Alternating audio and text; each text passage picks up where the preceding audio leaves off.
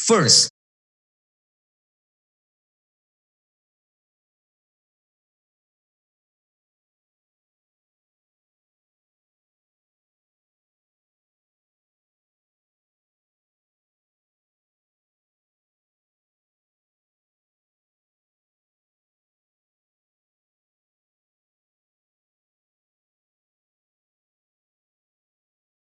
smile denoting that you are in the first room.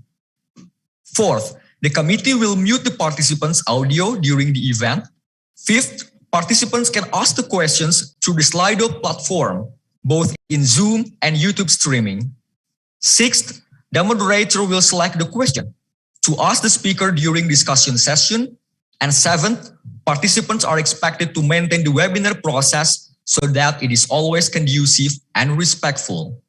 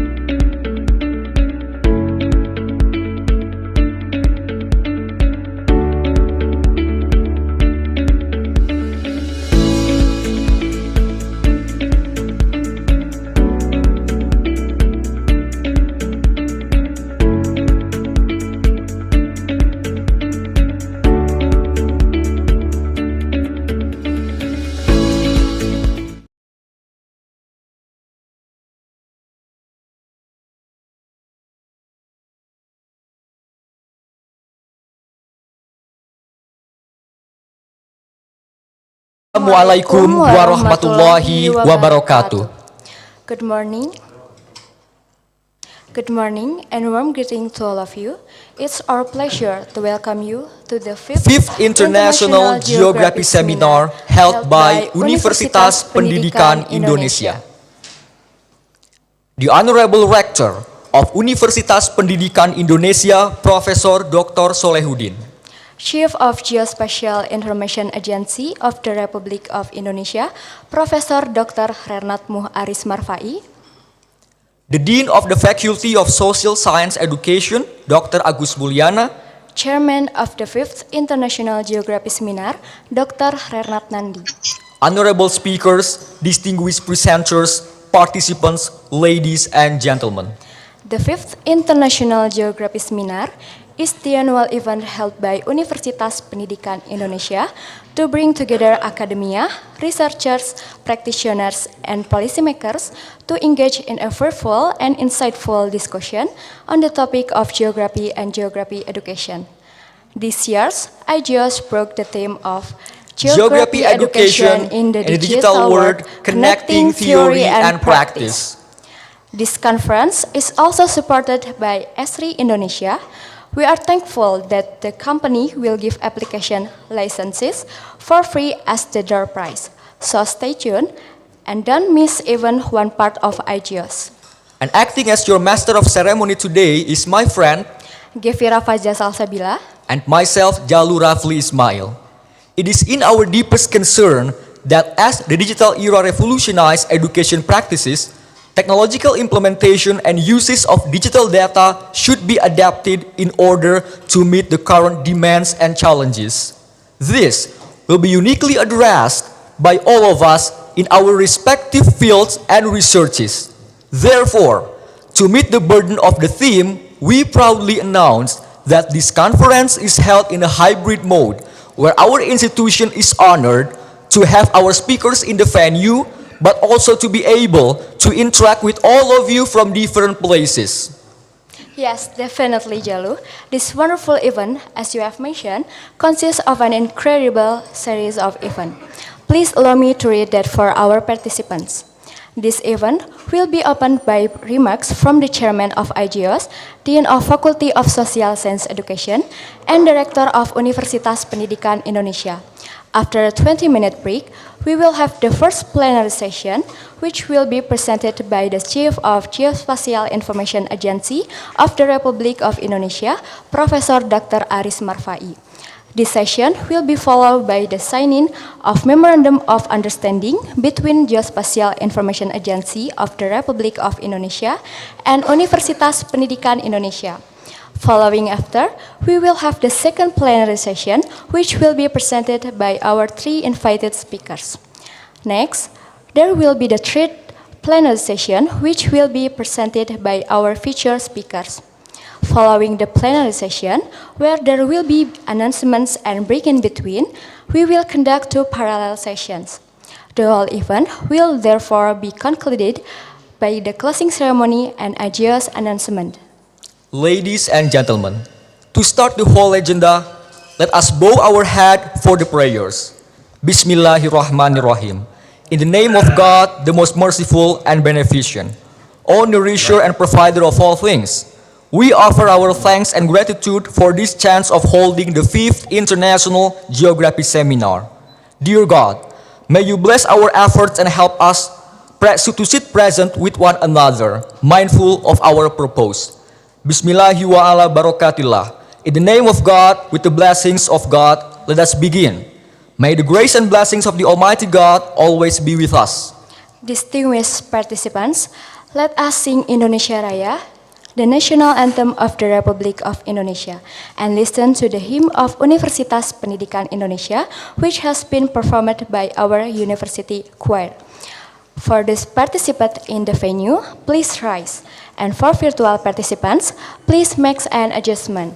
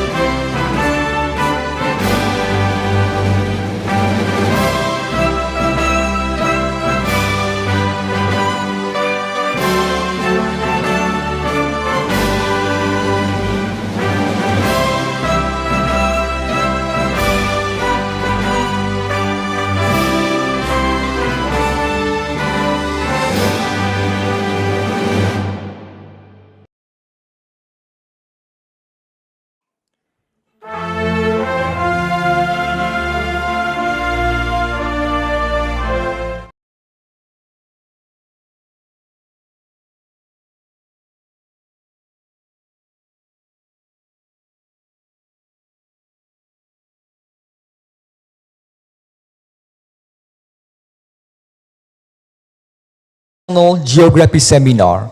So, without any further ado, let us start the opening ceremony. Now, I would like to invite the chairman of the 5th International Geography Seminar, Dr. Renat Nandi, to give his remarks. Dr. Nandi, you have the floor.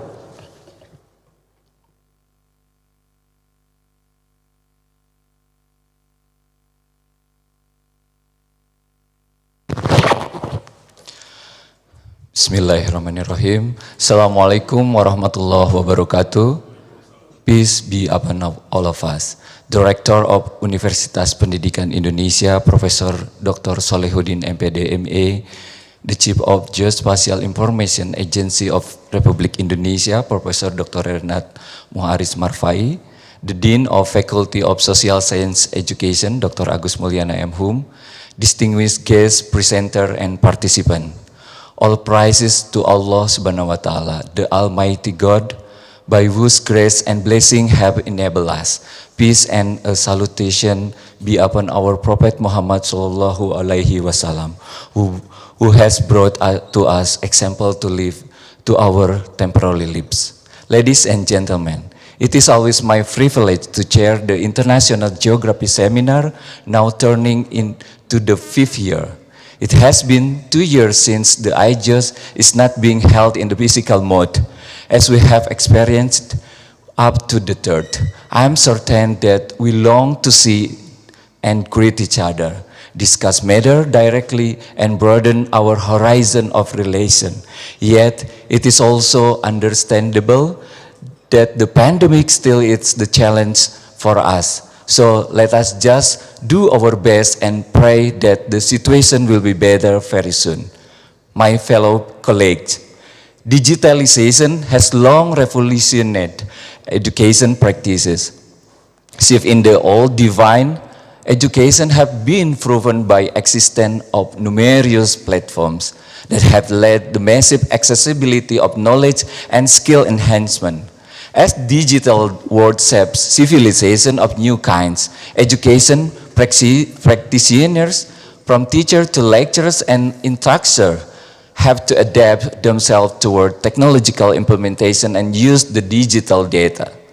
Discover a wide variety of such issues, such as shaping digital identify in geographers and geography educators, developing interactive learning via digital spaces, recontextualization of geography curriculum and pedagogical content, and integrative use of geodata and artificial intelligence. That is why the theme of this year IGEOS is Geography Education in the Digital World, Connecting the Theory and Practice.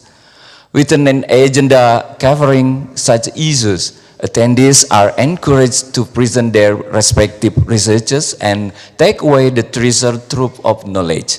This invitation will bring us together to create network and experiences for better education in the near future. So, it is my pleasure to welcome you in the 5th International Geography Seminar, and I wish you every success. Thank you very much. Wassalamualaikum warahmatullahi wabarakatuh.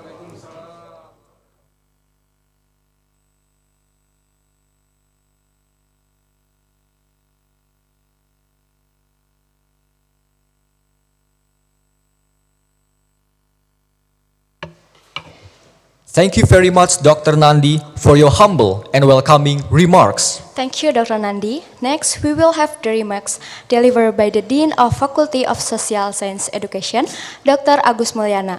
Dr. Agus, the floor is yours.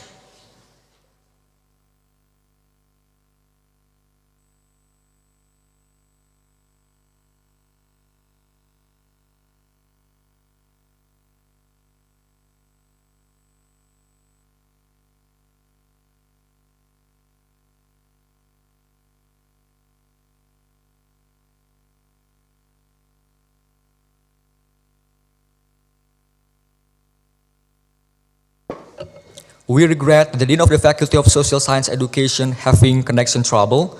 So we're going to have the official opening of the 5th International Geography Seminar.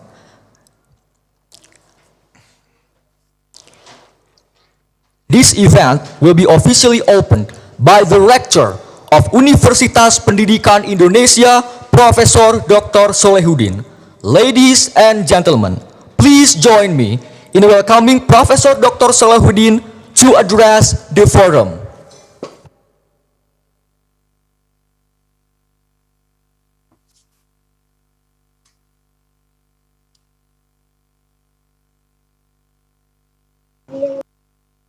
Okay, it's time for me. Yes, sir. Please, you have the floor. Assalamualaikum warahmatullahi wabarakatuh. May peace, mercy, and blessings, the Almighty God, be upon all of us. The Chief of Geospatial Information Agency of Indonesia, Professor Dr. Renat Moh Aris Marfai, the Dean of Faculty of Social Science Education, Dr. Agus Mulyana, the Chairman of the 5th International Geography Seminar, Dr. Renat Nandi. Distinguished guests, dissenters, and participants, ladies and gentlemen. In the name of Allah, the Almighty God, by which blessings and grace may be in our council. First of all, I would like to welcome you all to the 5th International Geography Seminar, both to participants that attend on-site in UPI Bandung, Indonesia, and to those attending virtually. The unprecedented situation of COVID-19 pandemic has been a barrier for us to physically meet one another. However, it is not blocking us from being productive and to respond to current issues and challenges. I am thrilled to greet you in this International Geography Seminar, now held in its 5th year. This year, IGEOS, as stated by the chairman, Dr. Nandi, is the forum on which all of us can actively contribute toward the issue of digital education by connecting theory and practice. For all of us, either the academia, researchers, practitioners, and policymakers, this time is really what is happening today. Digitalization shapes a new kind of world where there are only two choices: to adapt or to be left behind. All aspects of life have been strictly affected by technological inventions, cloud systems, big data, etc. If we cannot adapt all of these, we will be unable to answer the current demands. We do not have time to decide whether we can do it or cannot do it. We should do it, and we cannot fail. This is our moral responsibility of educating current and future generations to stand amid a fast-growing world and disruptive changes. I am offered joy that these challenges are well responded to by the Geography Education Study program, bachelor and postgraduates. Through the theme of this year, IGEOS, I know very well that the Geography Education Study program, for their dedication resulting in major achievement, we respond today. Last year, this study program was accredited internationally, affirming that they exist among credible geography education institutions all across the globe. This major achievement turns into so many actions that exemplifies the mighty quest of higher education, none other than education, research, and community service, our three pillars of higher education. For our institution, these efforts assert our position as a leading and outstanding university. Therefore, I would like to express my heartfelt gratitude to my fellow colleges, students, and all of whom whose actions have been very significant for the success of our beloved institution. Distinguished guest presenters, participants, ladies and gentlemen, it is now my profound honor on behalf of the Universitas Pendidikan Indonesia to officially open the 5th International Geography Seminar with its theme Geography Education in the Digital World, Connecting Theory and Practice by Reciting Bismillahirrahmanirrahim. Best wishes, and please be aware that the success of you is also the success of education. We are rooting for you. Thank you very much. Wassalamualaikum warahmatullahi wabarakatuh.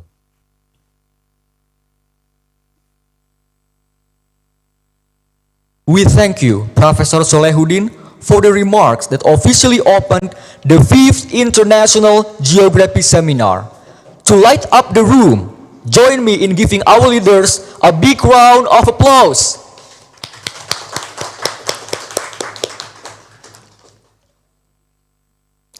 Now, I am delighted to inform you that we are going to start the first plenary session. The first plenary session will be commenced by the keynote speech delivered by the Chief of Geospatial Information Agency of the Republic of Indonesia, Professor Dr. Renat Bu Aris Marfai, followed by the signing of Memorandum of Understanding between Geospatial Information Agency of Indonesia and Universitas Pendidikan Indonesia. Please allow me to read his curriculum vitae.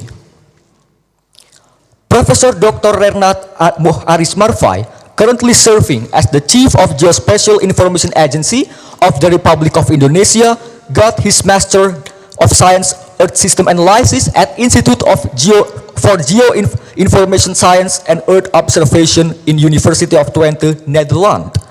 He received his PhD, Dr. Renat, in Geography at Justus Liebig Universität Glasgow, Germany, with the predicate of magna cum laude. Throughout his working experiences, which cannot be mentioned one by one, he was once the Dean of Faculty of Geography Universitas Gadjah Mada and lecturer at Faculty of Geography Universitas Gadjah Mada. He has published numerous articles published in reputable journals, both internationally and nationally. Now, without any further ado, please welcome the Chief of Geospatial Information Agency of the Republic of Indonesia, Professor Dr. Renat Bu Aris Marfai.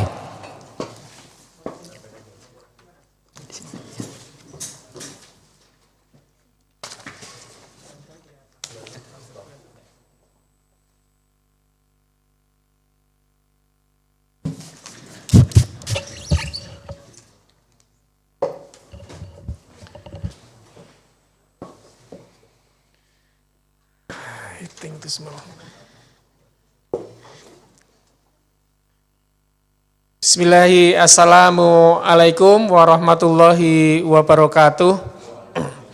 Salam damai dan sejahtera untuk kita semua. The Honorable Rector of the University of Education of Indonesia, the Honorable the Dean of the Faculty of, how to mention it, Social Science and Education.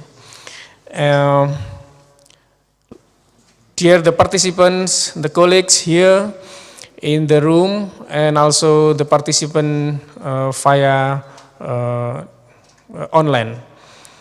First of all, I would like to thanks very much for the University of Education of Indonesia who allow us to share and discussion today related to the information, geospatial information, especially the thing that currently doing by the Geospatial Information Agency of Indonesia.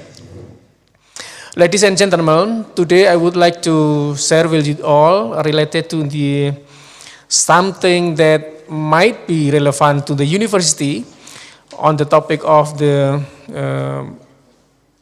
geospatial informations developments, and also the challenge in the future.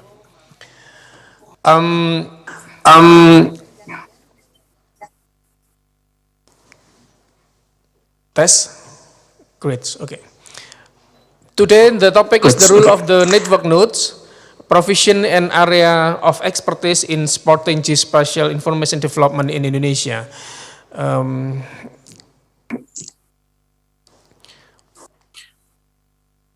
I don't think I can see. I got it. Okay. I got it. Okay. Can the voice Can the voice make it off the one? make it off the one? Echo. Echo.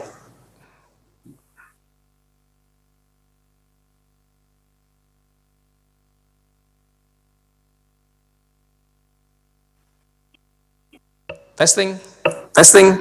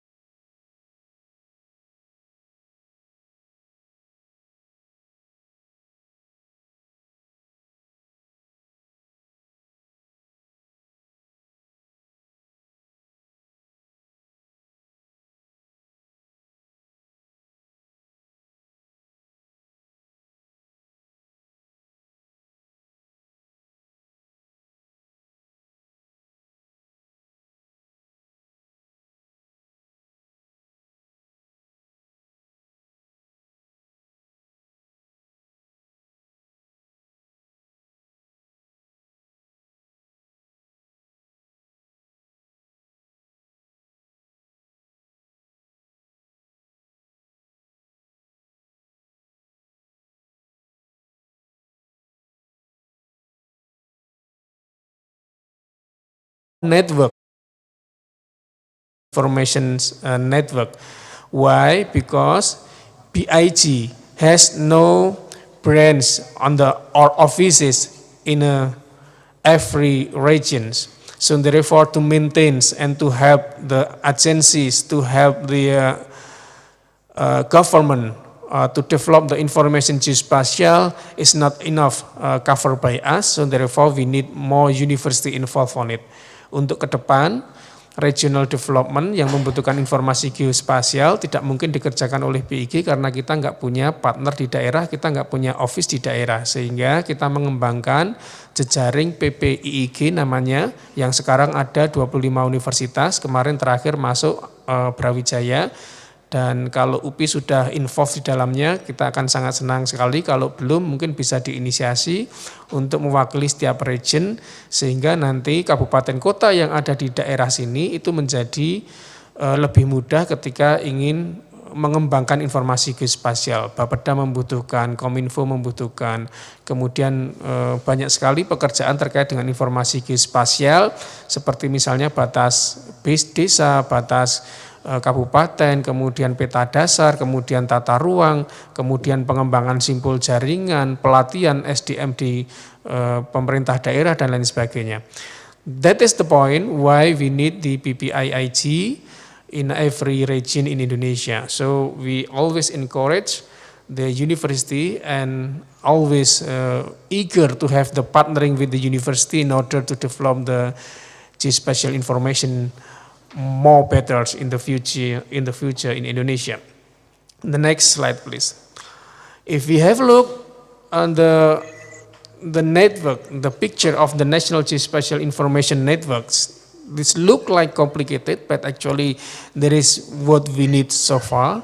In the left side is the network in the provincial level, and the right side is the network in the region, kabupaten kota level.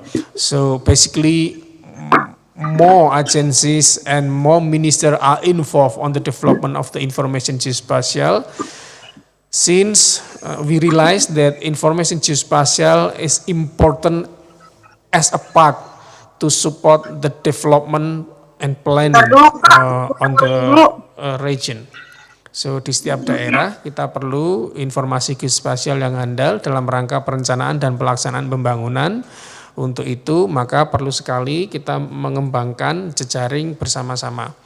Next slide please. And the node network is an institution responsible for provision, collection, maintaining, updating, exchange, and disseminating the specific geoinformation data, as I mentioned. And then there is the illustration of it. If we have a look, for example, the data producer up to the customer who are using the data. So basically now we are dealing with all these business processes, and when we are dealing with these business processes we cannot do by ourselves. Therefore we need the involvement not only the agencies but also the university, including actually the student. So therefore we are also offering how to involve the student in a matter of, now we have the program Merdeka Belajar dan Kampus Merdeka. So sebetulnya kita sangat mengencourage bagaimana universitas bisa terlibat dalam berbagai kegiatan informasi geospasial melalui program Merdeka Belajar dan Kampus Merdeka. Bisa saja di deploy mahasiswa untuk magang di dalam setiap kegiatannya, tidak harus di BIG tetapi juga kegiatan informasi geospasial yang ada di daerah yang tadi dilaksanakan oleh PPIIG tadi under supervision and accompanying by BIG, itu juga akan lebih bagus sekali.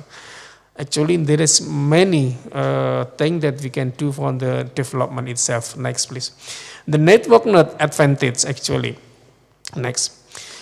If we have the clear role of the technical unit or regional organization as special data producer, that will be easier to us to develop the information geospatial.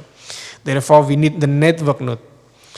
And the second thing, that also intends to avoid the data duplication, meaning the efficiency of the resources itself, including the cost, etc. and so on. We can imagine if the provincial level has doing the same thing as did by the regional level, for example, so we are wasting the money.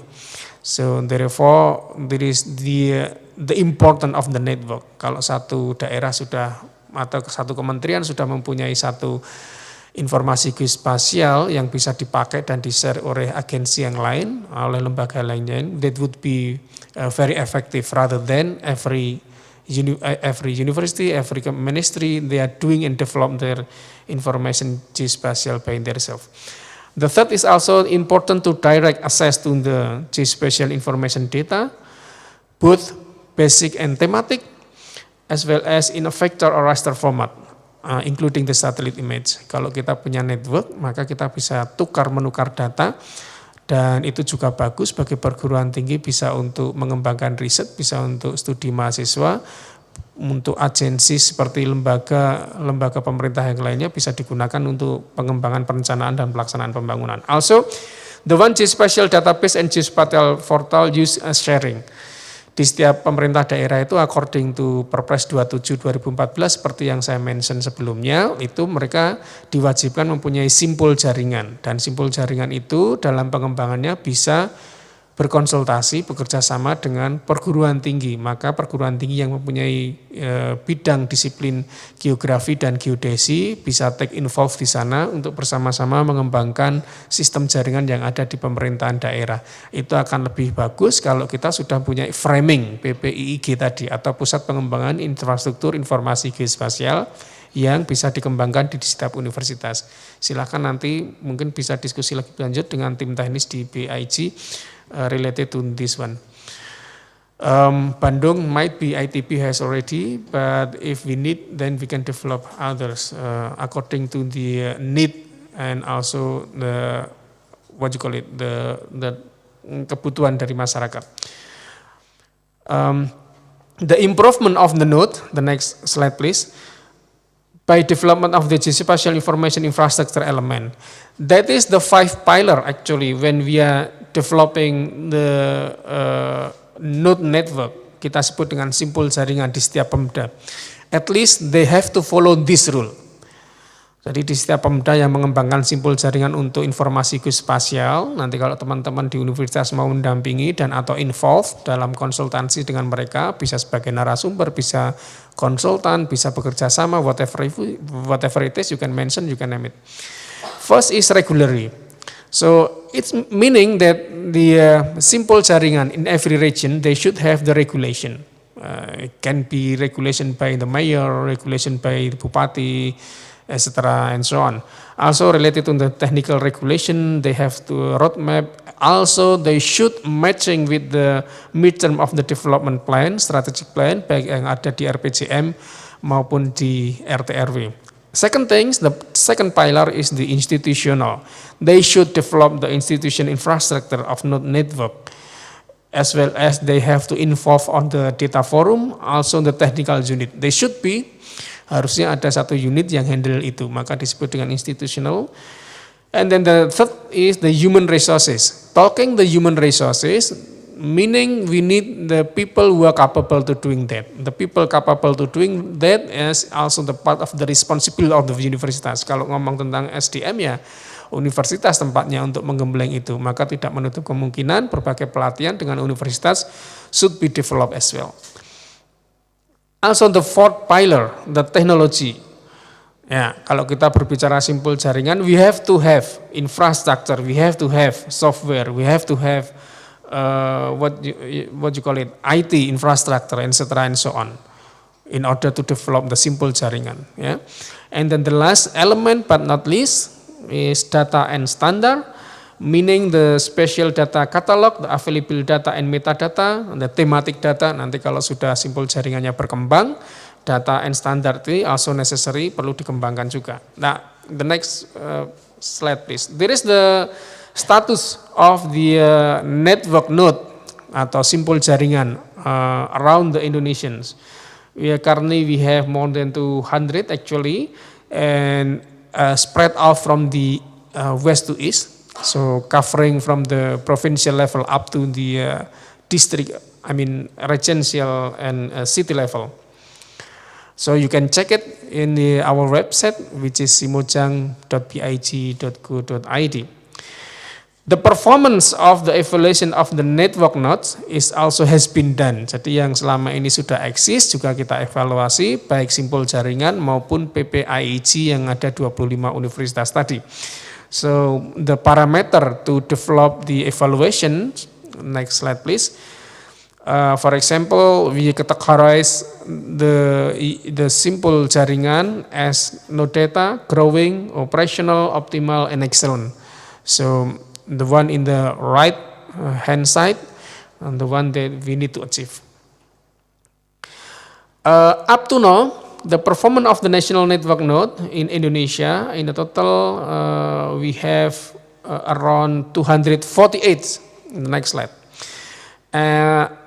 This is 248 comprised of the minister level, provincial level, as well as the district of the city level with various development.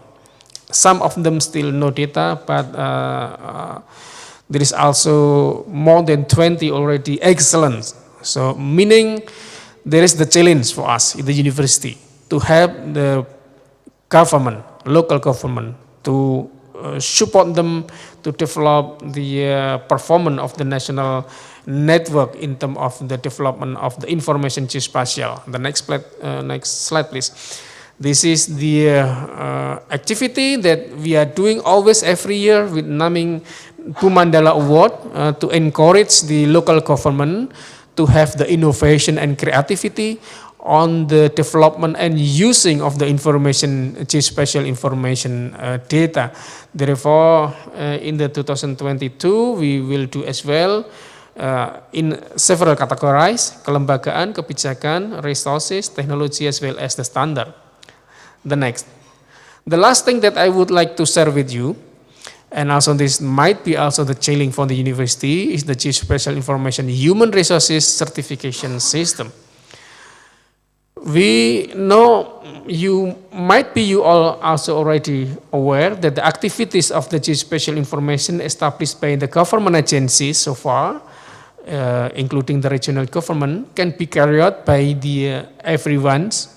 For example, as individual, as a business entity of, or as group of people. Besok di dalam pengembangan informasi geospasial kita butuh profesional-profesional yang dia bisa bekerja secara individu maupun dalam perusahaan maupun group of people. Dan ini harus certified. Menuju sertifikasi kita perlu membekali anak didik kita agar ketika lulus dia juga bisa involve ke dalam sana. Nah, next slide please. Kompetensi certification systemnya can be, we are following two system actually, BNSP1 and CAN. The Komite Akreditasi Nasional is according to the Undang-Undang Nomor 20 2014 and BNSP according to Undang-Undang 13 2013. One thing, some people say this is complicated, but other thing, this is challenge for us actually to have more compatible and more qualified people. Untuk itu maka sertifikasi profesi di informasi geospasial itu kita mengikuti dua skema BNSP dan CAN dengan munculnya LSP atau lembaga sertifikasi profesi atau certification body sebelum kita dapat sertifikat. Nah, ini perlu kita sampaikan kepada mahasiswa-mahasiswa kita kalau mereka ingin terjun ke dunia kerja terkait dengan informasi geospasial, sertifikasi itu penting dan perguruan tinggi bisa bekerja sama dengan lembaga sertifikasi untuk melakukan sertifikasi sehingga anak didik kita selain keluar dapat ijazah juga sudah certain level mempunyai sertifikat. Nah, monggo silakan ini nanti bisa dikembangkan. Next slide please. We are developing some stages starting from tenaga terampil up to the tenaga ahli and profesi. Tenaga terampil itu yang memiliki kualifikasi akademik paling dasar. Kalau tenaga ahli ini qualified sarjana. Nah, tenaga ahlinya nanti ada bidang-bidang tertentu, ada bidang remote sensing, kartografi, terrestris, survei kewilayahan, etc. and so on. Up to now we have 7 bidang keahlian atau field expertise. Up to that, in the top of that we have what we call it profession. So according to the Undang-Undang Nomor Peraturan Pemerintah 45 sebagai turunan UUJK, itu kita punya profesi geografer dan surveyor. Surveyor untuk teman-teman geodesi, geografer untuk teman-teman geografi. Sehingga tidak menutup kemungkinan karena ini profesi kita butuh sekolah profesi. Dan sekolah profesi itu mesti dilaksanakan oleh universitas bekerja sama dengan asosiasi profesi. Sehingga IGI itu sebetulnya asosiasi yang sangat strategis karena IGI the one and only who are how you call it, managing and also accompanying dan yang mengawal sertifikasi profesi and partnering with the university. So universitas silahkan nanti bisa juga membuka program profesi 1 tahun yang kurikulumnya perlu disegerakan speed up dengan teman-teman IGI sehingga lulusan kita bisa juga ditambah 1 tahun profesi. Ini seperti nanti kalau kita profesi farmasi, profesi kedokteran, profesi teknik, insinyur itu juga membutuhkan sekolah profesi. BIG tidak boleh mendirikan sekolah profesi, BIG mendampingi, BIG mengawasi pelaksanaan sekolah profesi. Sekolah profesi dilaksanakan oleh universitas tapi under the coordination dengan asosiasi profesi. Asosiasi profesi selama ini yang diakui menurut SKBIG untuk surveyor itu adalah ISI, untuk geografer adalah IGI. Profesi is someone who has academic qualification in geospatial information field and has certain competency in geospatial information field and is given the authority to carry out professional job and practice.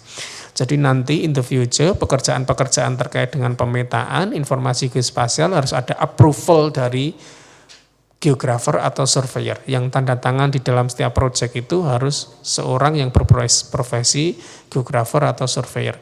Ini belum disyaratkan tapi I'm quite sure in the near future we have to do that. Tidak mungkin kita tidak melakukan ini in order to maintain our quality, in order to control our quality. Jadi kalau pekerjaan-pekerjaan nanti di BIG sudah mulai bahwa yang ikut pelaksanaan pekerjaan, yang ikut lelang, yang ikut project, yang ikut tender, the one who has the certificate. Yang mengerjakan juga the one who has as profession. Bisa surveyor, bisa geografer. Nanti di ATR BPN juga gitu, dipekerjakan pekerjaan informasi geospasial lainnya di kementerian juga begitu. Meskipun jalannya ini masih tertatih-tatih, tapi I'm quite sure in the future we have to do that. Dan kita sekarang sudah mulai. Ya. Universitas tinggal nanti catching up, harus berada di depan to provide the very good human resources, to provide the ability, skill, knowledge, and technology as well for the future.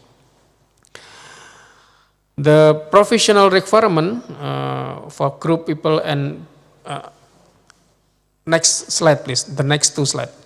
On the equality of the qualification level, next. Next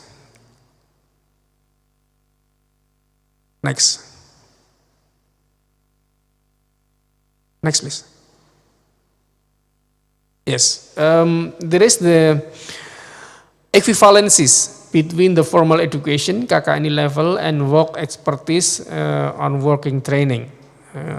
So kalau kita mengembangkan di S1, nanti bisa juga di sekolah profesi level 7, tapi kalau kita yang mempunyai sekolah vokasi, mungkin nanti di bidang keahlian.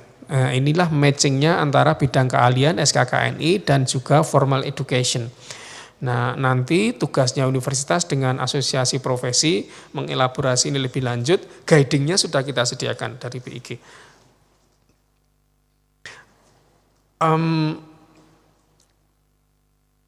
I think there is the last thing that I can share with you, but in the last, I would like to give you example and how we develop the qualified human resources, and later on might be this is the matching with the university curriculums.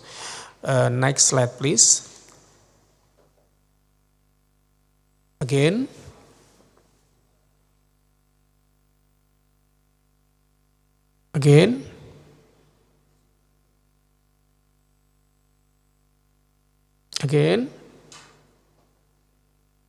Yes, for example, for operator muda surveyor teristris, bisa membuat rintisan jalur pengukuran, bisa melakukan pengukuran, bisa membuat benchmark.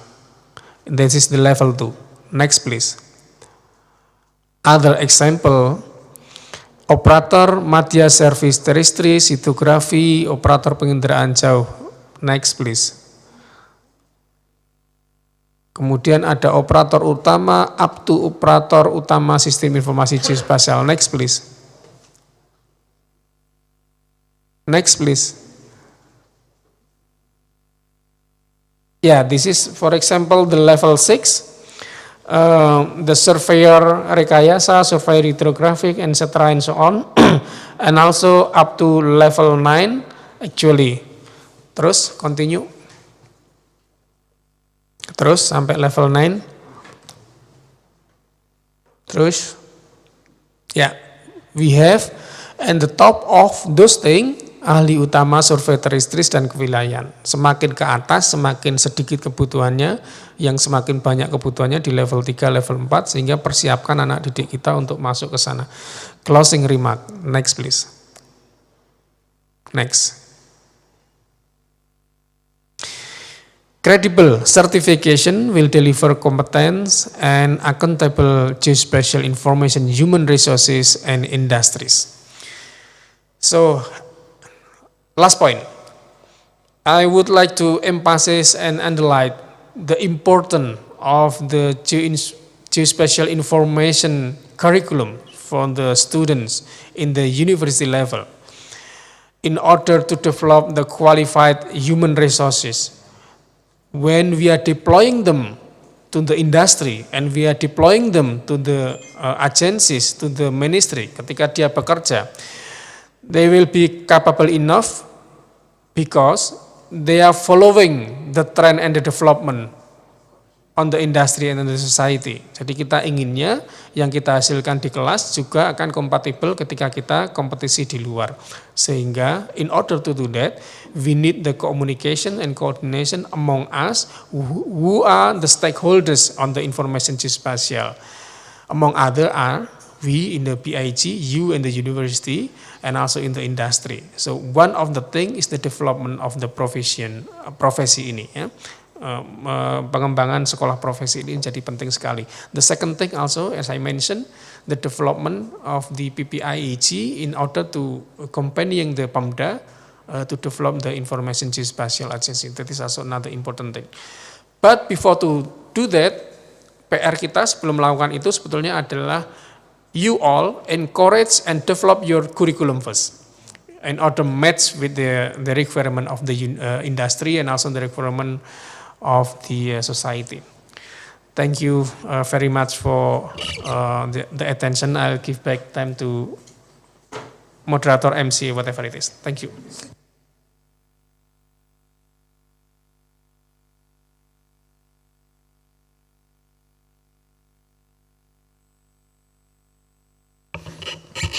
What an incredible, insightful, informative speech it was.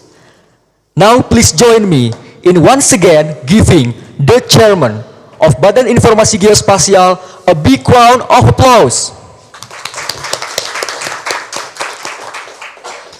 I am delighted to inform you that now we are going to conduct question and answer session.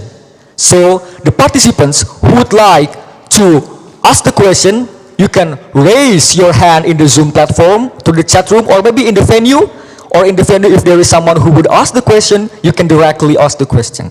Please, Dr. Lili Sumantri. Yeah.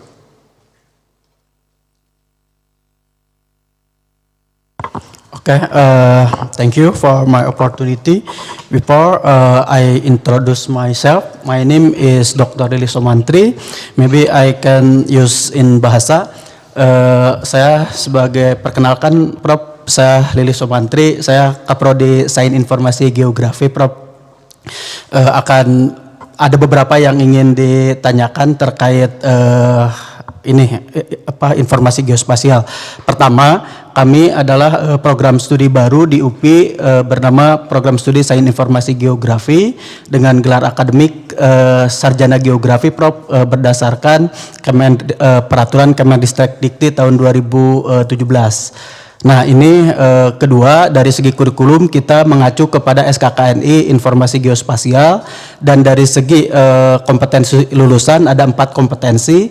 Yang pertama surveyor pemetaan wilayah, dan ini menggabungkan 2 kompetensi dari kompetensi geodesi dari survei terestris dan survei kewilayahan yang dari geografi.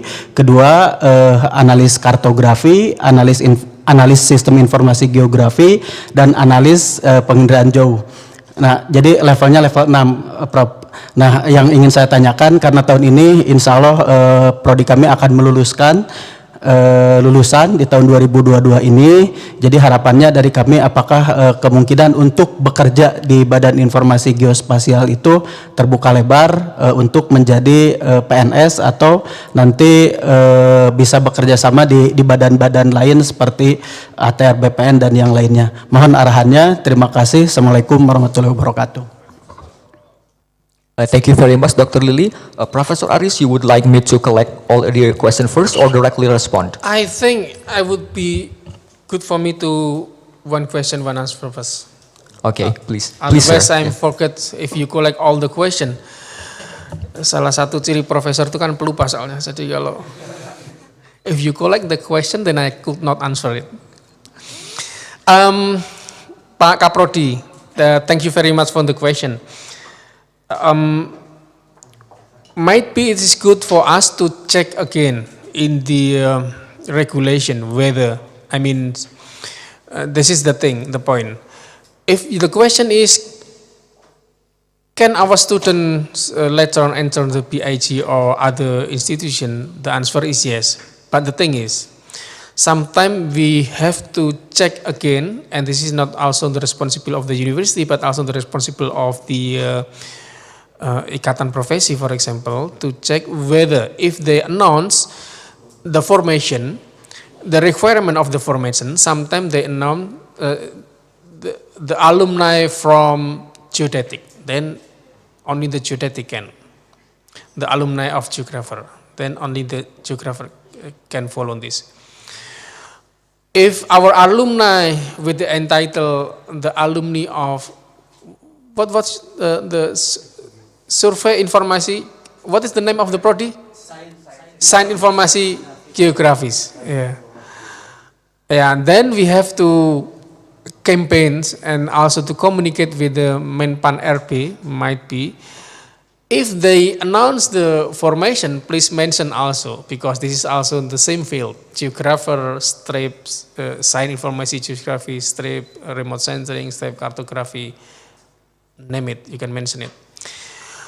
That is a tricky one. When I come last one in this issue, then I mentioned to the people who are proposing the formation in PIG, because I'm in PIG, then I know that this is, for example, we need the people who are doing and capable to do the surveying from, they mention only geodetic, geomatica, and geography. And I said to them, please add system informasi science informasi geographies, remote sensing, cartography, because they are same. Yeah, but sometimes not all of us understand this. So the thing is, that's why we need to always campaigns, and campaign cannot be do by yourself in the university, but also please involve the ikatan profesi, yeah? Yeah, because they will make the the advocation to them. When I was at the dean, I invite the Menpan RP, yeah, to give the speak in us on a workshop. In that time, I proposed to them, please add more this and more this in your regulation, because this is actually done by our university. These are the resources. But then they should following by the regulation. Kan nggak bisa kita ngomong ke mereka, ini perlu ditambah-tambah, tapi mereka tetap harus buat regulasinya, karena ketika nanti mengeluarkan peraturan formasi itu kan mesti ada peraturannya itu, peraturan apa. Tapi I can answer your question, yes it is possible. The capability is no problem, yeah? There is no question, but only the formality there is a question. Ya nanti memang harus itu, karena according to my experience, for example, last time itu masih muncul juga waktu formasi di BIG, misalnya lulusan geografi fisik. Padahal di tempat kami sudah nggak ada geografi fisik, jadi ada formasi ini dibutuhkan physical geography, something like that. Then I tell them, there is no longer anymore geografi fisik. So it's better to change to the environmental geography, karena kami sudah geografi lingkungan misalnya. The same thing also might be happen with you and also with us, because we have also science informasi geografis. Tapi kalau hanya mentionnya bukan lulusan geografi, tapi lulusan terkait dengan ilmu geografi, nah mungkin mau. Kadangkala juga tergantung dari komite of the selection, In every department, every minister, there are difference. Ya. Misal ada beberapa kementerian yang dia berani ngambil keputusan, oh iya ini maksudnya yang related to them, ini boleh masuk. Kadang-kala juga ada beberapa kementerian yang strict according to the text. Ya. Kalau teksnya nggak sama, rejected. That can be.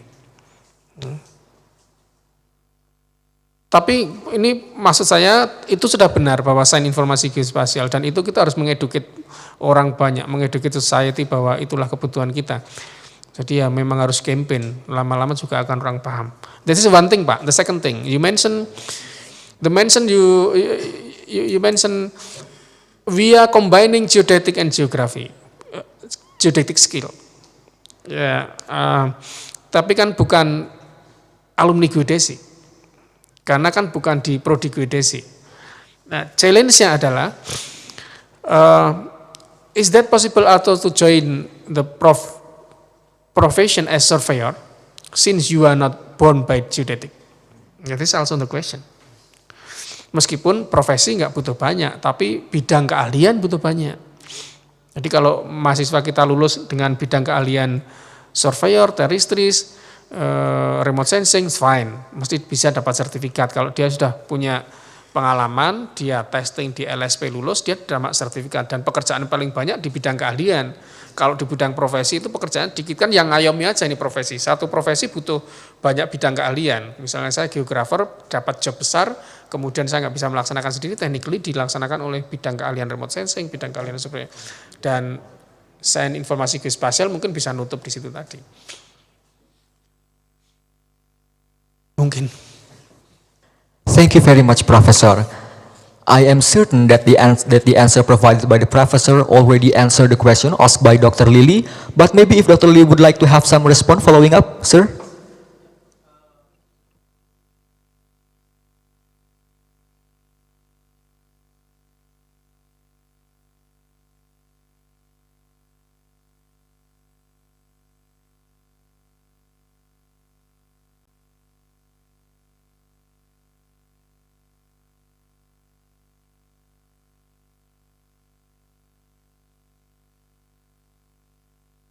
The only thing Pak,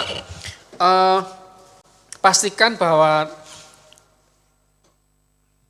kalau capability yes, formality, artinya gini, kalau kadang-kala kan kalau surveyor harus dari geodesi, sementara sertifikat kita kan bukan sertifikat geodesi, meskipun skill knowledge kita geodesi, itu saja sih sebetulnya yang nanti perlu tapi bahwa pekerjaan lain yang related dengan itu banyak yang bisa.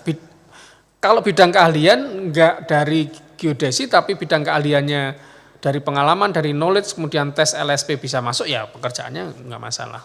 Hanya kadang-kala kan gitu kan, surveyor itu harus geodesi, sama dengan geografer itu harus geografi. Misalnya gitu. Kalau geografer, teman-teman sosiologi misalnya mau masuk jadi profesi geografer kan di dalam peraturannya juga enggak memungkinkan. Itu aja, mungkin nanti perlu cek lagi Pak, turunan PP 45 terkait dengan profesi, nanti bisa dengan teman-teman BIG kok banyak yang paham itu.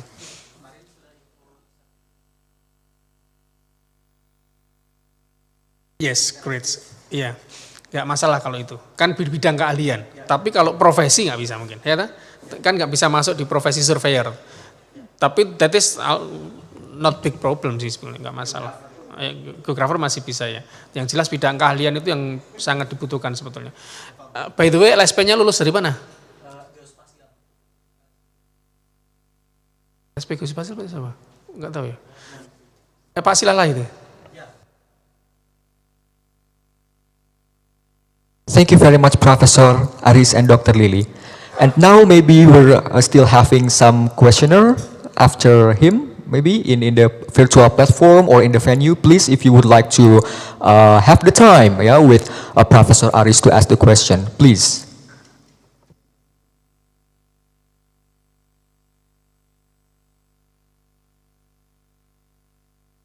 Maybe Professor Aris, if I can humbly asking you a question.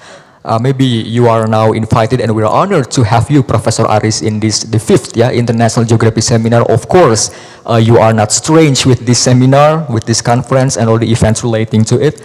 if I could ask you, maybe what is your views toward this conference, and what is your expectation for the development of geography education, especially in integrating theory and practice, that we understand digital era brought a challenge of technological implementation, geodata, yeah, especially in geography education and geography teaching and learning, and also maybe in our country it is still a challenge for teacher, yeah, in having those competencies. So maybe if I can ask your view on that, sir. Yes, but the question is too long. I could not understand all this, but I got the point.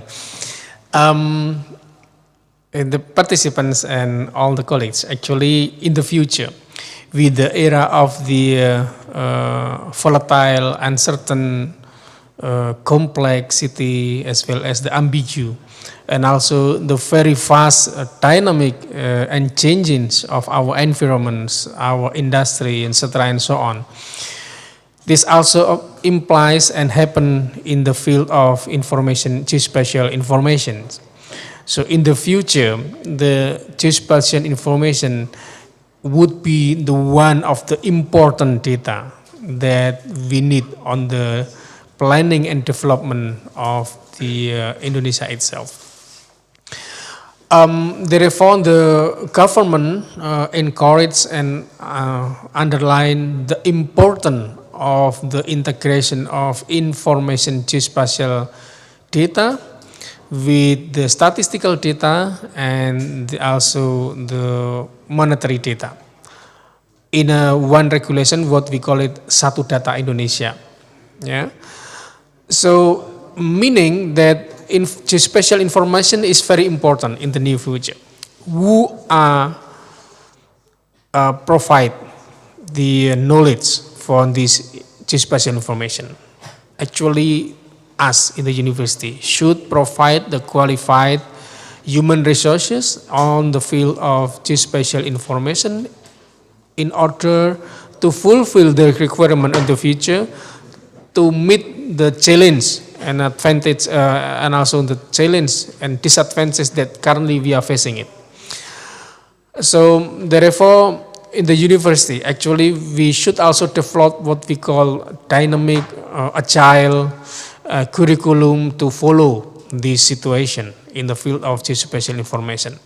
One of the effort actually currently doing by this university by developing this workshop. Yeah. Why? Because this workshop might be also will open our eyes that in the outside the challenge is so far, so big, so great, so we have to dealing with it. And the second thing is also this is part of our what you call it internal side to see whether we can challenge ourselves, whether we can take a part. Absolutely, we cannot take in all part, but whether we can take part in some certains to support the development of the information agencies. As mentioned, for example, by Pak Kaprodi, now we are developing the science information geospatial. Recording in And progress. also to provide the people who are capable in dealing with terrestrial issues and also measuring geographical aspect, etc. and so on. So it's actually one thing. So other thing, for example, we are, as I mentioned, development the network node to help the PEMDA, for example, to combining the PEMDA in the development of the information geospatial. This is another thing. Also, another thing, for example, we can also develop the what you call it, the knowledge and capability related to the technology itself. For example, the IT related to geospatial information. So for sure, you cannot take part in all those things, but at least take one part that we are part of the what you call it, stakeholder who are developing the information geospatial in Indonesia. That is maybe. Yeah. Yeah, thank you very much, sir. Of course, that if I could bring the participants here the two stress points of your statement, sir. The first is that it is inevitable that we should also face the challenge of time. Yeah, whether it is the technological implementation or maybe how we can adapt. Yeah, with the challenge. Yeah, resources, human resources, and also that your second important point is that collaboration should be enhanced, yeah, in order to achieve all of that, especially in preparing our current and future generations in the task of time. Sir, I catch the glimpse of question in the chat box. Yeah. So probably if there is any technical assistant would like to read for me the question, yeah, from the questioner in the chat box.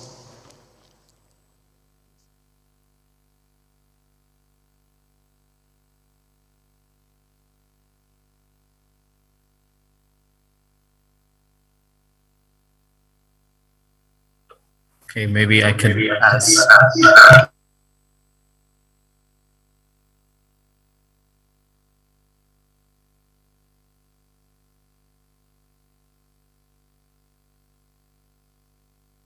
Does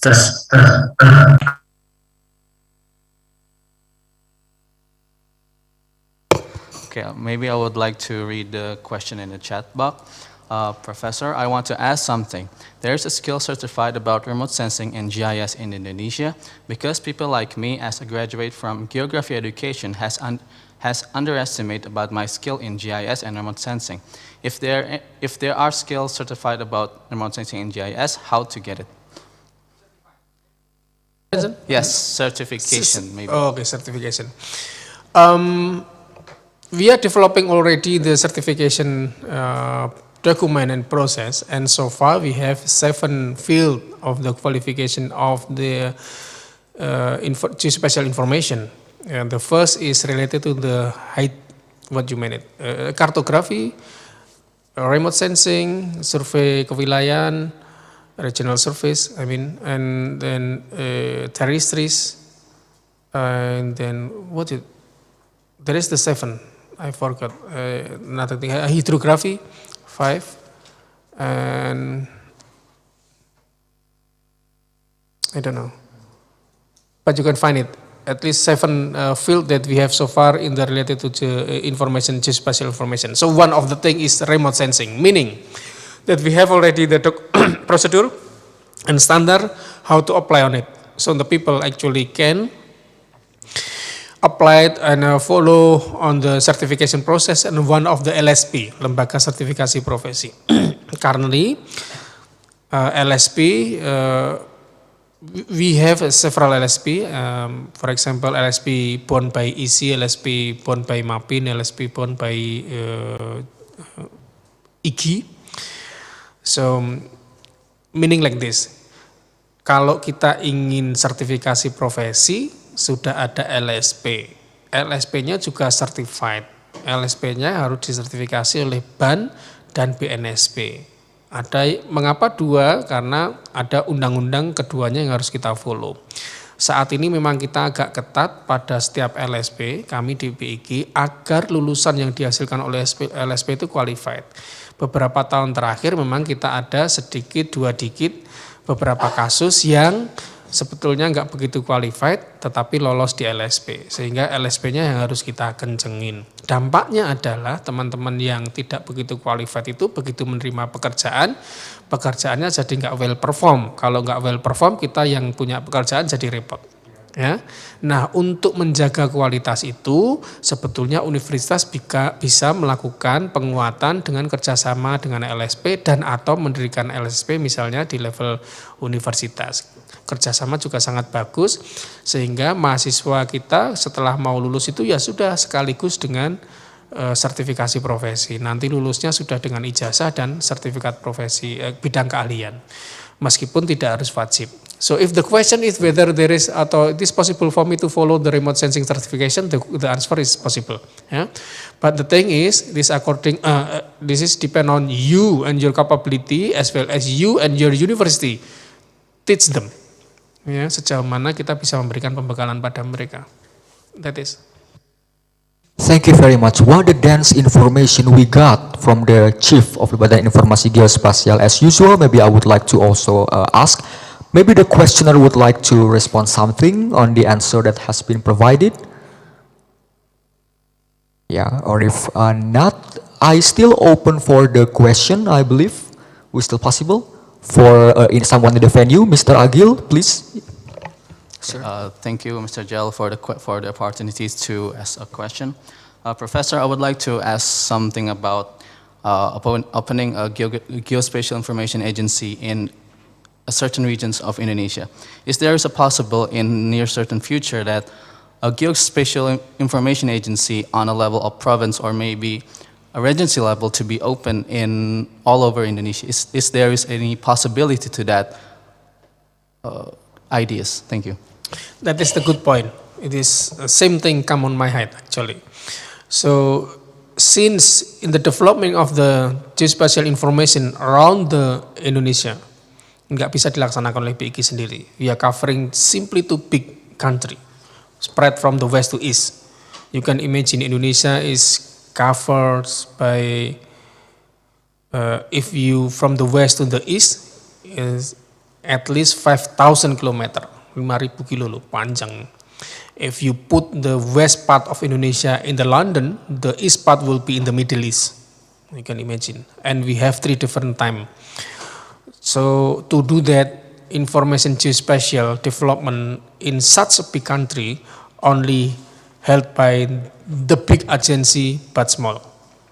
We are big but the name, but the size of the agency is small. So we cannot cover all the Indonesian territory. Simply because we need more data. Well, the data that we need is so big. Yeah? It is different if we compare to, for example, the Singapore. Singapore is a small country, and then to cover the Singapore, maybe you need only one PIG. If I work in the Singapore level, that I can done from the last time and finish very fast. But since we are cover entire Indonesia, then we cannot do that alone. So our proposing is, we are now trying to have the initiation of the peraturan presiden. So now we are initiating the undang-undang and peraturan in order to come up with the possibility to have such what you call it, UPT, unit pelaksana teknis in the every region, at least on the west, on the middle, and then the east of the Indonesia. If we can do that, then our job is getting easier and easier. Pak Rektor, please welcome. Thank you very much, Pak.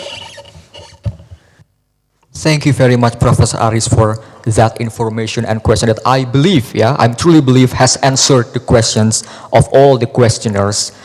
And now I would like to thank Professor Aris for the 3 questions and answer sessions. You have poured your time and effort of answering those questions. I believe this is a very informative session for all of our participants in both in the venue and in the virtual platform. Join me in giving Professor Aris Barfai a big round of applause. But forgive me, Professor Aris, because we still should having you in the main stage for the final agenda, I think. So for now we are going to witness, ladies and gentlemen, the signing of Memorandum of Understanding between Badan Informasi Geospasial Republik Indonesia and Universitas Pendidikan Indonesia. For that, I am now inviting the Honorable Rector of Universitas Pendidikan Indonesia, Professor Dr. Solehudin, and the Chief of Geospatial Information Agency as well, and the representative of Faculty of Social Science Education for the signing of the MOU. Please.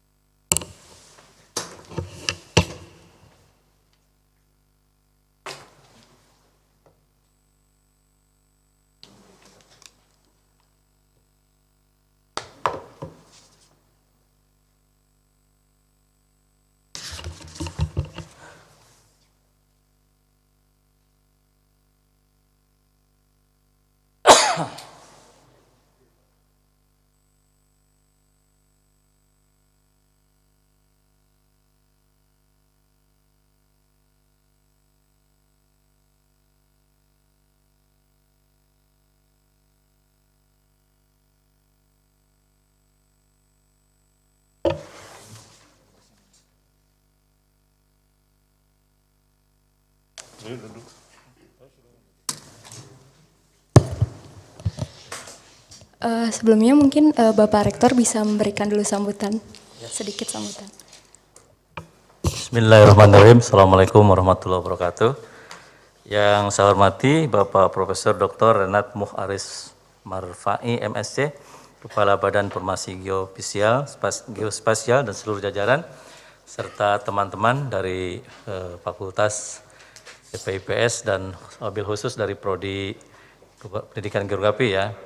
Alhamdulillah wa syukurillah pada kesempatan ini kita bisa sama-sama menyelenggarakan satu kegiatan webinar yang luar biasa, tetapi di dalamnya ini ada bagian yaitu kegiatan penandatangan MOU ya antara Badan Informasi Geospasial dengan Universitas Pendidikan Indonesia.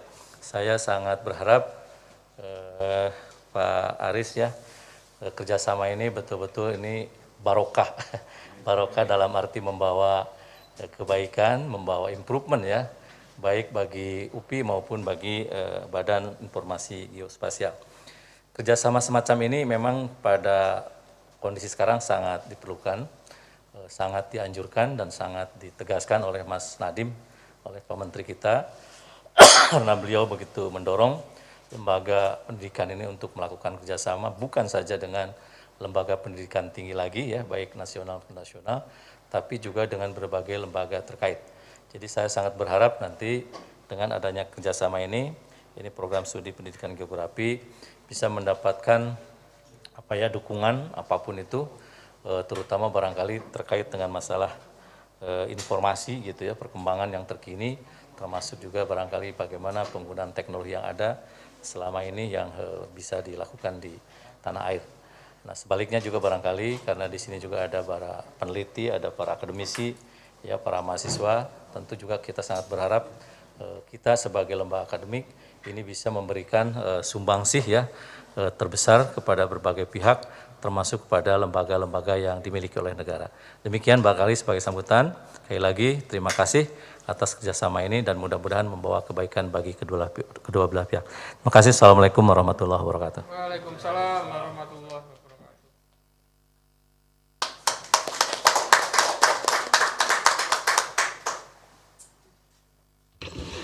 Thank you very much, the Honorable Rector of Universitas Pendidikan Indonesia. Now we are going to see the exchange of token of appreciation between UPI and, I'm sorry. Now we are going to witness, ladies and gentlemen, the signing of Memorandum of Understanding between Badan Informasi Geospasial and Universitas Pendidikan Indonesia.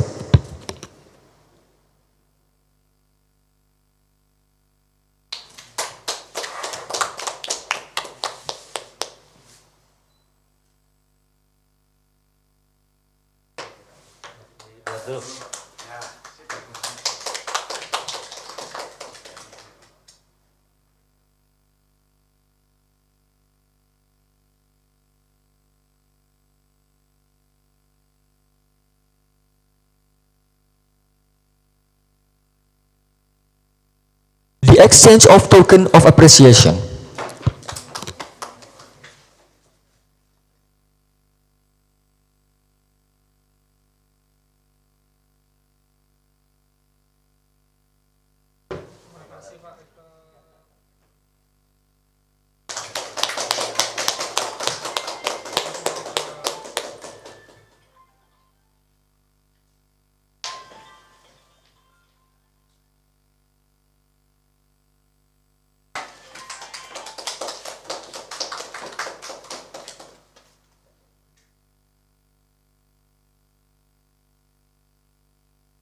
Dilanjut lagi.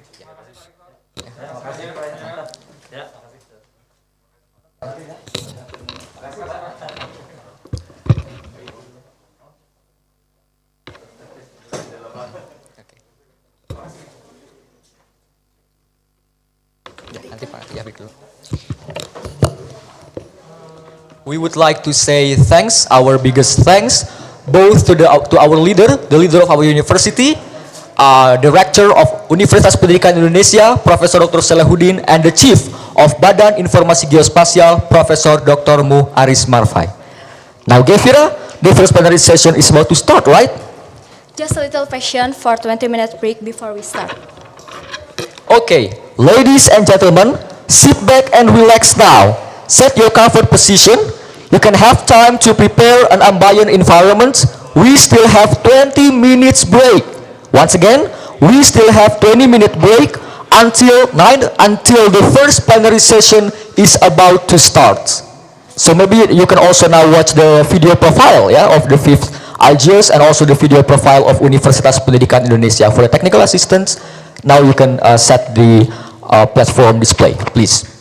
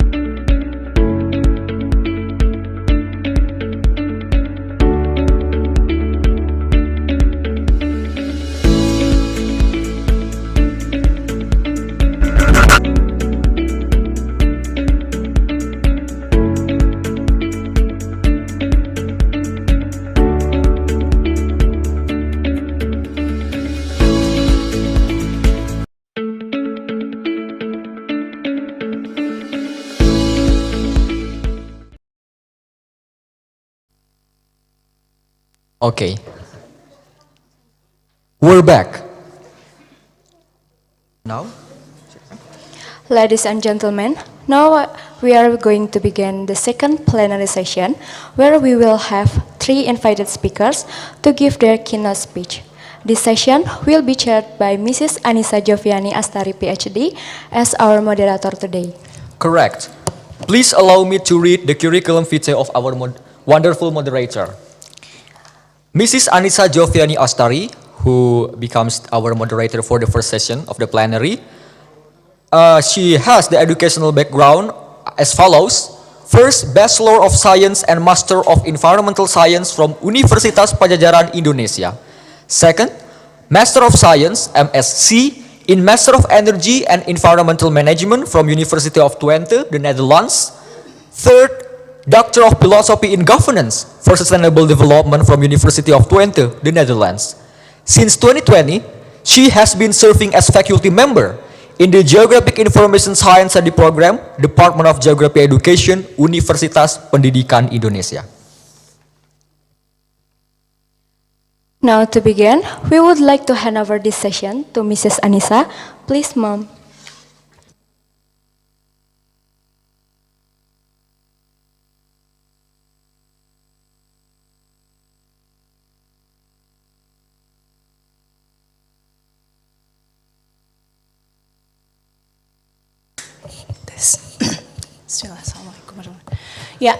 Thank you very much, Jalu and Gevira, as Master Ceremony.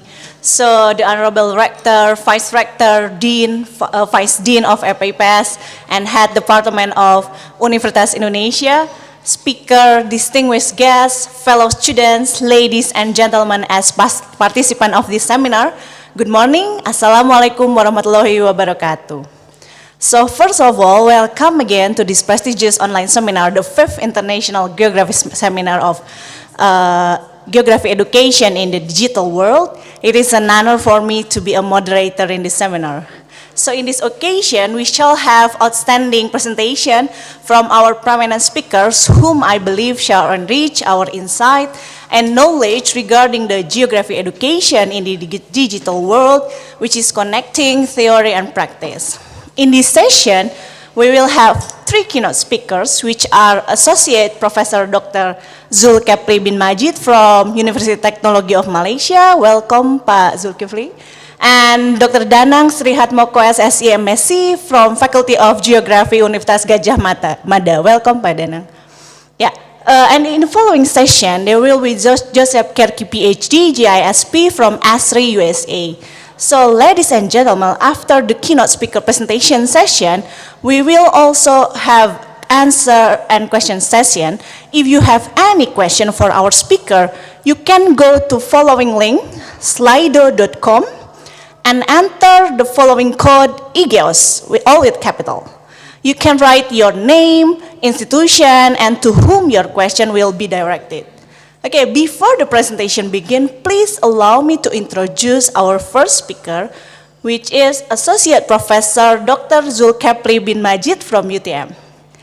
So he is a lecturer from Faculty of Built Environment and Surveying, University Technology Malaysia, from 1999 until now. And he got his bachelor degree in land surveying from University Technology Malaysia, Master of Science in Photogrammetry from University Technology Malaysia, and PhD in Photogrammetry and Laser Scanning Model in Medical Application, also from University of Technology Malaysia. He is now head of department in Department of Geoinformation, Faculty of Geoinformation and Real Estate in UTM, and he is also Deputy Dean in Research, Innovation, Development and Alumni, Faculty of Built Environment and Surveying, UTM. He received various research grants from external and internal of his institution, and he published many Scopus Index journal articles in various journals, including Engineering Journal, Journal of Critical Reviews, Journal of Engineering and Applied Science, and many more. So, ladies and gentlemen, without further ado, I would like to welcome our first keynote speaker, who will deliver about geoinformatics education and research at UTM. So please join me to welcome Professor Dr. Associate Professor Dr. Zulkefli bin Majid from UTM. Please, Pak Zulkefli, you have 20 minutes from now. The time is yours.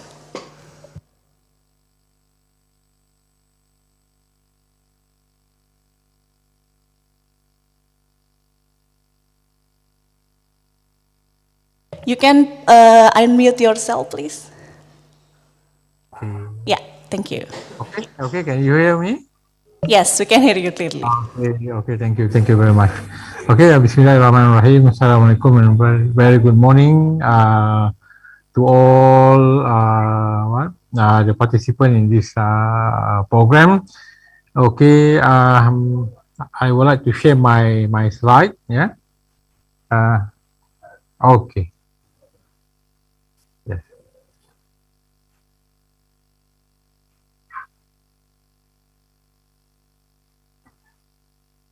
Okay. First of all, I would like to say thank you to the IGEOS, the fifth IGEOS committee, for inviting me to be one of the keynote speakers in this in this conference. Okay, the topic that given to me, the topic of my presentation today is geoinformatics education and research at University Technology Malaysia. Okay, can we go to the next slide? Yes, please. Okay. Okay. Okay, I mentioned to you just now. Okay, this is the content of my presentation today. I will give some history of the education and research in the field of geoinformatics at UTM. Yeah. Okay, and then I will give some brief information. Yeah, on the education program, the brief information on the research program. Yeah, and I will close my presentation with a concluding remarks. Okay, next.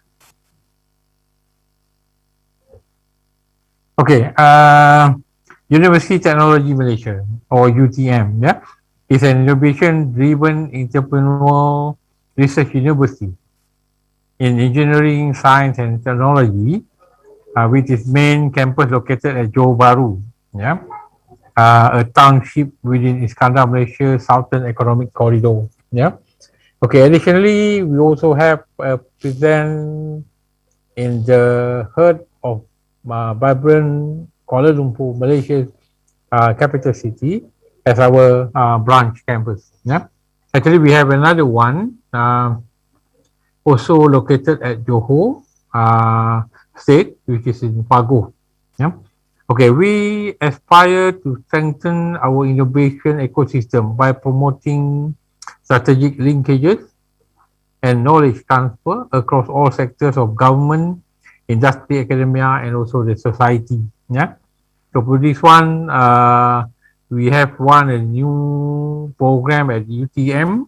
The name of the program is AIM 4-STAR, yeah? AIM number 4 STAR, where we encourage our staff, students, yeah, to work with government, industry, academia, and also the society. Yeah. So while our core responsibility is to create holistic, entrepreneurial, creative, and balanced human capital, we believe that introducing cutting-edge innovation and services as solutions to challenges faced by the industry and the community is the utmost important. Yeah. Okay, Jack.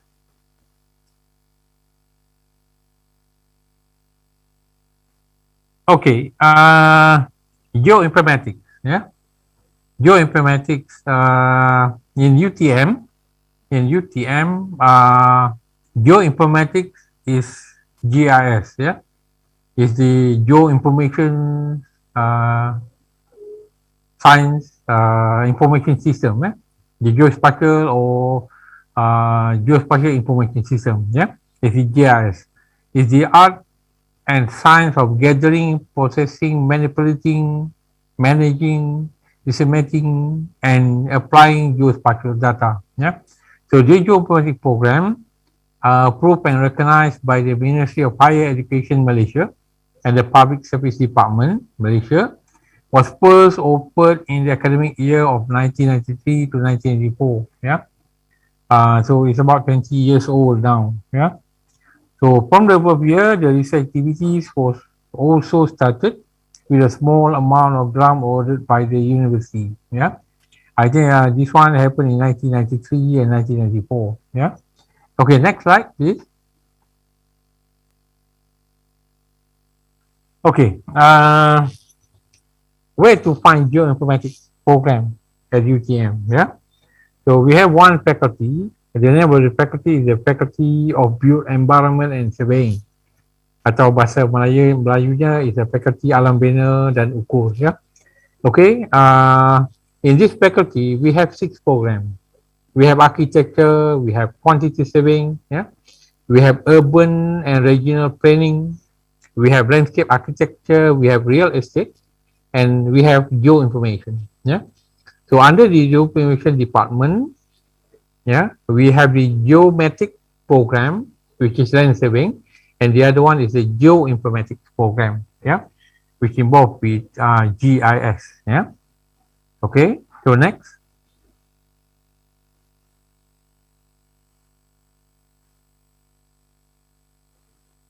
Next slide, please.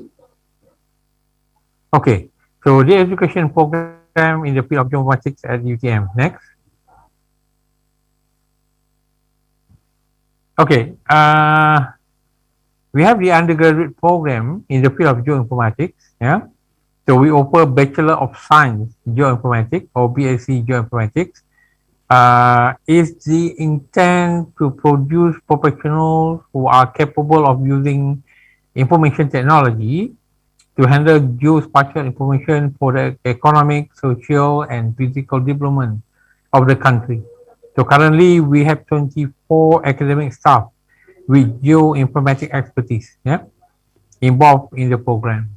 Next. Okay, so why we need to choose geoinformatics program? This is the reason to choose geoinformatics program.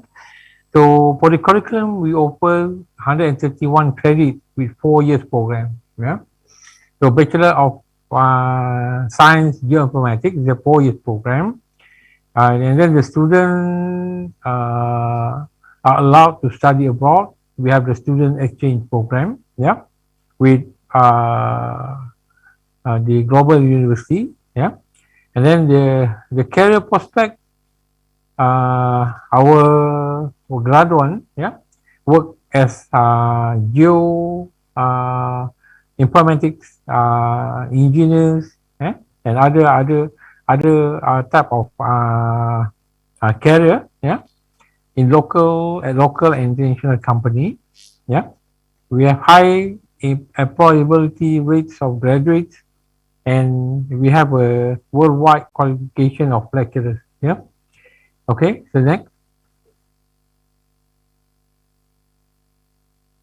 Okay, this is what we did with our undergraduate program. Yeah, we have a global outreach program with the Tokyo Metropolitan University, where our students are exposed to the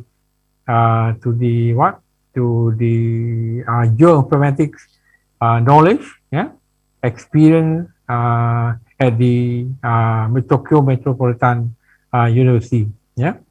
Okay, next.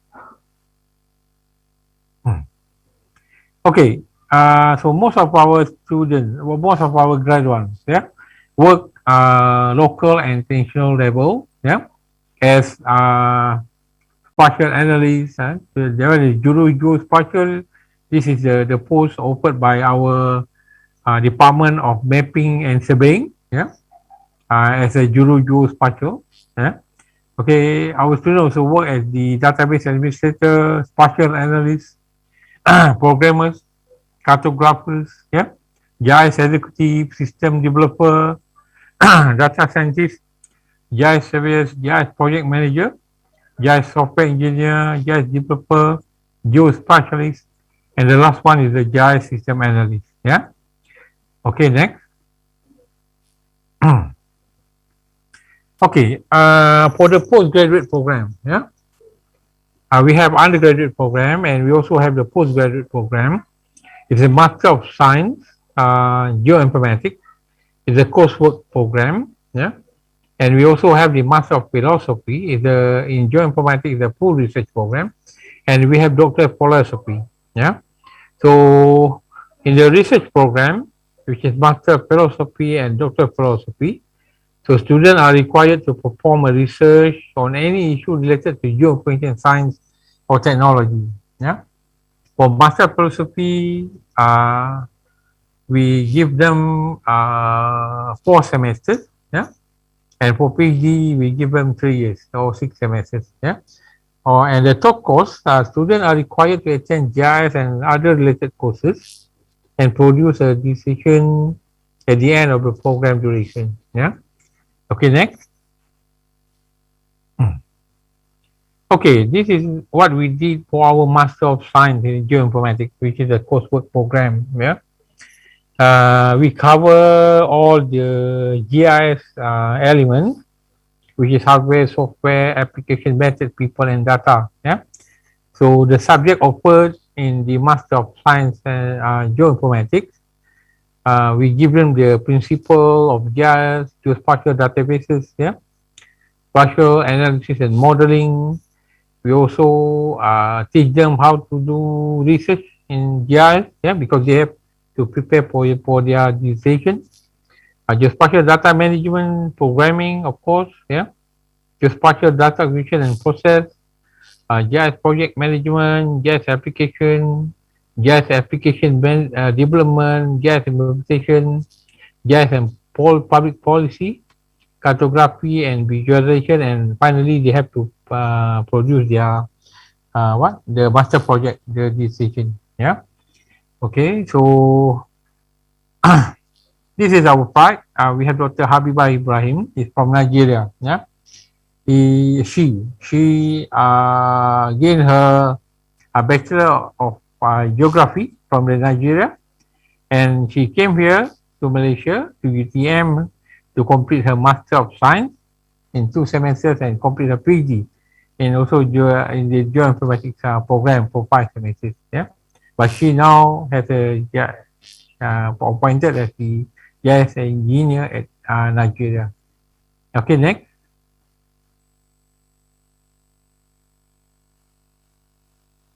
Next slide, please. Okay. So we also have the short courses and activities with our geoinformatics alumni. Yeah. We have our professor in geoinformatics, Professor Alias. Yeah. He's very active professor doing all the short courses and the alumni activities. Yeah. Okay, next. Okay, these are the example of our program with our alumni. We have the GIS web talk, yeah, GIS implementation in Iskandar, Malaysia, Urban Authority, yeah, and we also involve our students, yeah, and our lecturers at our department to join this GIS web talk, yeah. Okay, next. Okay, these are also the example of our alumni program. Yeah, we have alumni work at the electrical management. Yeah, we have Severe Nick Muhammad Fadil. Yeah, and also we have our alumni. Yeah, work at the storage asset management. Yeah. Okay, next. Okay, I would like to share with you a brief information about our research program in the field of geoinformatics at UTM. Okay, next. Okay, to run research program, yeah, at UTM, it is compulsory for us to develop our research center, or we call it as a center of excellence, yeah. So for geoinformatics program, we have one research center, or the name of the research center is the Institute of Geospatial Science and Technology. Yeah. So we run our research, yeah, and we have to register ourselves at the Center of Excellence. Yeah. Okay, next. Okay, to support research program in the field of geoinformatics, we also have a research group. Yeah, research group. So far, we have 4 research groups. Yeah, we have geomatics innovation. So this research group help our geoinformatics students. Yeah, to do to do data collection. Yeah, to do data collection, to build the map. Yeah, and also we have the geospatial imaging and information research group. Yeah, so we have experts in geoinformatics work in this group. Yeah, we also have the geospatial information infrastructure. Yeah, okay. This research group work with 3D GIS or 3D GIS. Yeah, and the last one we have the tropical resource mapping or tropical map research group. Yeah, this tropical map research group active in the application of GIS for many applications. Yeah, they are using GIS for many applications. Yeah. Okay. The scope of our research is based on the 5 GIS elements. Yeah, which is data, hardware, software, application method, and people. Yeah. So this is the scope of our research. Yeah.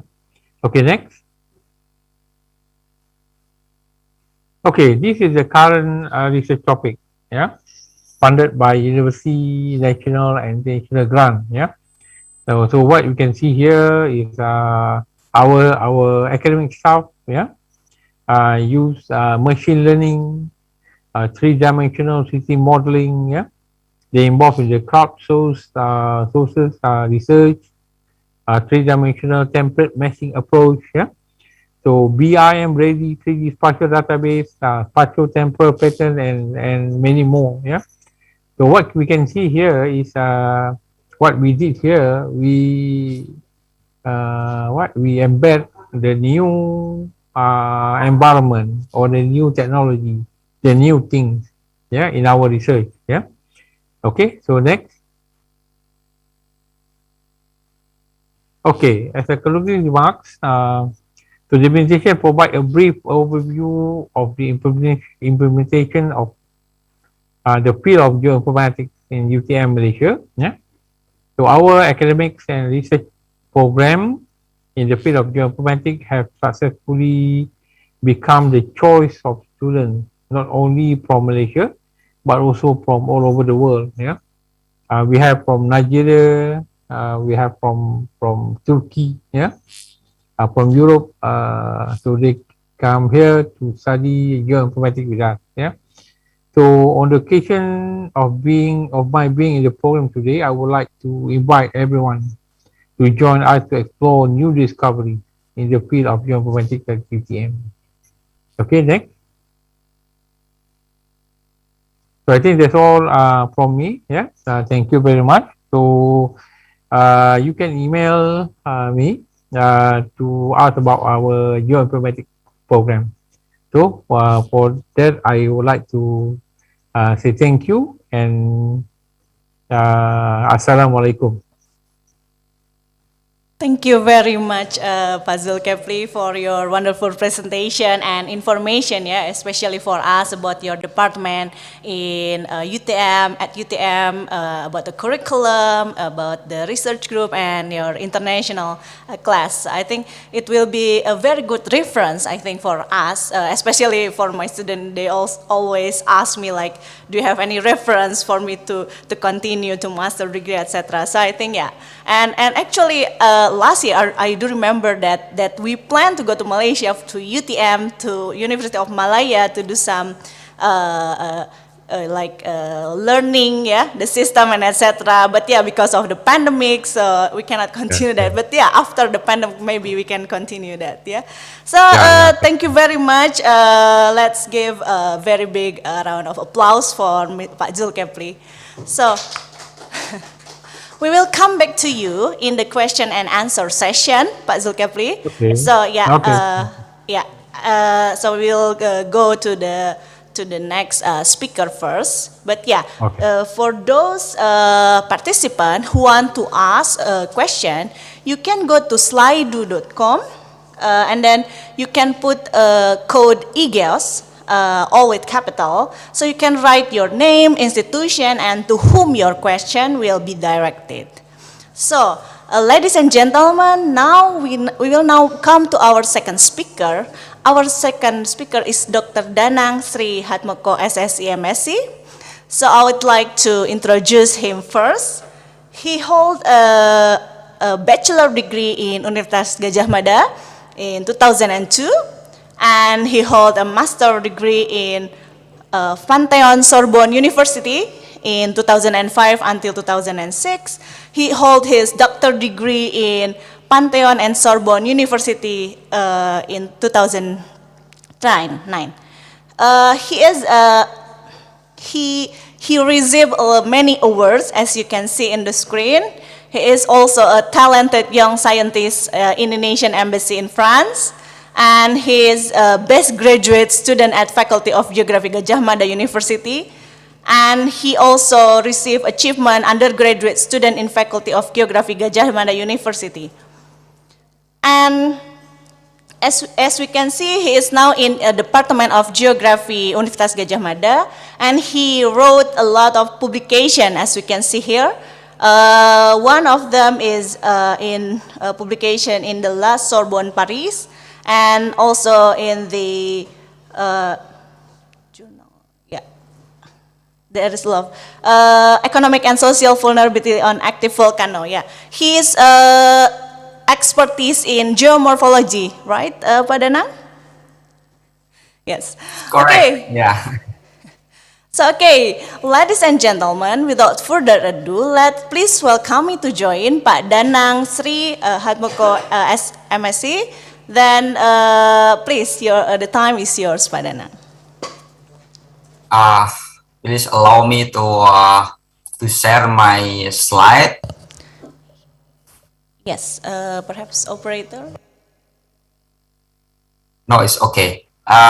Is it is alright? My slides. Okay. Yes, I can see it. Can from myself. Okay. Yes. Thank you very much, Ibu Anissa, for allowing me to share to all of you about the experiences and some thoughts from us from Faculty of Geography, Universitas Gadjah Mada, and allow me to say hello to Professor Zulkifli bin Majid. Nice to see you, and hopefully that we can also collaborate with our university as well as with UP.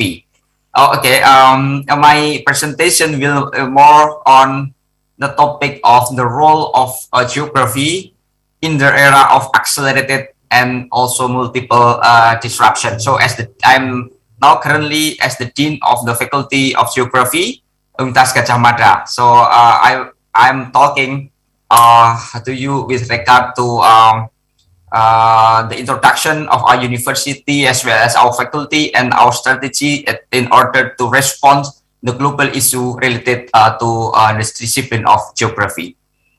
First of all, I would like to introduce our university, Universitas Gadjah Mada, located in Yogyakarta. We are a very first university established after its independence of Indonesia in 1949. It's actually to continue the battle. So we continue the battle with the knowledge, with the science, and also with the higher education, which is most powerful weapon in order to educate our country, and also to as a part of the soft diplomacy to the world that Indonesia still exists at that time. So we are considered as a comprehensive university. Faculty of Geography is one among 20 faculties and the schools in UGM. So Faculty of Geography, as a part of one of the cluster in UGM, we have a cluster of science engineering. Geography is a part of that. And also we also have a cluster of health, socio-humanity, as well as agricultural complex. So to give you an overview of the size of UGM, we have around 3,000 teaching staff, and also we have around 45,000 students coming from across the country, from the west and the Sumatra and to the east to Papua. So Faculty of Geography established in 1963, we have around 1,300 student body, to give you some overview with regard to the size. And most of them are, of course, undergraduate program, about 88%, and the rest, around 12%, are master and PhD students. We have 83 teaching staff, academic staff, and 74% among them are qualified as PhD holders. Within more than over than 40 partnership projects in this year, we can run about the research productivity around one professor conduct 3 research and publication. This is to give you a short overview about our faculty, and also we are managing 3 level of the degree program, from undergraduate, master, and also doctorate program.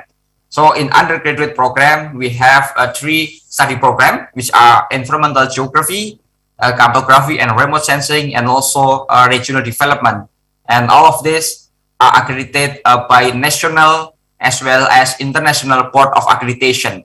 We are internationally accredited by German accreditation board, which is ASEAN, as well as BANPT from Indonesia, and also certified by AUN QA. In the master level, we have 4 programs, geography, remote sensing, regional development, coastal and watershed management and planning. Of course, we also have a doctorate program, one doctorate program in geography. And all the program, especially in master and PhD, we also run 2 types of the degree program, by coursework and also by research. So especially by research, basically the student, the load of the student are more emphasized on doing research rather than taking the classical courses in the class. So before I talk with my presentation with regard the role of the geography in this era, allow me to give you an overview, to give you an idea about our country, Indonesia.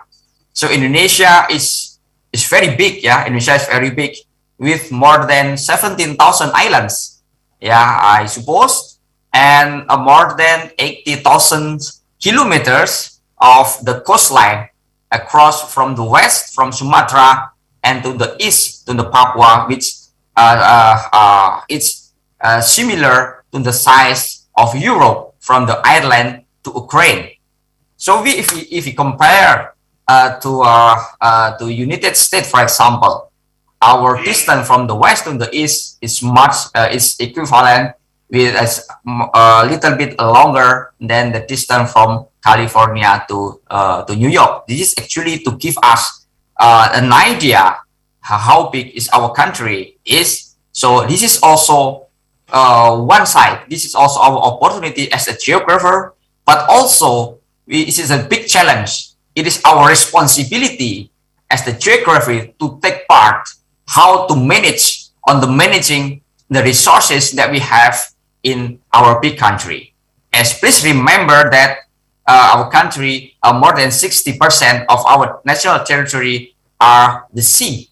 So I think this is also the homework for all of us as a geographer, how to help our government in order to better manage our resources in this big country. So on top of this, it just give all of us about the Indonesian situation, about the democracy. We are the third largest country in the world in terms of the democracy. In terms of the biodiversity, we are second largest in the world after the Brazil. I think this is also one of the competency in the geography in order to work with our colleague, with the life science, with the biological faculty in order to strengthen the management of our biodiversity in Indonesia. In terms of the economies, also we have the challenge, but yeah, we have 7% in the growth of economic growth in the second quarter of 2020. First, in terms of demography, it is also part of the study of geography. More than 260 million inhabitants in Indonesia, and most of them are dominated by the young generation, like you, like the student in this virtual room. This is also our responsibility to prepare the good talent, the excellent talent, and the human resources in terms of the geographic disciplines. So, and we are expected as the largest economic power in ASEAN and 10 largest in the world. And now we are hold the presidency of G20, one of the organization with regard to based on the economic growth of the nation. So then the following presentation, I would like to quote what our President Jokowi said, yeah, during the geospatial journey, the geospatial data, geospatial day in last October, organized by Badan Informasi Geospasial. Yeah, he clearly mentioned that a strong country and the developed country is the one that can control the geospatial data, information, and technology.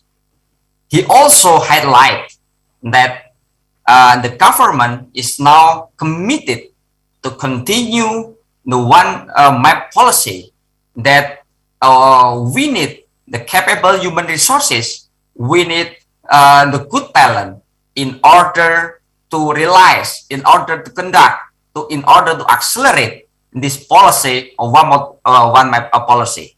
So he mentioned about the disciplines related to the survey and mapping, yeah, which are geodetic, and also he highlight about the geography, cartography, remote sensing, geomatics, geo-AI, and also geo-big data. I think this is very clearly stated from the president that the role of the geography as a part of the policy of one map policy is very important. I think in the previous talk from the chairman of the BIG is also mentioned this part, I think. And also he also mentioned about the discipline about the GIS, GeoAI, and GeoBig data. We need to tackle this issue from the geography point of view, from the geography perspective, in order to better map our natural resources, our environment, and all the resources, mineral resources that we have. From this speech, I think we can conclude that our country, yeah, in order to accelerate the investment, now the government highlight the program on human resource development and also economic development through accelerating the qualified investment. The high qualified investment need the good data. The qualified investment need the geospatial data, which that have to be fulfilled by one of them is a geographer. In addition to that, in order also to manage our natural resources in the better way, and in order to ensure that all the investment and development process are sustainable, is one of the keyword, very important keyword in our discipline, in our sustainable development. So geography is needed in order to work hand in hand, of course, with other disciplines as a bridge, yeah, as the leader, in order to better manage our resources in this country. So this is, I would say, opportunity, and also in the same time, this is our big challenge in our country. On top of this, we are now facing with multiple, amplified, and also accelerated the existing disruptions. So we learned that global pandemic of COVID-19 is real. It comes not only as another form of disruption, but it's also accelerate our existing disruption. In short, that COVID-19 confirmed that the world is full of volatility, uncertainty, complexity, and also ambiguity. So, while it certainly has caused chaotic situation, in fact, also helped us to accelerate the changes that we supposed to do even before the arrival of the pandemic. In the word of VUCA, COVID-19 remind us to act better and faster. COVID-19, without any doubt, has also been significantly affecting the way we view and run the education business. While higher education institutions had been working very hard to anticipate the challenges due to the existence of revolutionary industry 4.0, none was anticipation that COVID-19 came very fast, came suddenly to shift the challenges into the unprecedented level. In UGM, for example, Rector has released the regulation on blended learning system in 2018 that encouraged all of us, all the educators, to use the online media up to 40% on teaching and learning process. The encouragement of even soft instruction had been there for lecturer and professor to embrace the technology to run the virtual and blended learning, but it was not until the arrival of COVID-19 that online teaching became the daily routine.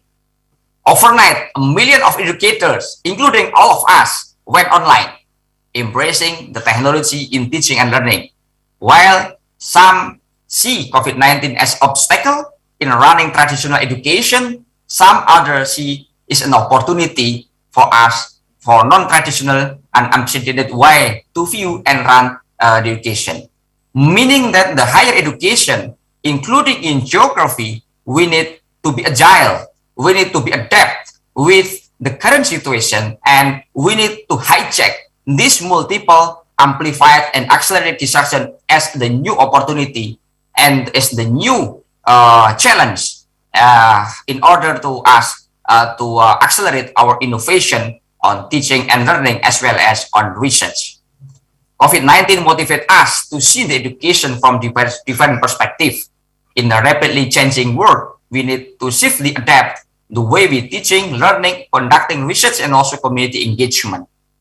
With this disruption, we need to radical approach, I think, to adapt and survive, and also shaping our future for the next generation, for the generation Z generation that are the host for those that are considered as a digital native.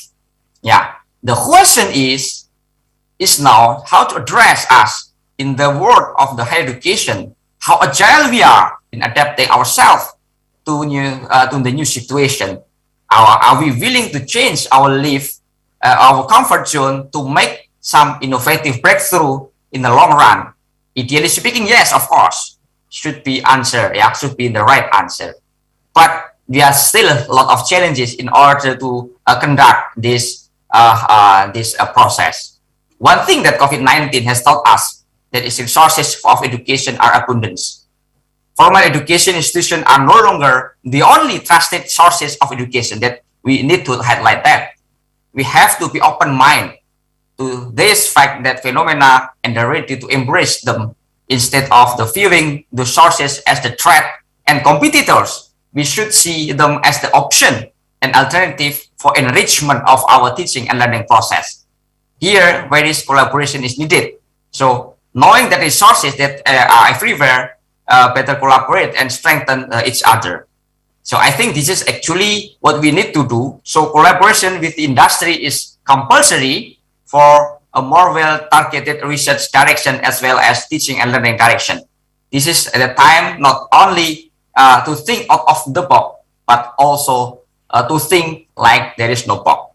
So within this multiple amplified accelerated disruption, so there are a lot of keywords and challenges on top of this that we need to respond.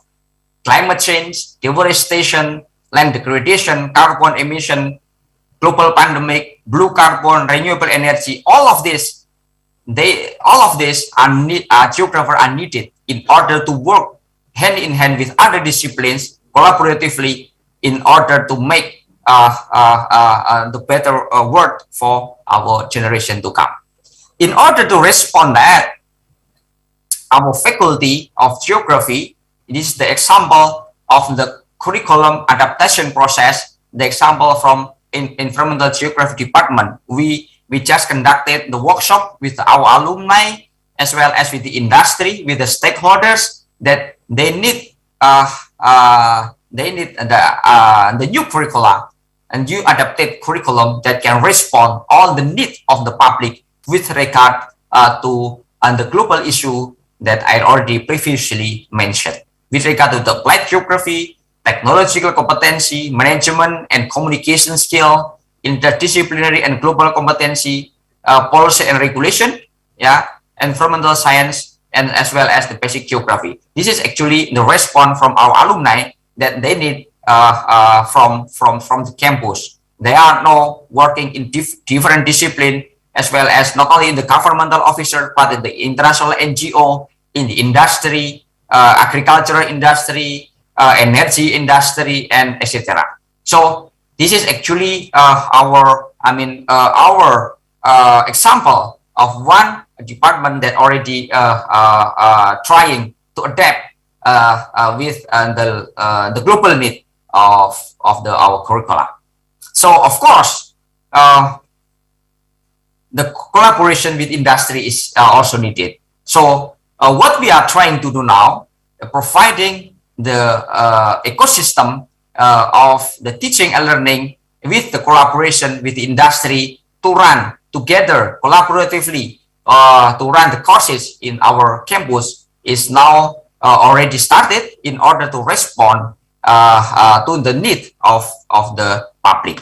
So beside that, we would like to also to give us some priority in order to have the graduate, the good talent that has 21st century literacy as well as literacy in mental literacy. So we have the formulation in order to have the better graduate students, in terms of data literacy, technological literacy, human literacy, learning and innovation skill, information, media, ICT literacy, and also life career skill. But of course, we need the spiritual literacy and our mental literacy as one of the character of our nation. My apology, you have 3 more minutes, Pak Danang.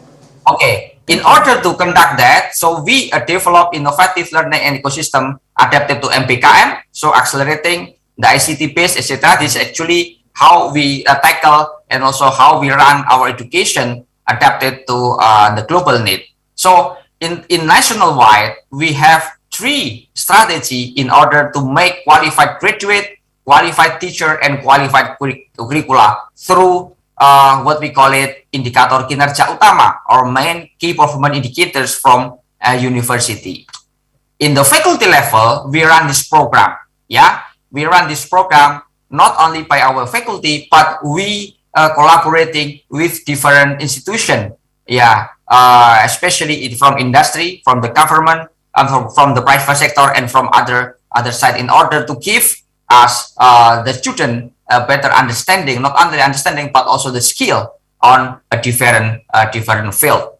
So we are open for collaboration. Faculty of Geography is open the door for any kind of collaboration in order to strengthen our graduate student in responding, as I mentioned previously, with 21st challenges, as well as the revolution industry 4.0, and also the edutech that now is very massive in our world of education.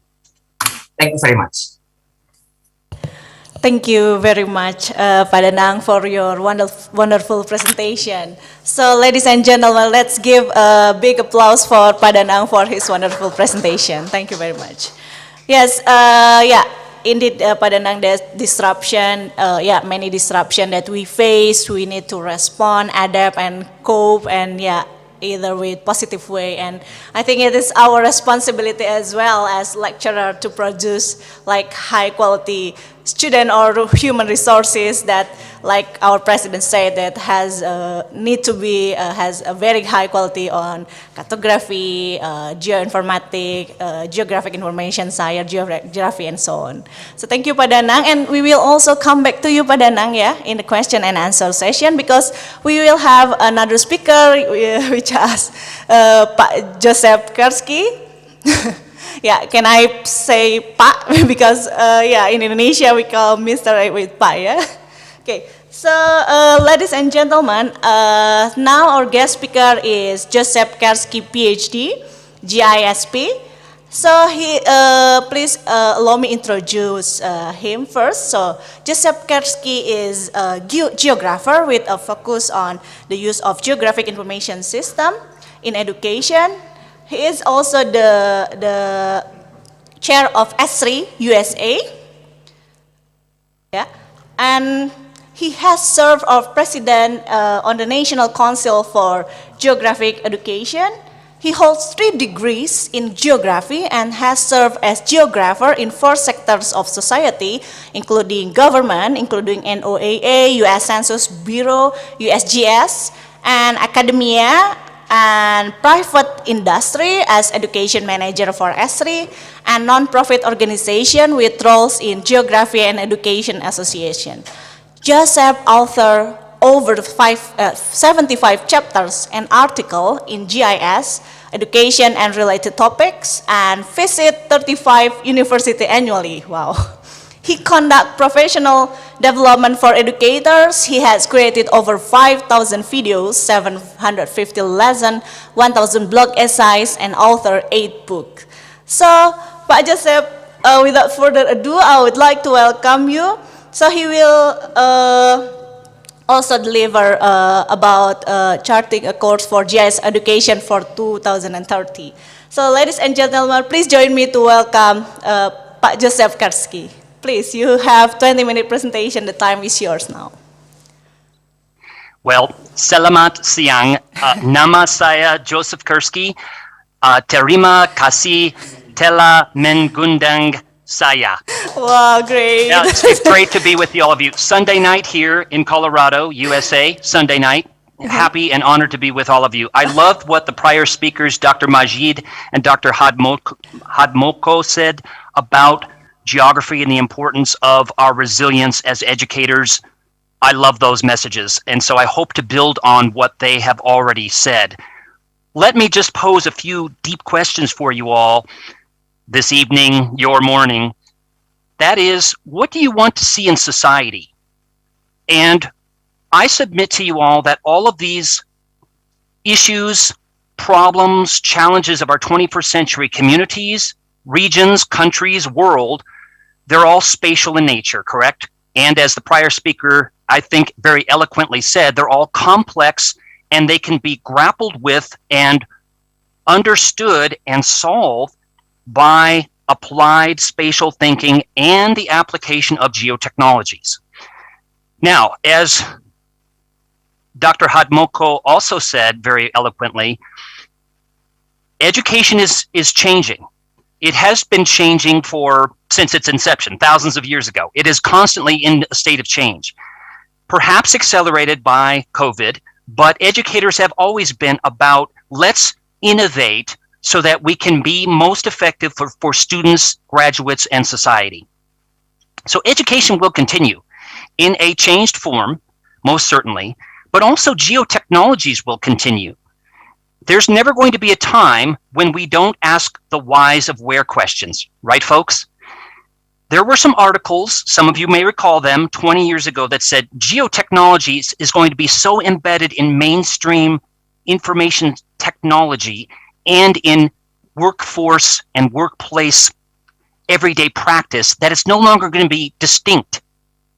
In some ways that's true, right? GIS is no longer, oh, you need some data, you need some spatial data, or you need some maps, go see the GIS people, they're down the hall. Yeah, they're a little bit geeky and nerdy, but they're nice people, go talk to them. Right? That's how it was for many years. Now, GIS and spatial thinking are becoming embedded in many different organizations, correct? Government agencies, nonprofit, private industry, academia, as we'll talk about today. But there's also something a bit distinctive about the way that we look at the world as a community, correct? We look at things, first of all, holistically. We look at systems, the lithosphere, the hydrosphere, the anthrosphere, right? The human sphere, the biosphere, the cryosphere, the ice sphere, etc. We also look at cycles, the hydrologic cycle, the carbon cycle. And I would submit to you all that, especially you students, the world needs holistic, critical, spatial thinkers now more than ever before. And so I would just encourage you to don't lose heart. We are going to solve these problems, these complex problems, through the application of spatial thinking and geotechnologies. Now, why do I keep pointing here? Because I want you students especially to remember that it's great if you learn how to buffer and overlay and geocode and all those other wonderful things inside of GIS software. But the most important tool is this tool right here, your brain, your spatially thinking brain, correct? The technology will continue to evolve. And I would submit also that web-enabled geospatial technology is a tremendous leap forward. Why?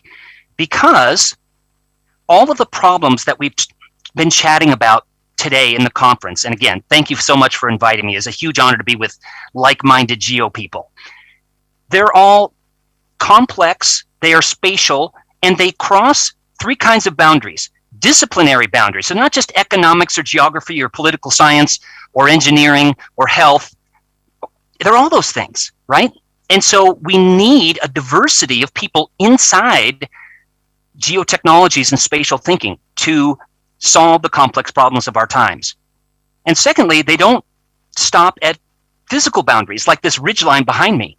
This is my homeland, Western Colorado, USA. Canyons, mountains, valleys. They don't stop at watershed boundaries or ecoregion boundaries or ridges or valleys. They transcend physical boundaries. And they also transcend political boundaries, right? They're not just your city, your country, my country. They're global to local. So they transcend all those boundaries. And hence, this is important. But remember that we're trying to model the 3D complex world, right? It's an oblate spheroid, it's not a perfect sphere. And so even though GIS has evolved, it's never going to be easy in the sense that click, click, click, and all my problems are solved, correct? We still need this. You still need to apply your brain. Plus, these problems are on a planet where we've got 7.5 billion people shaping the planet, correct? And we also have natural forces, volcanism, plate tectonics, etc., water shaping the planet. So we've got a complex, ever-changing world. And again, we need spatial thinkers in society. So I salute all of you students for choosing the universities that you have and for charting a course with us as we move forward. Also, oftentimes in my role at ESRI and also in my university positions, people will send me their URLs for their maps. Hey, Joseph, here's my data on the map. And I'll say, that's great. And? Why do I say, and? Because getting the data on the map is not the end goal, right, folks? The end goal is to understand something in a deeper, more holistic, rich way so that we can solve problems and then to take action on pollution or inequities or water quality, right? That's the goal. The goal is not to get your data on the map. The maps are very powerful nowadays, as we'll see, as we have already seen today in the conference. But remember, getting the data on the map is a first step. It's not the final goal. All right, now I wanted to share a little bit of my contact information. I think it's important, especially for you students, to start building your professional network even while you're still students for a couple reasons. First of all, I think you'll find that the geo-enviro community is a very sharing kind of community, as is evidenced by my colleagues that have presented here today in the conference. We're very caring about people, and we also care about the planet. So we are all about giving back and educating and helping people along. I think you'll find that very refreshing about the geo community. The second reason why I wanted to share my own background in these 4 sectors of society is to encourage you students that you can change positions. You're not stuck in one agency or one organization for your whole career. In my case, I've been in nonprofit, academia, federal agencies, and private company, ESRI. Okay, so I wanted to encourage you with that. I also wanted to encourage you to do the following. I have, and you probably have as well, a traditional resume or CV, correct? Where you've got your accomplishments and where you went to university, et cetera, right? You've got one of those. But I also encourage you to create a CV story map, a multimedia web map where you can put on what your goals are. You can put some geopuns, normalize your choropleth. Ooh, little geo pun there. Anyway, the point is, you can put in your own goals and your aspirations and your accomplishments. I encourage you in your story map to create at least one interactive web map where you can talk about what you did in your university training, where you went to school, where you had an internship, where you went to work, etc. So put your journey in there in an interactive web map. And there's a couple reasons why I think it's important to do this. Number one, not everybody does it. So your chances of being considered for an appointment, for a position, I think are enhanced by your employer looking at this story map saying, hey, this person knows a little bit about geotechnologies because they've got a story map of their accomplishments. Secondly, it's fun. It's fun to tinker with these web mapping tools. And third, you can experiment with different story mapping tools inside doing something like this.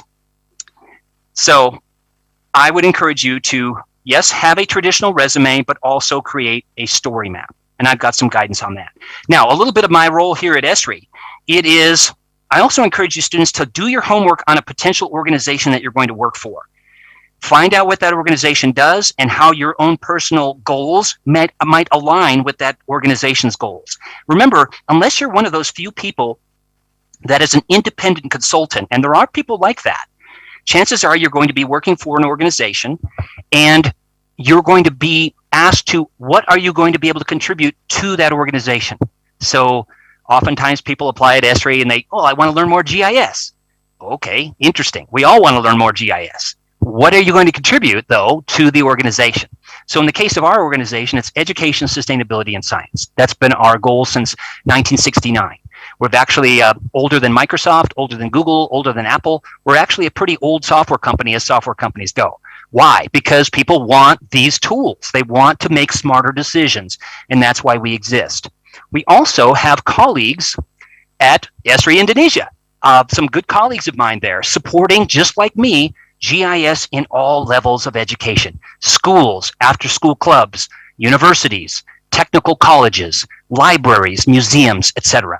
So we are a global network, and it's good to be in your community. So again, let's keep in touch.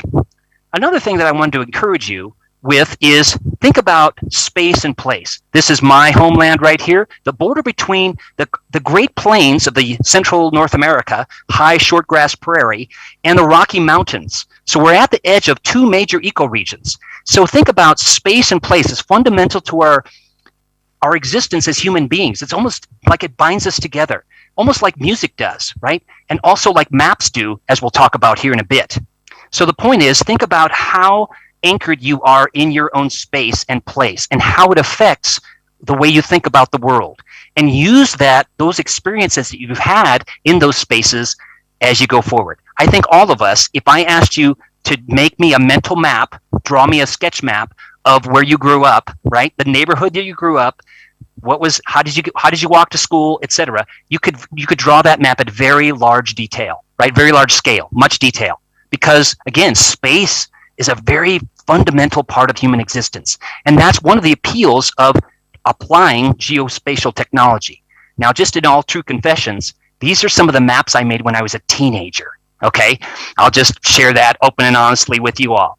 I had rivers, cities, freeways, ecoregions, mountains, etc. on these sketch maps that I made as a teenager. So I think we all have something to share that's unique to our own pathway forward. Make that a part of your pathway. Embrace that. You might like to do some things that nobody else in your circle of friends likes to do.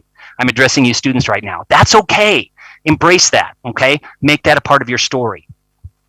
The other thing that I wanted to suggest here is that geotechnologies, as my colleagues have very well articulated here up to this point, are absolutely essential, not just for your own personal education, but for the resiliency, the sustainability of the planet, right? And I would just ask you to help share that message with people in other departments on the university campus. We are seeing some spreading of GIS in academia, in business, data science, engineering. Why? Because they want to think spatially. So one of my goals as a person on our education team is to help those faculty in those different departments embrace spatial thinking. Not to turn them into GIS people, but to say, okay, what's your goal in your civil engineering department or in your school of business? And how can geospatial technologies and spatial thinking help you achieve your instructional goals? I think it's up to all of us to do that. I can't do it with my small team, neither can my colleagues at ESRI Indonesia. It's going to take all of us spreading that word as to why this actually matters outside of our own departments and outside of our own comfort zones. Now, at no time in history have maps and dashboards have been viewed by so many, right? We've all seen the COVID-19 dashboards of various kinds. There's thousands of these all over the world, right? And as Dr. Hadmoko said a moment ago, the COVID situation has raised awareness of the importance of spatial thinking and the creation of web mapping applications. And I would also say that one of the things moving GIS forward in education is the ability to create these kinds of things. So I'm going to illustrate this. Thanks for the kind words, folks. In my own example, and that is, as a geographer, I care about walkable communities. Okay, so here's a story map I created on walkability. What is the walkability or pedestrian friendliness of your community? So here's a short story map about why do communities care about walkability, what do they do with it, etc. And one of the things that I have in this story map is I've got 4 different pieces of this WebGIS cloud. I think it's critical that we connect pieces of this GIS platform for more power and understanding. And this is just one example of that. A very simple example, but I hope it's effective. So inside this story map, I have a red button here. And in this button, I have a link to Survey 123, right? It's just like Google Forms or SurveyMonkey that you probably used in the past. Here is my 5-question survey about, is this place walkable or not? Rate the walkability from horrible to excellent. Tick all the choices that describe the site. Where is it located? Germane to our discussion today. And do you have a photograph of it? Okay. And then, as you probably would suspect, inside my story map, then I have a global map where I've crowdsourced the survey. That's another powerful thing about the platform. I've crowdsourced the survey, so now I can see that, oh, well, depending on where I am, I can get the data behind the points for all these points all over the world. And at the end of my story map, I have a dashboard. So the powerful message, I think, are 2 powerful messages. One, connecting these pieces of the platform is very powerful. So here I've got a story map, a survey that's crowdsourced, a web map in the ArcGIS platform in this case, and a dashboard. And the second powerful message is that all 4 of these pieces took me about 4 class periods to create. So basically an hour for the story map, an hour for the dashboard, an hour for the survey, and an hour for the web map. So we're not talking days, weeks, months to create these things. So the powerful message also for students, I think, and faculty is that I've created this. It's just like the JHU COVID dashboard. In my case, I only have a feed from one survey, and I've crowdsourced it. I'm the author of the survey. You could fill out this survey right now for some place in Indonesia or wherever you happen to be calling in from right now. And I'm going to put this particular story map and the survey in the chat box here. I'm also going to put, before I forget, my story map that I started with, because I'm going to have not enough time to go into all of these things that I have in this story map, but I hope it's useful as you go forward. Another thing I wanted to mention here is that as my very kind person that introduced me today, I am very passionate about all of this. I have 5,000 videos on this Our Earth channel, and I hope they're helpful. They're all about STEM, career, education, geospatial technology, space, place, etc. And that's called the Our Earth video channel. Now, let's get into a couple of other things before I have to close here. And one of them is I believe that these forces are key in bringing us to an opportune moment in geospatial technology education. First of all, geo-awareness. I've touched on this, and so have my colleagues before me. But the level of awareness of climate, the SDGs, the UN SDGs, natural hazards, population change, urban sprawl, ocean acidification, etc., are at an all-time high. Okay, so the awareness that people have for these critical issues is at an all-time high. They don't always connect it to what you and I care about in terms of geoeducation, and that's up to us to do that. But the awareness is at a very high level now. And also they're enabled to use some of these tools, whether they've got an app on their phone, whether they've got a fitness app, right, that records your walks and your runs, or they've used a mapping tool to find their way across campus or to their grandmother's house, or they're using the COVID dashboard, etc., right? So the enablement, people are enabled to use some of these tools, especially through web mapping applications. Now, one of the powerful web mapping applications that I frequently use for teaching purposes is this Wayback Imagery. So you've got terabyte loads of Wayback Imagery from, look at, on the left side I'm going to put 2014, on the right side I'm going to put 2021. And I can see right away lots of urban sprawl in a arid area. I like to think of geography as what's where, why is it there, and why should we care, right? What's where, why is it there, and why should we care? Why should we care about urban sprawl? Okay, if I zoom out in this particular urban area and I go panning over to the east, I'm going to see a reservoir. And like a lot of arid areas, there's not enough groundwater in this area, so they're getting their water from surface water. So, okay, just in one sweep of the swipe tool, I can see that the water level was higher in 2014 than it was in 2021. Again, what's where, why is it there, and why should we care? Why should we care if the water level decreases? It's a very critical issue faced by millions of people all over the world, right? It's part of the United Nations Sustainable Development Goals, right? Water availability and quality. So just with this one tool alone, this Wayback Imagery, you've got the ability to look at urban sprawl, deforestation, reforestation, agricultural expansion. You can look at coastal erosion, glacial retreat, etc. with this level 1 using the web-based tools that you've got at your fingertips. Not even signing into anything, a powerful teaching tool. And with level 2, you can actually sign in, for example, to ArcGIS Online, and then you could bring this imagery into ArcGIS Online or ArcGIS Pro for further analysis. So all these tools have a level 1 where you can use the web mapping application, and then level 2 for a deeper into the swimming pool dive. Okay? Wish I could get excited about this. Here's another one that I frequently use in instruction, and that is the Water Balance app. The Water Balance app, I've got 6 variables at my fingertips here. I've got 6 different variables about water. Okay, and if I go to precipitation, I can see that, oh, in certain parts of the world, I've got this monsoonal kind of pattern, right? I don't have a summer and winter per se. I've got more of a wet season and a dry season. Okay, what does that mean for sustainable agriculture or population change or whatever? Then I can click on southern Libya, and I can see that, hey, there are certain months of the year where there's absolutely no precipitation at all. What does that mean for agriculture? What does that mean for population support, etc.?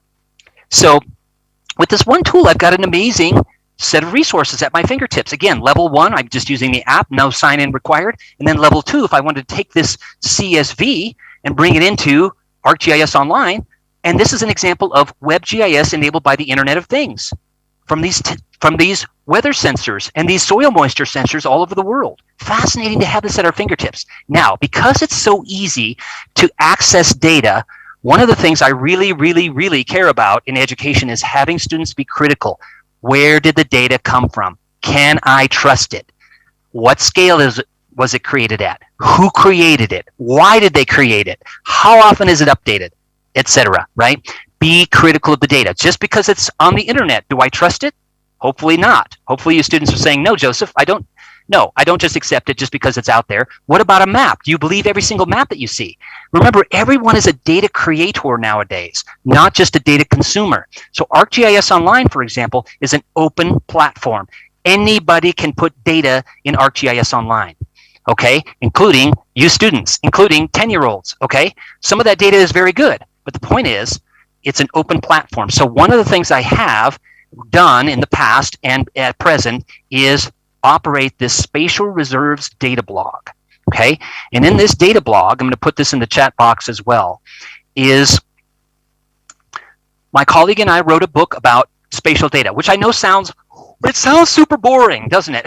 I can't stand my excitement. No, but really it's critical to our society and our discussion, because having people be critical about data is the theme of this book and blog. So every week, I've got examples of being critical of the data. Hey, you're at the store, fresh Atlantic seafood. It's from Chile.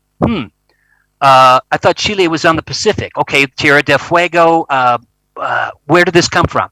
The point is, there's all kinds of examples of being critical of the data. Let me show just a couple more. One of them is this one. Oops. Now, I know it gets hot in Texas, but this particular data feed, again, from the Internet of Things, if you were making a weather surface, you would have a big peak on Cleburne, Texas. Now, this was online for a whole year before it was corrected. And look at the precipitation rate. Joseph, you have 3 more minutes. Excellent. Look at the temperature. Look at the humidity. They're all off the scale. It's obviously incorrect, right? But being critical of the data is so important to web-based GIS work. I just can't emphasize it enough. So every week I've got a new essay in that Spatial Reserves data blog about not just where to find data, but how do I know if I can trust it, and societal issues, ethics, location privacy. And for you instructors out there, I'm hoping that these short essays provide you with a lot of good discussion points for you and your students. All right, since I've only got a few minutes left, I'm going to skip to what I believe are the top 5 skills for geotechnology instructors and students and professionals. Now, everybody's got their own top 5, top 10 list. The coolest places to visit in Indonesia before you die. The coolest bands of all time, right? Here's the top 5 skills. So we can have a debate about whether I've forgotten something that you think should be in there. But I first and foremost think that being curious about the world is the most important skill of all. It leads you to be tenacious, asking good questions. A good question leads to a better map, is one of the things I like to think about. Being able to work with data, I just talked about that, and being critical of it is the second skill that I have in here. And see my Spatial Reserves blog for more. And also understand the ethical implications of when you symbolize a map, when you classify, when you do a map projection. It all has ethical implications, so be aware of those. And third, know your geospatial and geotechnical foundations. Some of you need to know a lot about geotechnology. Some of you need to know a little bit about geotechnology. But for some of you, getting into the coding behind these web maps is important. Fourth, adaptability. Be willing to go international. Be willing to go at a conference outside your own comfort zone. Go to a track that's completely outside of your own, area of knowledge. And you'll learn some things. You'll meet some new people. Finally, have good communication skills. Do you have your elevator speech? In this same story map, I have examples of elevator speeches where you need to have a 30-second speech, your 1-minute speech, your 3-minute speech about why your position is important and being able to articulate it. So in summary, folks, I believe that this decade will be very exciting for geotechnology, spatial thinking, geography, environmental science, and you all have a key role in achieving that goal. And the goal, again, is not just to put your data on the map. That is a stepping stone to a greater and more noble goal, and that is that wise decisions will be made with the spatial perspective and the use of geotechnologies for a healthier, happier, more sustainable future. Thank you. Thank you so much, Mr. Joseph Karski, for your wonderful presentation. So, ladies and gentlemen, let's give big round of applause for Pak Joseph Karski. Thank you so much. I'm wearing my map tie in your honor. That's very nice. Okay, thank you. I think it's really great that the story map, I haven't have one, so it's a great idea to make one. So it's also good idea for students, especially in geo field. So make that story map, the interactive web map about the qualification, achievement, etc. Yeah, thank you so much for inspiring.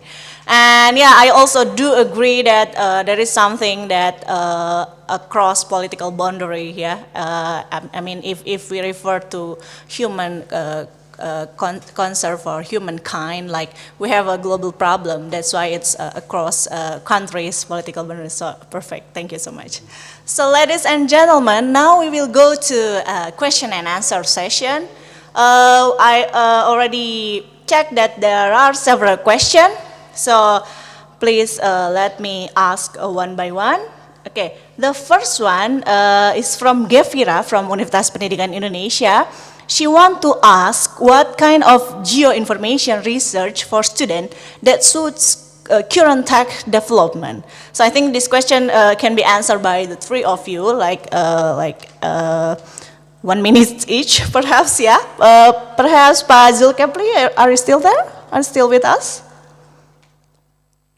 Pak Zulkifli?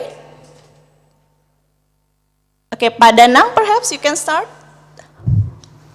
Okay, thank you very much for the very interesting questions about we are now working with our colleague on transportational agency with the private sector linked to we have the private company in UGM, what we call it IGEOS, is one of the consortium of Jaklingko in Jakarta. We are trying to use the data of mobility in order to see, to analyze of the development of transit-oriented development. So I think in transportation in Jakarta. So one of now we are working on this GeoAI field. Other geoinformation research that we are now doing is related to customized marketing, for example. Why in the certain area of bank syariah, for example, syariah banking is developed very well, but in the certain place is not well developed. So this is we would like to see what is the factors controlling this pattern. And also we are now in UGM working also with telco data with regard to the mobility of the people, the use of the telco data in order to see the mobility of the people. Of course, this is actually linked to the customized marketing, customized business with regard to the online shop debt, etc. This is very important idea in order to give our commercial industry, e-commerce industry, to see the pattern, the spatial pattern and the demographic pattern of the consumer in order to profile the trend of the transaction in the spatial way, as mentioned by Dr. Yosef Kersky. I think spatially is one of our capacity, yeah, in doing that. So this is actually there was some of use case in on our side. Yeah, well, great. Thank you, Pak Danang. Perhaps, Pak Joseph, would you like to add more about what kind of geoinformation research for students that suits current tech development? Yeah, while waiting Pak Zulkifli to join us. Well, I would just say that if you're at all interested in educational research, and educational research is just like other research, it's very much needed because of the rapid advance of geotechnologies. What impact does geotechnologies have on spatial thinking, on learning biology, on learning geography, on learning IT? There is a little bit of geotechnology education research that has been done by myself and some other colleagues, but there is a vast chasm and gap out there. So if you're at all interested in educational research, there is much needed on the impact of this all on students, faculty, professional development, and then also what impact does geospatial thinking have on decision making? There are case studies, right? There's thousands of case studies out there and articles and so on, but actual research on the significant difference that teaching and learning with geospatial technologies has on decision making is very much needed. So absolutely, the field is wide open there. Yeah, thank you so much, Pak Joseph Kersky. And yes, we have also now Pak Zulkifli join us again. Yeah. Perhaps you want to add something, Pak Zulkifli, about what kind of geoinformation research for students that suits current tech development? Okay, what kind of geoinformation research for students that suit current tech development? Okay, like I mentioned in my slide before, we involved with the machine learning, yeah, and the use of geospatial technology like LiDAR, airborne LiDAR, terrestrial LiDAR, mobile LiDAR for the development of the 3D data for GIS, for geoinformation, yeah. Yes, that are the two very interesting research. One is on the machine learning, and the other one is on the use of the new technology, yeah, for geospatial data acquisition. Like I mentioned just now, it's a LiDAR, light detection and ranging. Yeah, it's a 3D laser scanning based data collection method. Yeah. Okay. So other than that, we also involved in 3D city modeling. Yeah.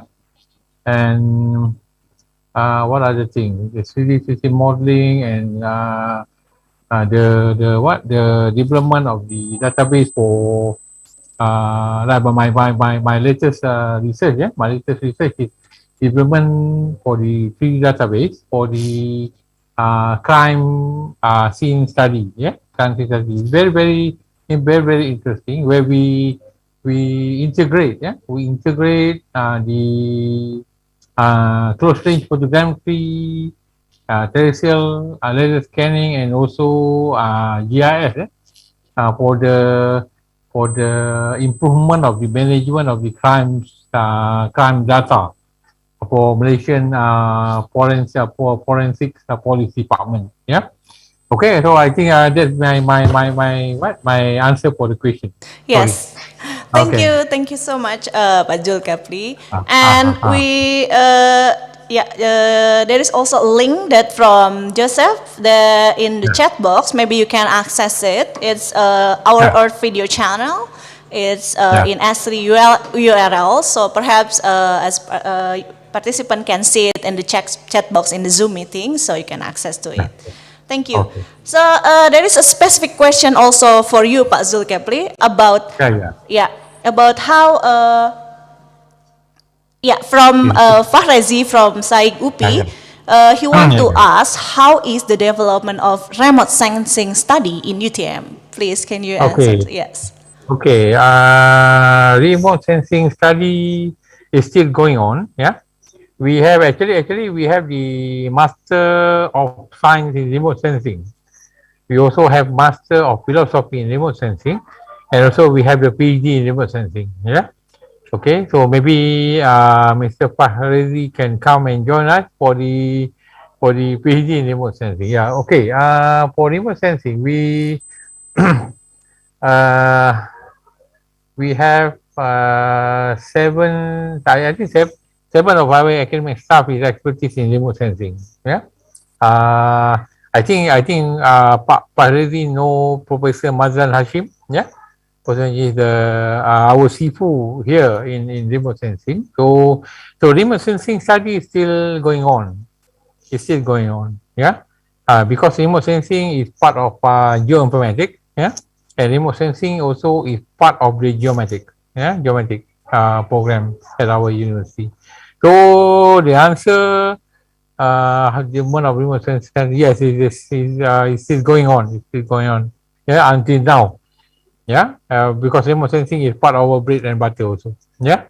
Okay, so I will come Pak Harezi to come to UTM to join us for PhD. Yes. Yeah. Yes, hope Okay. so. Thank you. Thank you, Pak Zulkifli. Okay. So okay. we move to the next question. There is a Gandhi Napitupulu from ITB, Institute of Technology Bandung. He asks, how is the role of geospatial research from the government to develop spatial information when compared to the vast territory of Indonesia? I'm not sure which government. Perhaps you also can give what's your thought for Indonesia? As you know, Indonesia is we have several islands separated by sea, etc. Perhaps you also can share, for example, from the government of Malaysia and also from Joseph's side from the U.S. government. Yeah, please. Perhaps Joseph, can you please start the discussion? I'm not quite sure I understand the question. Maybe you could elaborate a bit. Yeah.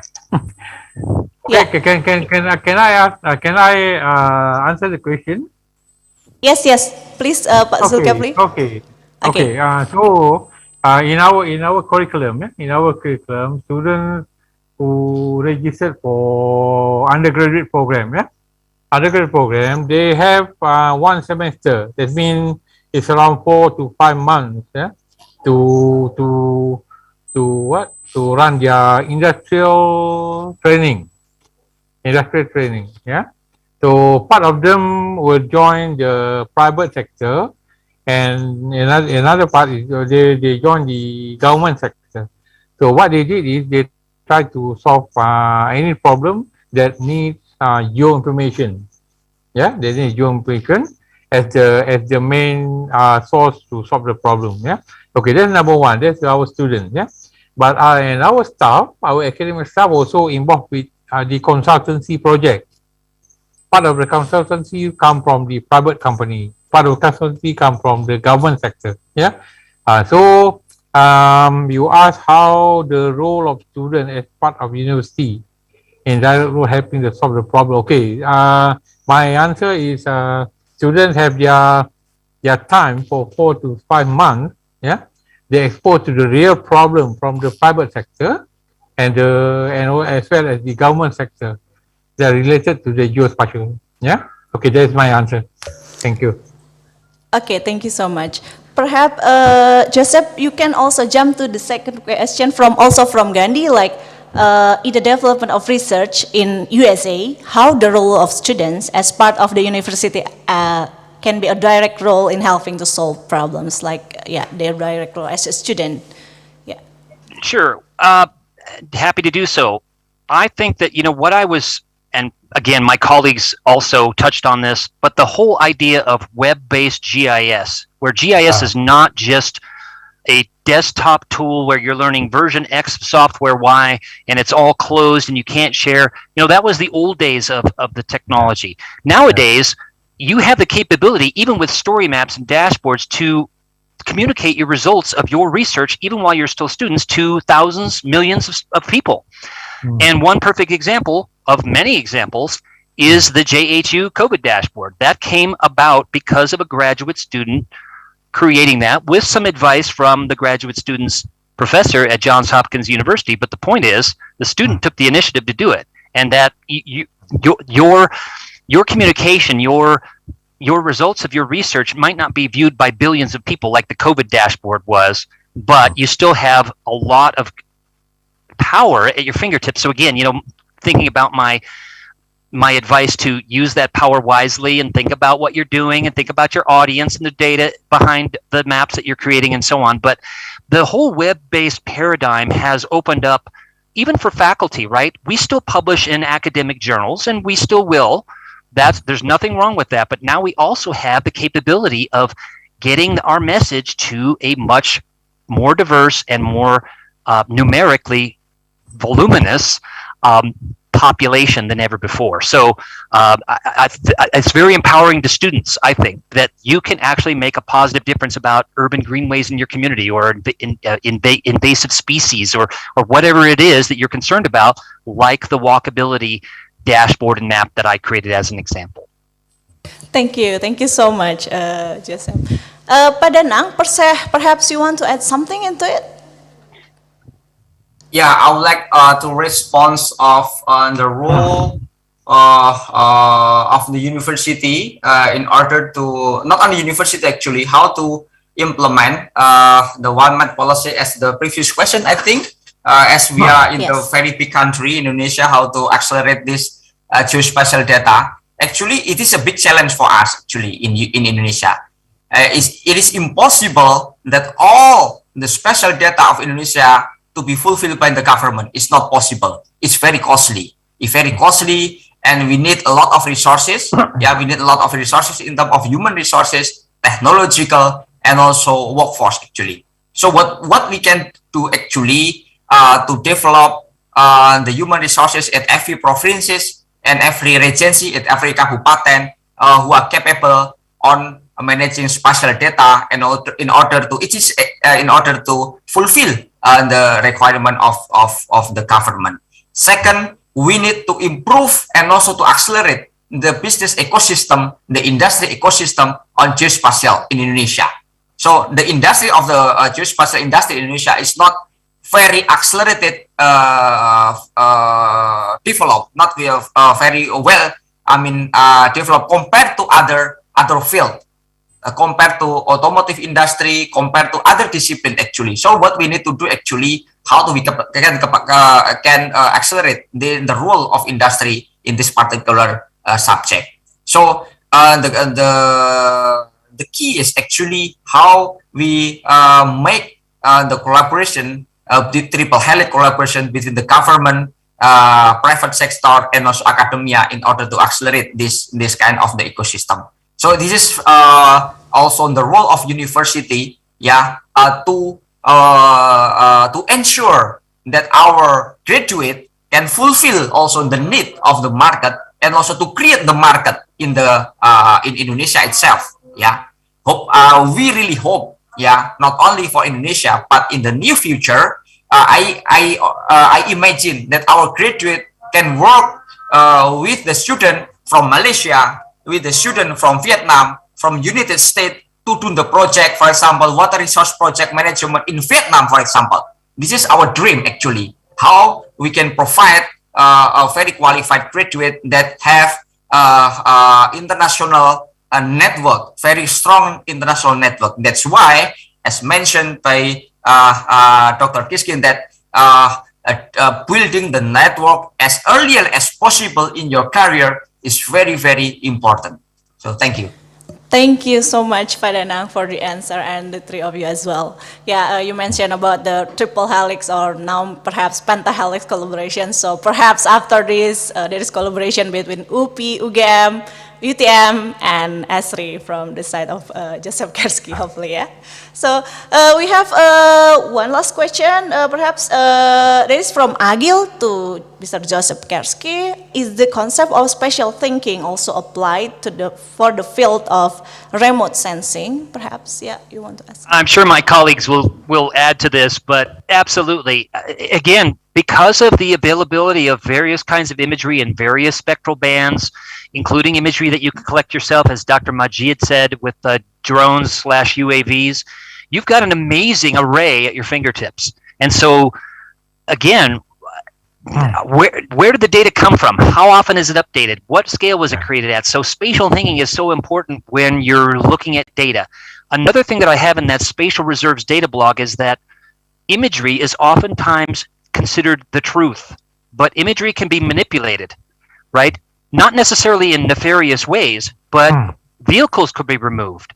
A certain spectral band could be highlighted. So, in other words, understand what you've got at your fingertips and how to change your imagery so that you can analyze what you want to analyze, whether it's forest change or urbanization or water quality or whatever. So, absolutely, spatial thinking is so critical. I think in part because when people see images, they think, oh, that's exactly what the Earth looks like at that point in space and time, when maybe not. Thank you so much, Pak Joseph. I do agree that spatial thinking and also geoliteracy is important. Even I think we need to be like for very early education, for example, like junior high school, so I think, we can start like to teach them that kind of spatial thinking or geoliteracy. I do agree. Thank you so much. So, honorable speakers, so before we close this session, I also have my personal question. So, Pak Danang speak before about blended learning, and Joseph, you also said about distributing research, Me as an academic also understand that, okay, if we have publication, then we put in article, but how many people read about that, right?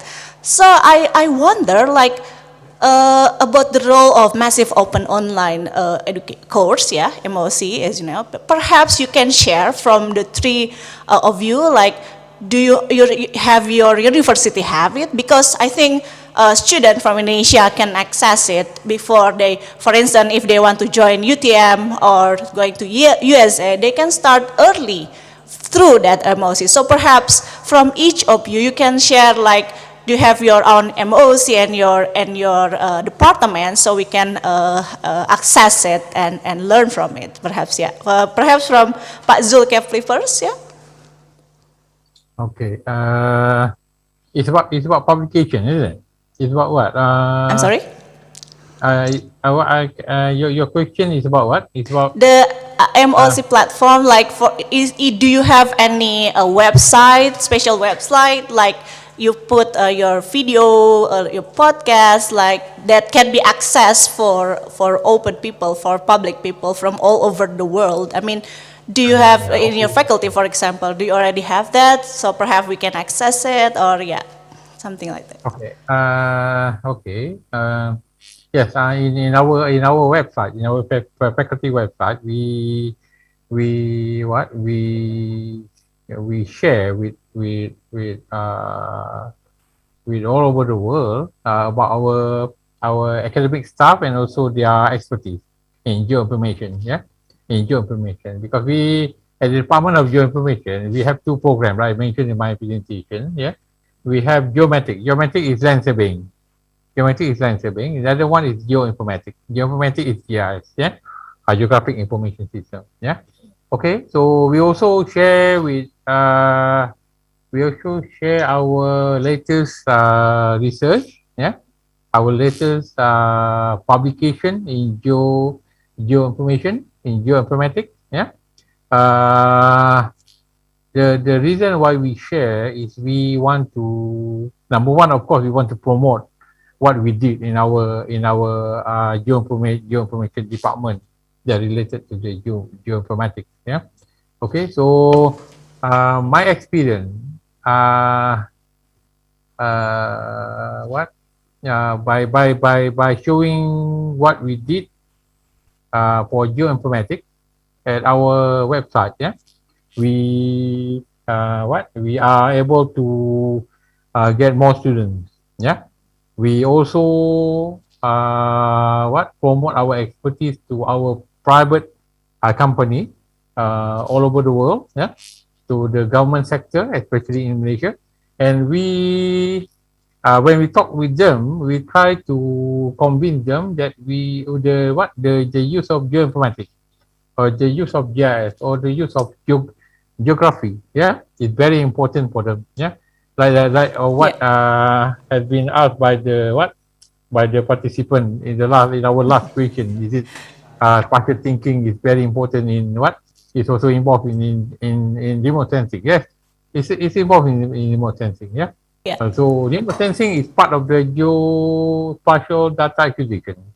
Yeah. If geospatial acquisition, if we want to use it for any type of application, we have to include spatial thinking. Yeah.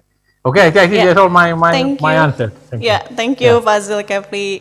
Pak Danang, perhaps you want to add about this. So because this is about the geographic education. So I think that's one tool that we can share the education about geography to public people. Yeah, perhaps Pak Danang. Yeah.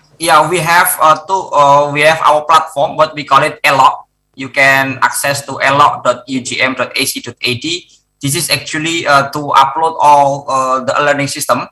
This is not only for uploading all the materials, but also for assessment, student assessment, etc. This is a platform for e-learning in UGM. In geographic information system, we have also this subject to be uploaded, and now it's available for MPKM actually. Yeah, for those who come from other university can join through these courses. And second, we have the Indonesian Consortium on online learning, funded by Dikti, and also we are collaborating with some university like UI, ITB, and other universities, and all the courses are available online, and each university, they provide their courses put into the platform. So this is to respond the need of the government on Merdeka Belajar and Kampus Merdeka actually. So the student from your university, I think, Bu, can access this platform, through ELOC and also platform of Dikti. All available, Bu, di sana. Yeah. Yes. Thank you. Thank you so much, Pak Danang. And from Joseph, perhaps I actually saw your personal website, so there is a lot of information, but you can share to us that kind of information. I think it's difficult to underestimate the impact that massive open online courses have had for spatial literacy. I've been involved in two major efforts, one from Penn State University. Maybe some of you know about the Maps in the Geospatial Revolution, MOOCs, that started actually way back in 2014. So I was working with them at the time. And over the past 7 years, over 125,000 students and the general public, GIS professionals and others, have taken that particular course alone. Then at ESRI, we have about 6 MOOCs, do-it-yourself geo apps, remote sensing, spatial analysis, cartography. And those have attracted tens of thousands of learners as well. Now, our goal on both the Penn State and the ESRI MOOCs was really to open up the audience. Sure, some of the people taking those courses were people like us, right? Hey, there's another GIS course. I'll take that one too, right? So we all want to learn more. We're all lifelong learners. But the real goal was to get people outside of our own field to start the journey into geospatial technologies, because as we all are aware, most people still think maps, globes, etc. are where is something, not why is something where it is, and how can I make a better future with spatial analysis. So that's the underlying goal with many of these MOOCs, is to open it up to business, engineering, data science, other fields. Nothing against having our own people take those courses, but they are starting to open up the doors into other disciplines, which I think is really exciting, because that's where we need more spatial thinkers. So thanks. Yeah, thank you very much, Pak Joseph, for that. So thank you very much for all presenters, Pak Zulkifli, Pak Joseph, and Pak Danang, for your informative and very wonderful talk. So let's give once again a big round of applause for our 3 distinguished speakers. So before we end this session, we want to give some kind of certificate of appreciation. Actually, if you are here, we can give it directly to you. But since this is online, we would like have a symbolic certificate. Yeah, please, operator. Okay, this one is for Associate Professor Zulkifli bin Majid. Thank you so much for for being a speaker in our event. And next.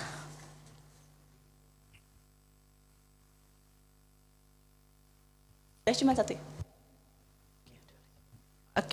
Okay, this one is Dr. Danang Srihatmoko for Pak Danang, who has, thank you so much for being with us as keynote speaker. Thank you so much. Thank you so much. Wonderful. Thank you. Wonderful, wonderful.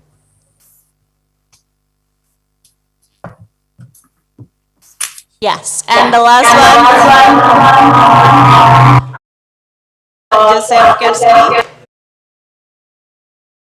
So thank you so much. Yeah, I think it's already, what time is this in USA? So thank you so much for spending time for us. Yeah. So perhaps we will see you again in next event.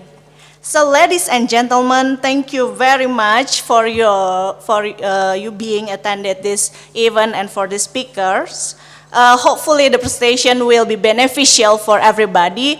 Thank you for your attention. So I'm Anissa as your moderator. So thank you so much. Good afternoon. Wassalamualaikum warahmatullahi wabarakatuh. I'll give back the session to the MC. Thank you.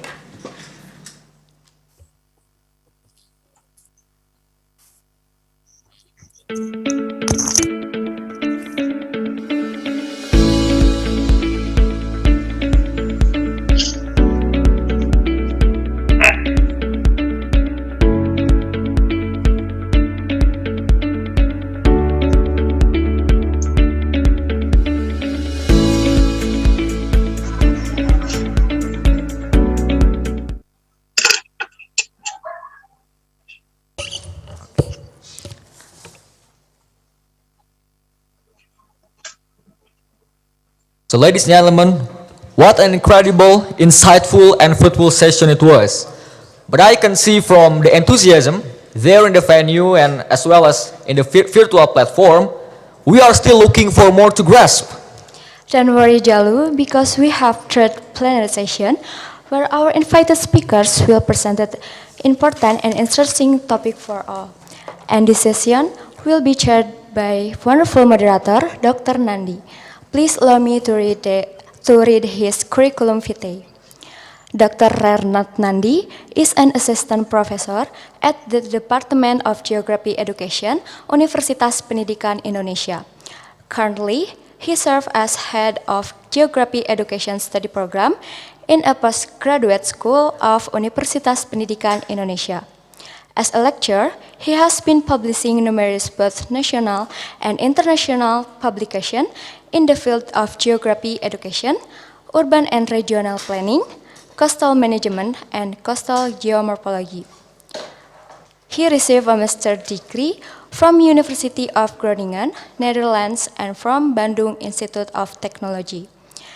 In 2015, he completed his doctoral degree in geography with specialization in geophysics and geosciences from University of Leipzig, Germany, and from 2005 until now, he is a lecturer in the Department of Geography Education in Universitas Pendidikan Indonesia. Now to begin, we would like to hand over this session to the chair, Dr. Nandi. Please.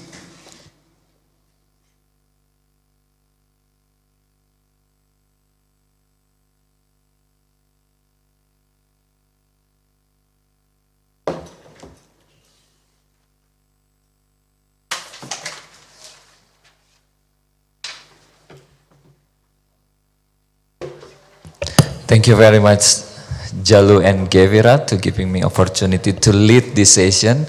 Ladies and gentlemen, thank you very much also for stand by in the Zoom meeting, and also I would like to thank you to Dr. Danang, Associate Professor Dr. Zul Kefli, and also my wonderful speaker from S3 USA, Joseph Karski. Thank you very much for coming for this session. Okay, without further ado, we have 5 wonderful speakers as well. So I will invite Dr. Zumadi, and then Dr. Iwan Setiawan, Dr. Amajani, Dr. Lili Sumantrin, and the last is Dr. Desi Arisanti. So this is quite a lot of speakers today, but I think all the participants would be waiting for the good idea or wonderful idea from all the speaker. So please let me introduce all the speaker first. Can I have the CV from the?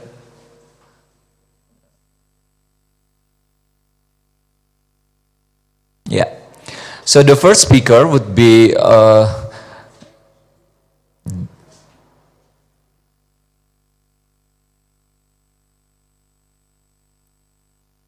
yeah, can I have the CV from the speakers? Yeah.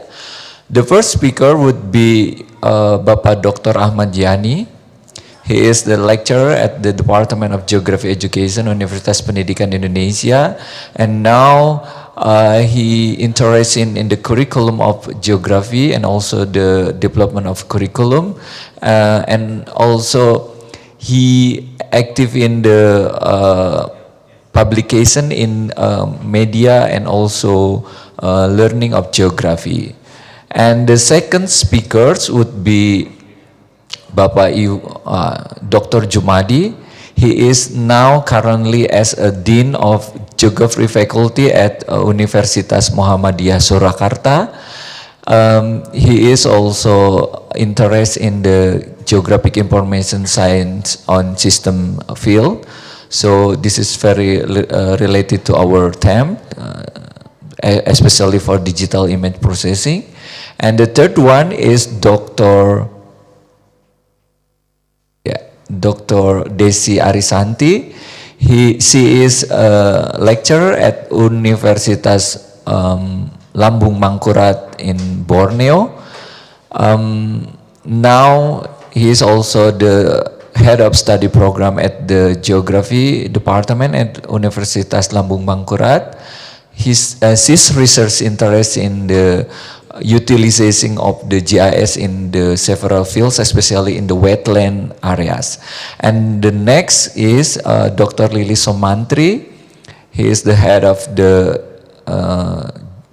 GIS study program in UPI, and his interest field is GIS and remote sensing as well. And the last one is Bapak Iwan Setiawan. He is the head of Geography Education Study Program here in Universitas Pendidikan Indonesia.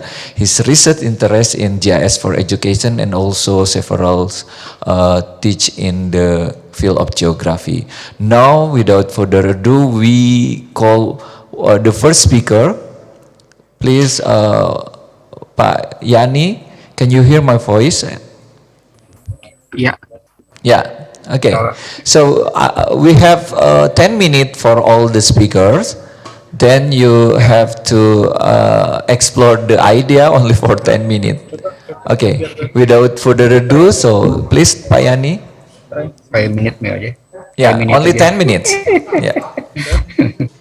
Thank you Pak Nadi. Yeah. Bismillahirrahmanirrahim. Assalamualaikum warahmatullahi wabarakatuh.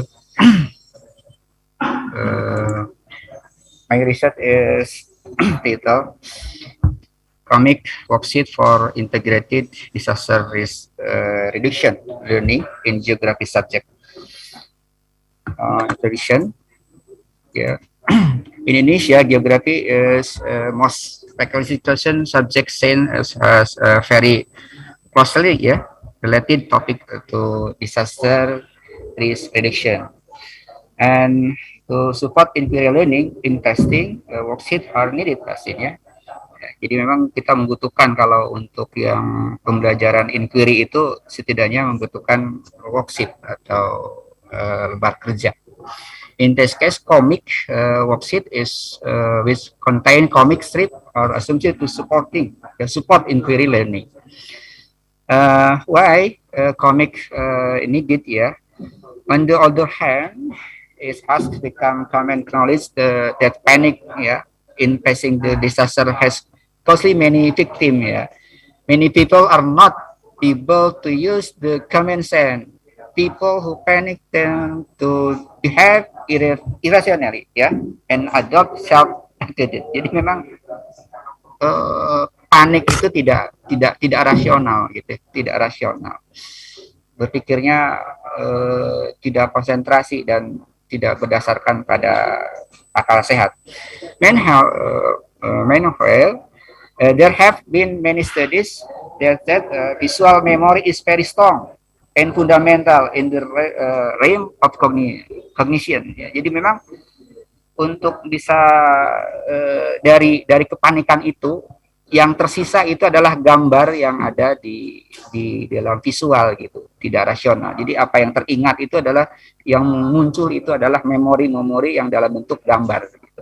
Jadi kenapa kita menggunakan worksheet? Menurut saya itu worksheet yang bentuk komik, karena even the power of visual memory has been limited by artificial intelligence system itu seperti itu. Bentuknya seperti apa? Worksheet containing comic with blank space bubble itu seperti ini.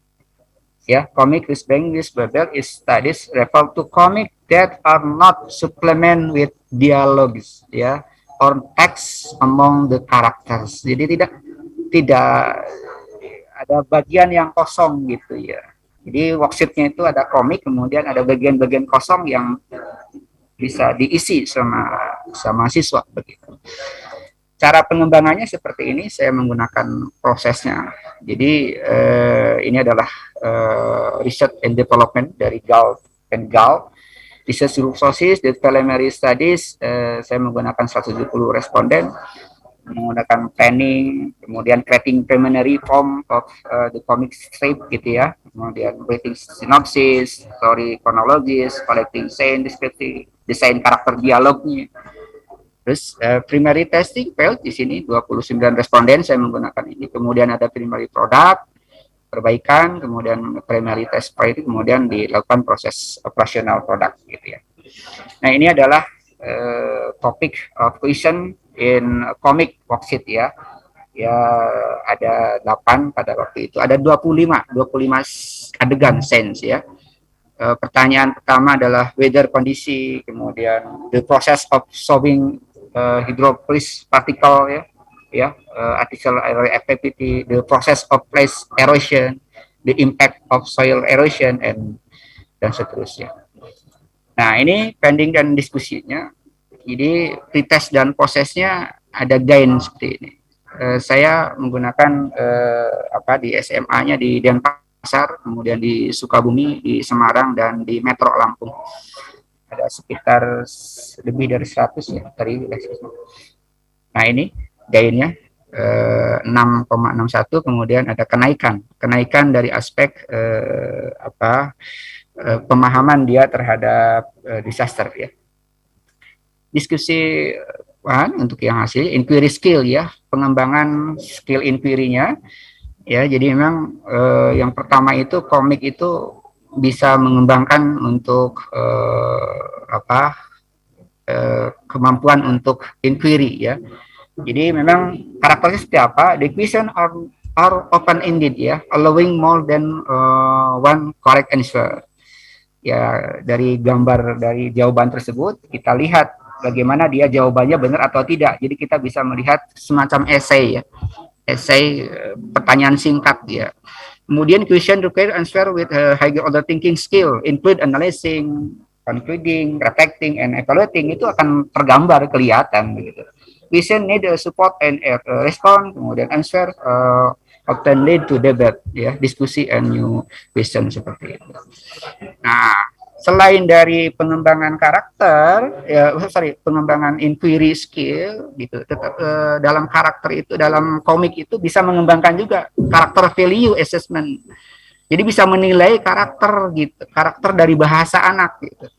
This is dalam penelitian saya adegan 1 misalnya itu bagaimana karakter saying goodbye to parent ya, with going to school gitu. Ada yang kan assalamualaikum, ada selamat pagi, ada macam-macam. Yang adegan 3 expressing graduate ya, ada yang 15 caring and being proactive in disaster mitigasi gitu. Jadi banyak sekali karakter yang bisa dibaca ya, baca.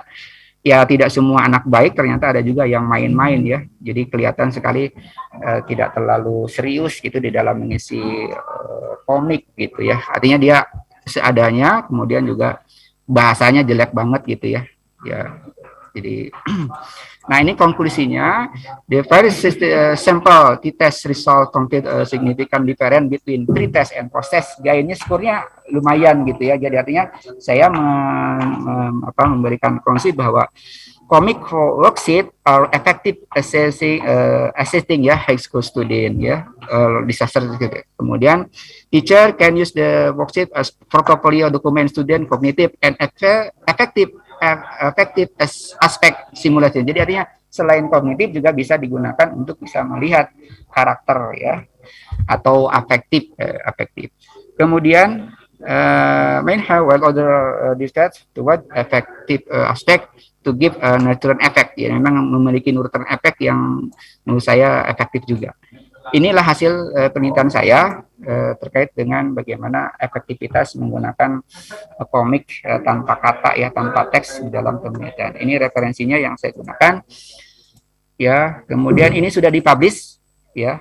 Jadi silakan bagi mereka yang beririsan dengan media, dengan komik, dengan karakter itu silakan sudah dipublish ya, baru 2021 juga, komik worksheet for integrated disaster risk reduction learning in geography di Jamba ya, Journal of Disaster Risk Studies. Demikian Pak Nandi, terima kasih, mohon maaf. Assalamualaikum. Okay, thank you very much for the short presentation from Pak Yani. So this is very, I think very important as well for us to also learning about how to communicate each other in the digital world. Thank you very much Pak Yani. So please be waiting in the virtual room because in the end we have a discussion. Next we have Dr. Jumadi. Dr. Jumadi, have you been there? Yes, I am Pak Nandi. Okay, So we have 10 minutes again. Pak Jumadi, you have to present your idea about your field and also related to our themes. Please, without further ado, I give you a opportunity for 10 minutes. Thank you. Okay, thank you, Pak Nadi. Thank you, everyone. I will give short presentation about agent-based modeling as I present in the slide here.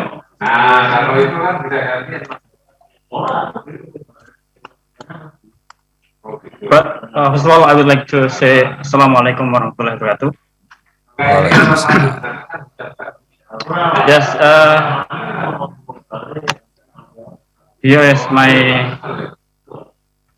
title, Spatial Agent-Based Model for Research and Education in Geography. Actually, I will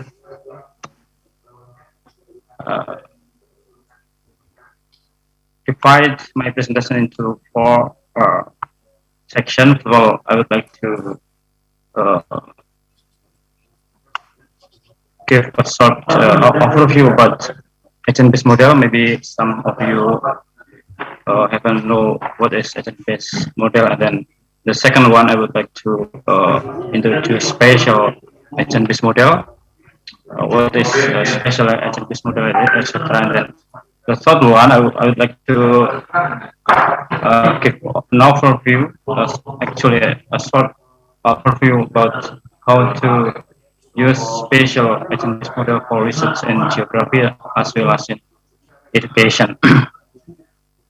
The first, I would like to give a simple overview about an agent-based model. Actually, agent-based model is a computer model that attempts to capture the behavior of individual within an environment, or in the other words, agent-based model is a computational model for simulating the action and interaction of autonomous agent in order to understand the behavior of system and what governs its outcome. Yes, in this model we actually have three components. First of all is the agent. The agent actually can represent. Sorry, I will wait.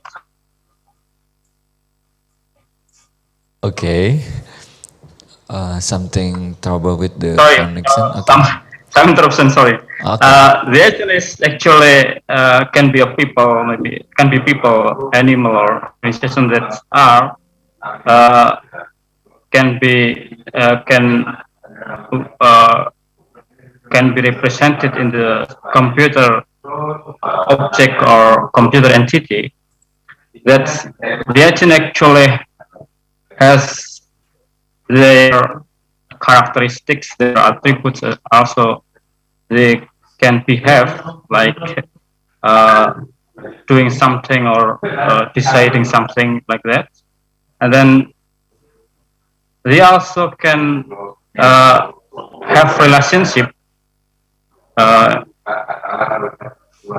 with their surrounding agent, or also maybe different agent, or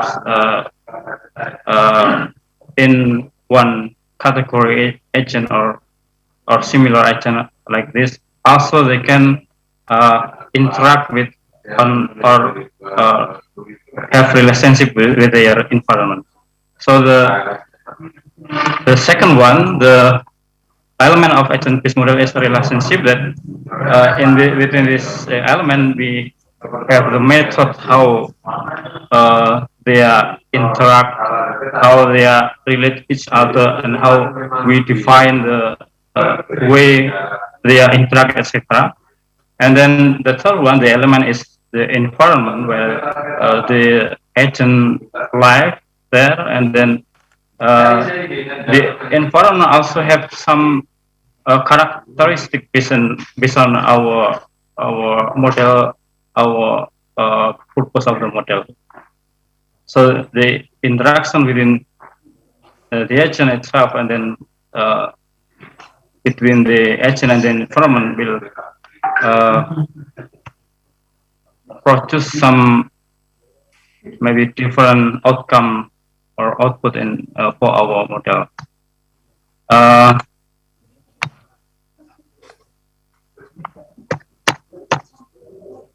So because the model live in the environment that virtually we create in our system, we actually can make the environment more spatially realistic with the integration between spatial data and APM or agent-based model. So within the agent-based model, we can spread our agent on the environment that spatially can represent the real world. So the indication actually, the idea we can use this to simulate the real world within various areas of our research in geography. Also, we can explore the different aspect of spatial process, for example, or interaction between people, among people, and between people and the entire environment that can maybe emerge some phenomena from the interaction. To develop the agent-based model, we need to have three steps. Actually, there are some different explanation if we refer to some literature, but actually the common way actually the same.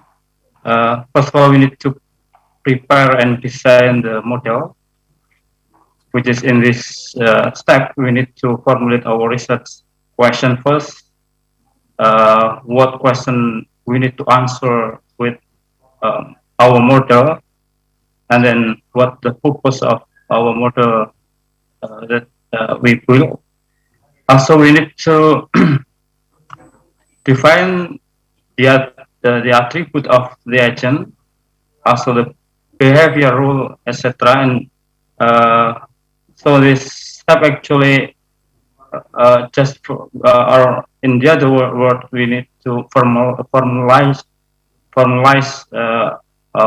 our model in written document. So we know what the model can we know how to write the model in the next step. The next step is to implement our model or model implementation. That actually in this step we need to translate our design from the first step into computer program that actually there are various kind of software can be used. For example, NetLogo, AnyLogic, Gamma, and then maybe if you would like to or prefer to use Python, maybe you can use APM, etc. And then the next step of the top step is to evaluate the model. Actually, yes, we can say that everyone can make model, but to make model that actually represent the real world is difficult. So in this part, we need to, first one is to verify our model, whether the model is comply with our design or not. We can verify from in this step, and then we need to calibrate. That actually calibration is used to to adjust maybe parameter or maybe variable in our model that so that the output fit with the real world, and the validation process actually to convince that the outcome or output of a model is can represent or maybe similar with the real world. And then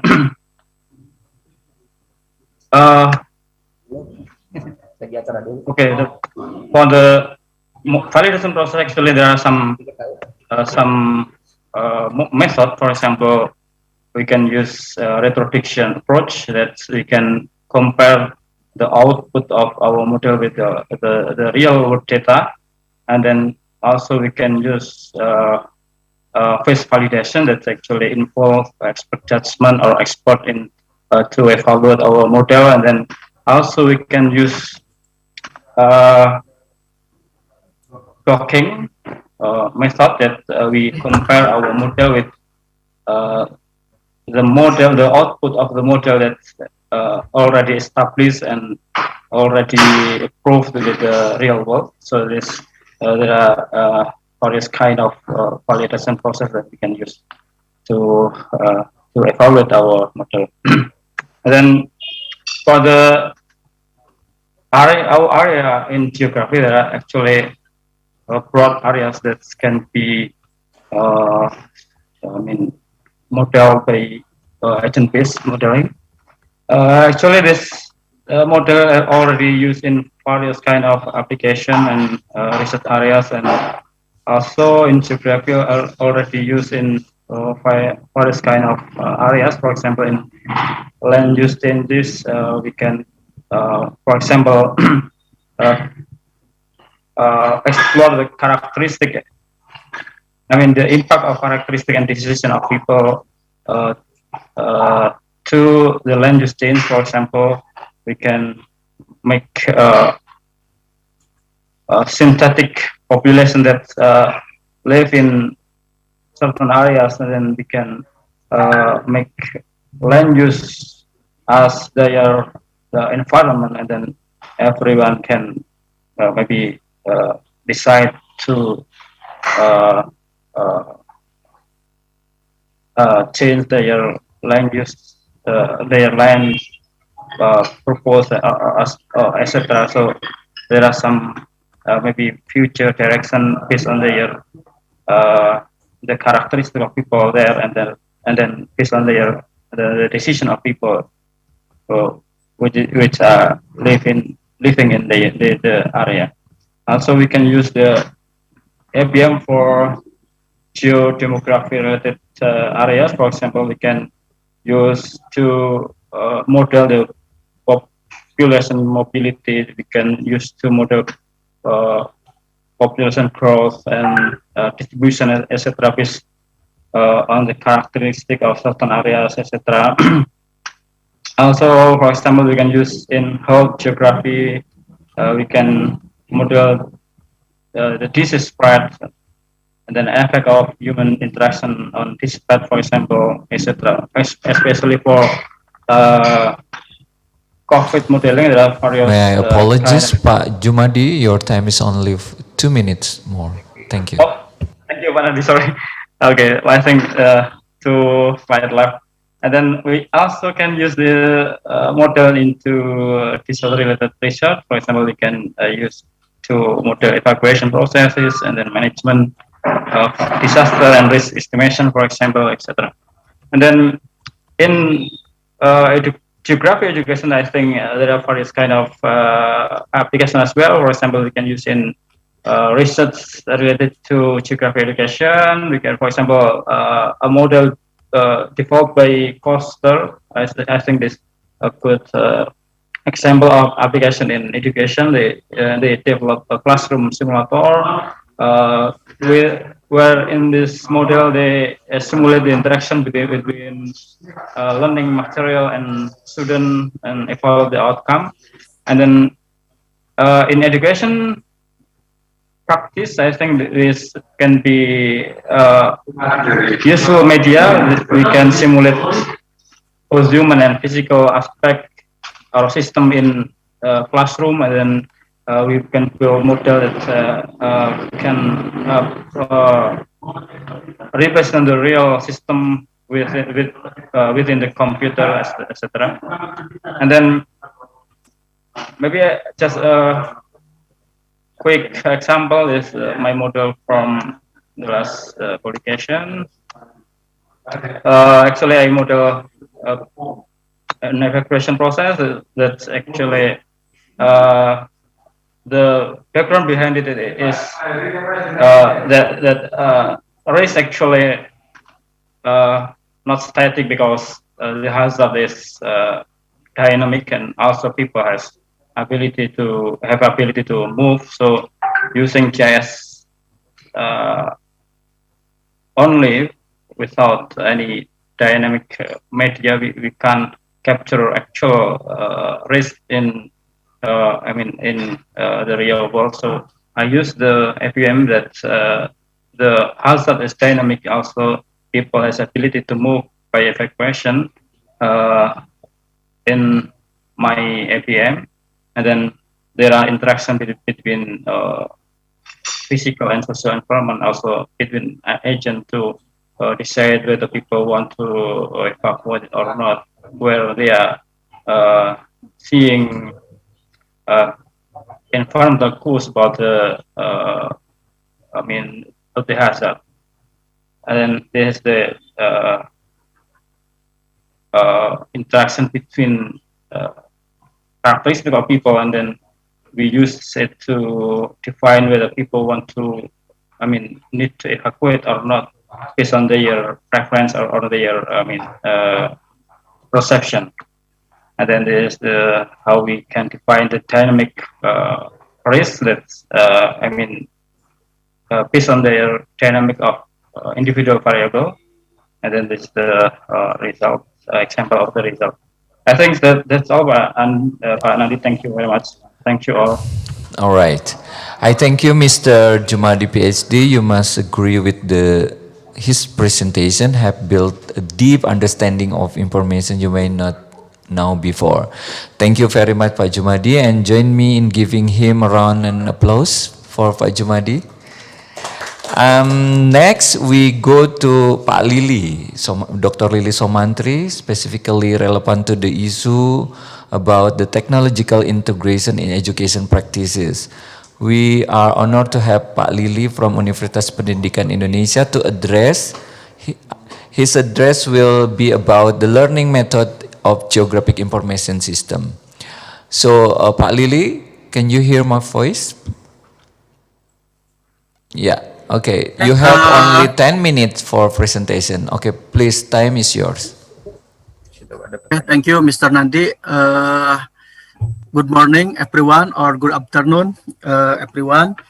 Thank you for my opportunity. I would like to presentation about my title is Learning Method of Geographic Information System.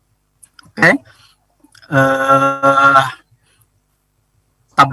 Table of content, I will be talking about the first one is learning methods, the second one, geographic information system, GIS learning method, GIS learning practice, and the last one, conclusion. The next presentation. The first one, we can say about definition about learning method. Learning method is a comprehensive way to achieve learning objective. If you can see, okay, no, before presentation. Okay, thank you. If you can see the definition of learning method, method is a systematic way used to achieve to goal. The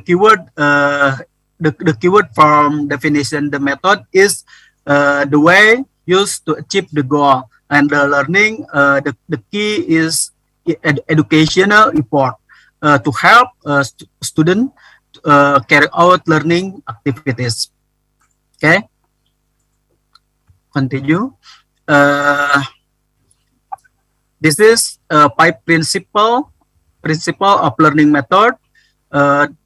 The first one, the principle of continuous advancement, and emphasis on independent learning, learning with teams, multidisciplinary, flexibility, and in GIS, the multidisciplinary is very important, and the team and learning with teams in GIS is very important because lot of step must be do the teams. Okay. And then the geographic information system. The definition of geographic information system, we can see from Buruh, Steinberg, and Longley. The keyword is the technology or software to collect, store, retrieve, transform, and display spatial data, and the result information about decision making about region. Okay. And then the GIS learning method. GIS learning method must be a lot of practice. Before lot of practice, the student have a lot of knowledge about GIS. From Edwin, the effective teaching and effective student learning have been a central focus of current educational reform movement. So central focus in GIS is competency in student. If you can see this picture, we can see different from only read and do. Only read, the student have 10 point, and the student do something in GIS have the point 90. Okay. There are three things GIS learning must cover of GIS. The first one, cognitive, because learning about GIS, the student have a lot of concept like the definition, like subsystem or GIS, or model data, or source meaning about data for GIS. And then effective, because in GIS must have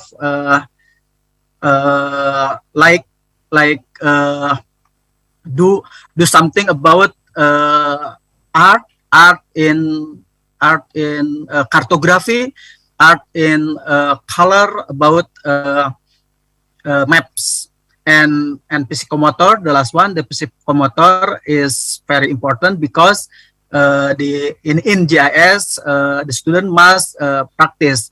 Okay.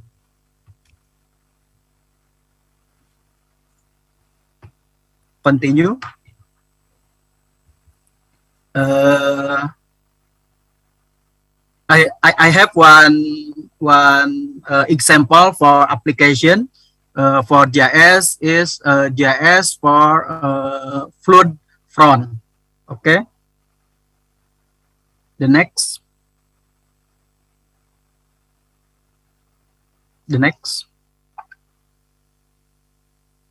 Okay.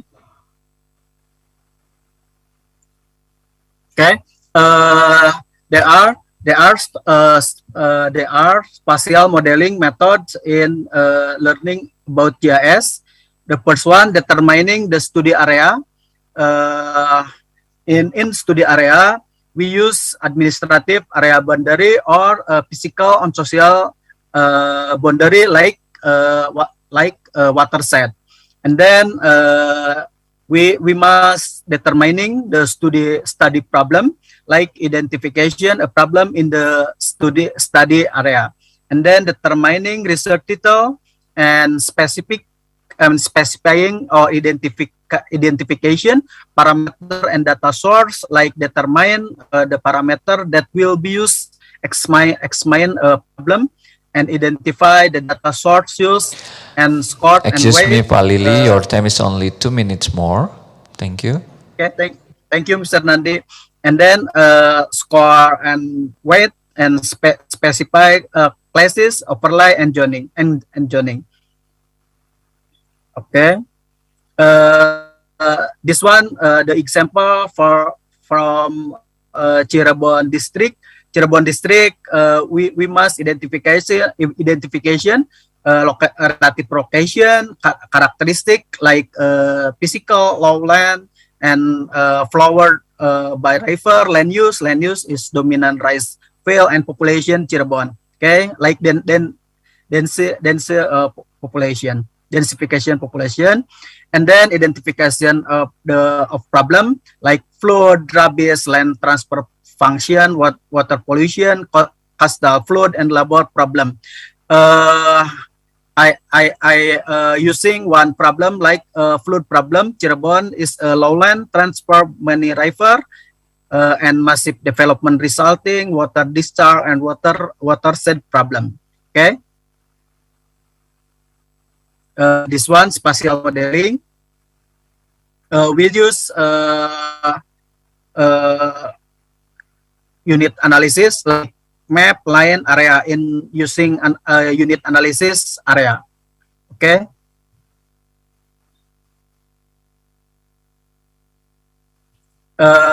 The maps for flood front like slope, elevation, rainfall, land use, and distance from river. We must overlay for all the map using scoring and weight, and the result we can donation region in high flood and low and medium. Okay, maybe you can share with maps, all the maps. Okay, continue. This is process from data input, data management, analysis, manipulation, result, and output. This is thing about GIS. Okay, because why I presentation about this, because a lot of the teacher problem difficult for teaching GIS, and nothing facility like computer and software competence for operating software is low. Okay, maybe you can see the result my maps in the last presentation. Okay.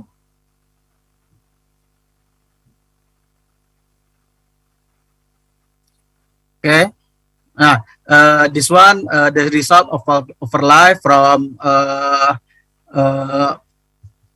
parameter in high front is the north, and low front hazard flood is in the south. Okay, thank you, I think Mr. Nandi, the time for is, opportunity. yes, of course. Okay. Yes. Yeah, let us thank to Pak Lili for his presentation. I believe has been an inspiration for teachers in applying GIS knowledge for their student, because this is very basic knowledge for GIS for student. Thank you very much. So join me in giving him to round an applause for Pak Lili. And now we turn to Pak Iwan, Dr. Iwan Setiawan from Universitas Pendidikan Indonesia. They will be addressed in the topic of utilization of GIS in geography learning. This is also very interesting in the learning geography with the GIS. Okay, without further ado, Pak Iwan, you have also 10 minutes for the presentation. Time is yours. Thank you, Nandi. I will deliver my presentation about utilization of GIS in geography learning. Uh, I will expose some issues in geography education in Indonesia before I share about utilization of GIS in geography learning. The first is marginalization in the school curriculum in Indonesia. Geography subject is only applicable in social sciences group. The number of lessons also is relatively limited. The second issues about geography education in Indonesia is there is no reference standard in the content of geography lesson in Indonesia, but is being reworked on the Indonesian Geographical Association. The third is learning method that tend to be classical or less case-based and project-based learning. The fourth is support for learning media with local-based content is still limited. The five is the teacher mastery of geospatial technology is still limited. This is some issue in geography education in Indonesia.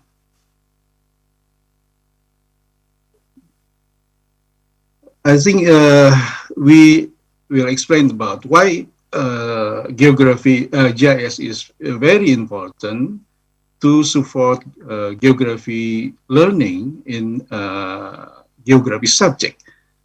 The reason for the importance of GIS for education is the first, workplace consideration.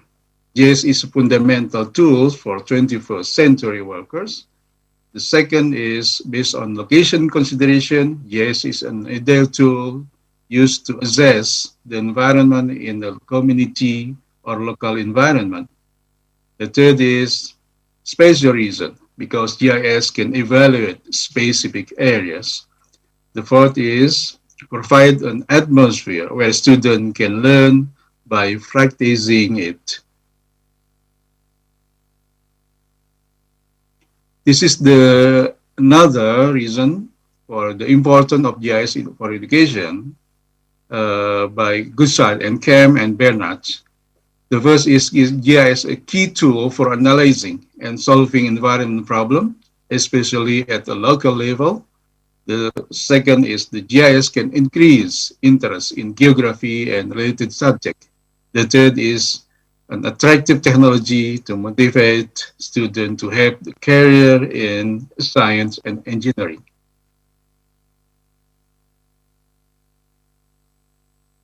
Another reason from Wigan, reason for the importance of GIS for education. Wigan said that first, GIS offers students technological capability to solve real problems through data analysis, modeling, and presentation, so that they have a competitive advantage among other subjects. Second, if GIS is not included in geography learning, then the subject will be difficult to compete with other subjects that continue to compete for the best position in the school curriculum. The third is, if GIS is not placed in the core of teaching geography, there will be no confidence to survive in the midst of increasingly fierce curriculum competition with other fields such as information and communication technology, business studies, and science. Another reason is from Kasgi. I refer to Kasgi. He stated that the best way to teach geography, the best way to teach about the Earth is possible with the same tools where the Earth is modeled through geotechnology, including geographic information system, global positioning system, and remote sensing. According to him, GIS provides more information than maps, is more customizable, more portable, and allows students to move faster from viewing maps to analyzing data. Osgun said the and argues that GIS allows students to access any information they see at various levels or scales according to their wish.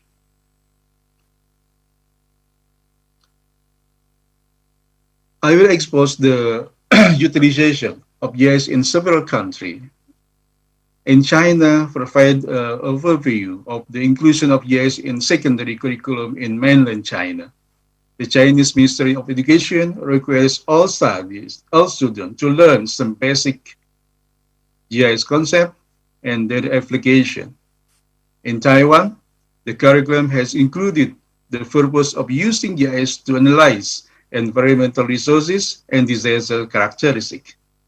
In Hong Kong, GIS was introduced to the senior secondary geography curriculum in 2009. The importance of GIS is not only recognized by geography academics but also curriculum developers, because GIS is an important tool in storing and processing and analyzing spatial data. Curriculum developers also see it as very important for learning. USA and Canada. In USA, there is increasing interest in secondary school for GIS. State support has also increased in the form of the inclusion of GIS in the National Geography and Science Education Standard Curriculum Development and Educational Software. Support for secondary education practitioners through journal and scientific publication. The Canadian education system mandates each province to develop GIS education, therefore there is no consistency in the province. Why GIS is various implementation in many countries. This is a limited factor that limit the use of GIS in school. The first is GIS knowledge in basic educational program. The second, teacher do not have sufficient knowledge about GIS.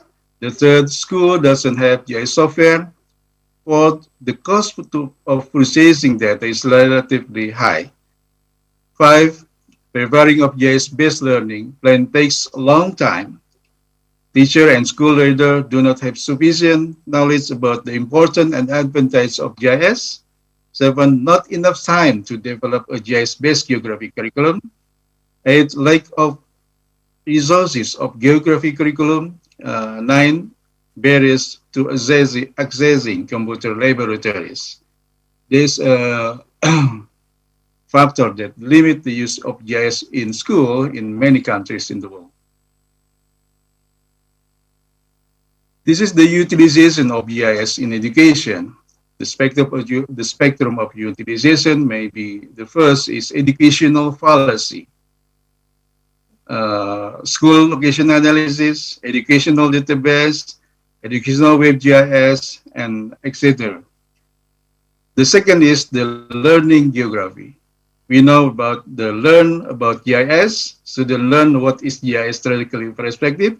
The second is teaching with GIS. Teacher use GIS to show and explain geographic phenomena. The third, learning with GIS. Students study geographical phenomena using GIS technology support as learning resources, method, and model of learning. Thank you. That's all, Pak Nandi. Okay, thank you very much, Pak Iwan, for the nice presentation and very informative and also eye-opening address. Once again, I thank for Pak Iwan and join me in giving him a round of applause. Yeah, this is the last speaker. So I have Ibu Desi. Ibu Desi, can you hear my voice? Yes, Pak Nandi. Okay, having an abundant knowledge of geography and getting in touch with this development in responding to various issues is a must for all of us. The interesting topic, peatland and fire mitigation, will be now addressed by Ibu Dr. Desi Arisanti. I'm delighted to give you the floor, Ibu Desi. 10 minutes from now. Time is yours, Bu Desi, please. Thank you, Pak Nandi. I will share screen.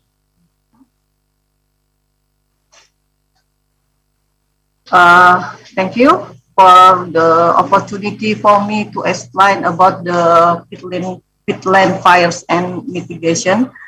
I will present about the peatland and mitigation related to the vision of my university as the excellent university in wetland area. So I come from Universitas Lambung Mangkurat and I am a member of Tim Restorasi Gambut Provinsi Kalimantan Selatan or TRGD. So I will explain about the peatland in Indonesia. How about the peatland in Indonesia? The soil are formed by the anaerobic condition with the affected by tides, either and directly or indirectly. The directly of tides is called as the tidal swan and the not indirectly of the type we can call the lebak swampland. Fit that develops in basin where water saturation condition comes from the groundwater or surface water runoff is called as topogenous peatland that while ambrogens develop on topogenous peat or land where the water source only come from the rainwaters is called as ambrogenous peat. So peat can also be divided into three types like eutrophic, mesotrophic, and oligotrophic peat. That the eutrophic peat has the fertile because have the nutrient from the river. So oligotrophic peat is pure minerals and not fertile. But peat maturity can be divided into three types. Like fibric, hemic, and sulfuric. That the fibric, sulfuric has the undergone decomposition that has the book density greater than fibric and hemic.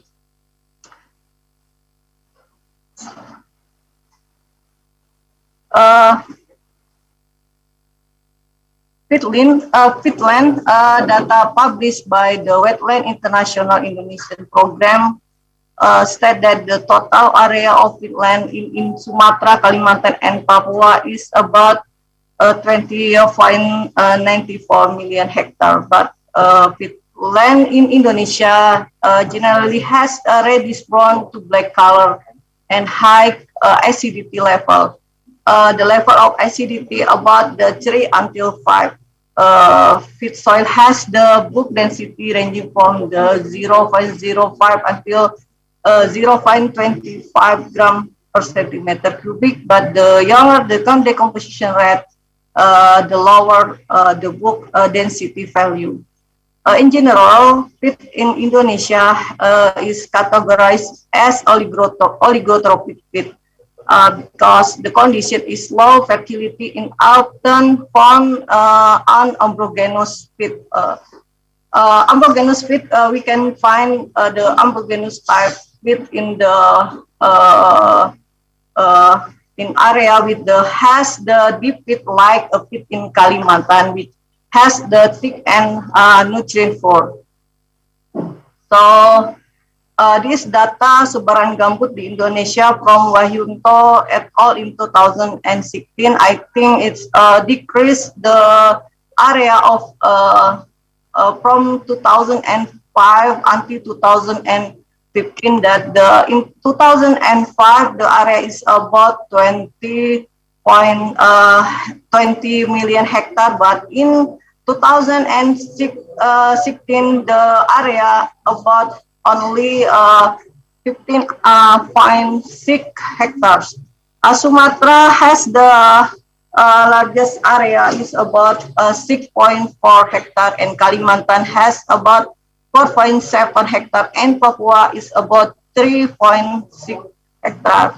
The many problem in peatland area like the fire, land degradation, land conversion, decrease area of land in Indonesia.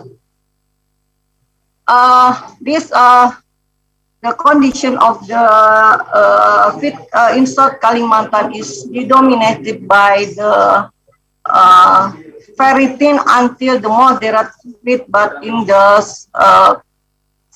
central Kalimantan we can find the extremely deep or extremely thick feed. The extremely feed can be used as the conservation area. So in the shallow or moderate feed, we can use as the plantation area. This is the data from, yeah, I think it's fault of data, but we can find the area what always decrease every year because the problem of in the peatland area. What is the factor causing of peatland fires? 99% the factor causing of the peatland fire is the human activity, like the illegal logging, so drainage channel, and the agriculture land and the industrial forest. I think it's the main factor that has the land fires in Indonesia. Land clearing using fire is considered as to the factor in contributing to land fires in Indonesia. So we can use the estimation or the predict of hotspot in Indonesia using the satellite image using the Terra Aqua NASA or satellite NOAA. I think is we can update data hotspot every year in Indonesia. Indonesia has the system data using the Sipongi from the KLHK. We can find the hotspot in Indonesia, in area of Indonesia. So I think it's important to monitoring data about the land fire in Indonesia. It is the land fires in Kalimantan in 2015 until 2020 from the Sipongi. We can find the website of sipongi.lhk.go.id hotspot. We can predict we can understand a lot of the burn area in all province in Indonesia. Apologies, Dr. Desi, your already time is only 2 minutes more. Thank you. Okay. Thank you, Pak Nandi. It's the province Indonesia like Kalimantan. In Kalimantan is only the example land fires in 2015 until 2020. So some program to restore land fires Indonesia, peatland restoration program from the IGM has the 3 program like the rewetting program. Rewetting program has 3 ways, like the construction of water retaining structure, hardening of the open canals, and drilling well construction. That another program is the vegetation program. How to the land fires we can get the type of land that adaptive to wetland and have economic value in cultivation function, like the plantation endemic, enrichment of plantation and degraded forest area, and improvement and application of seed dispersal technique to encourage regeneration of vegetation. That the revitalization economy is the how the community can improve the welfare of the community in and around the field restoration area. Some program like the Surgeon and Valuriculture system is the main choice because we use the adaptive seed out plantation in wetland area. This is the sample of the agricultural area and the sample of the program from the BRGM.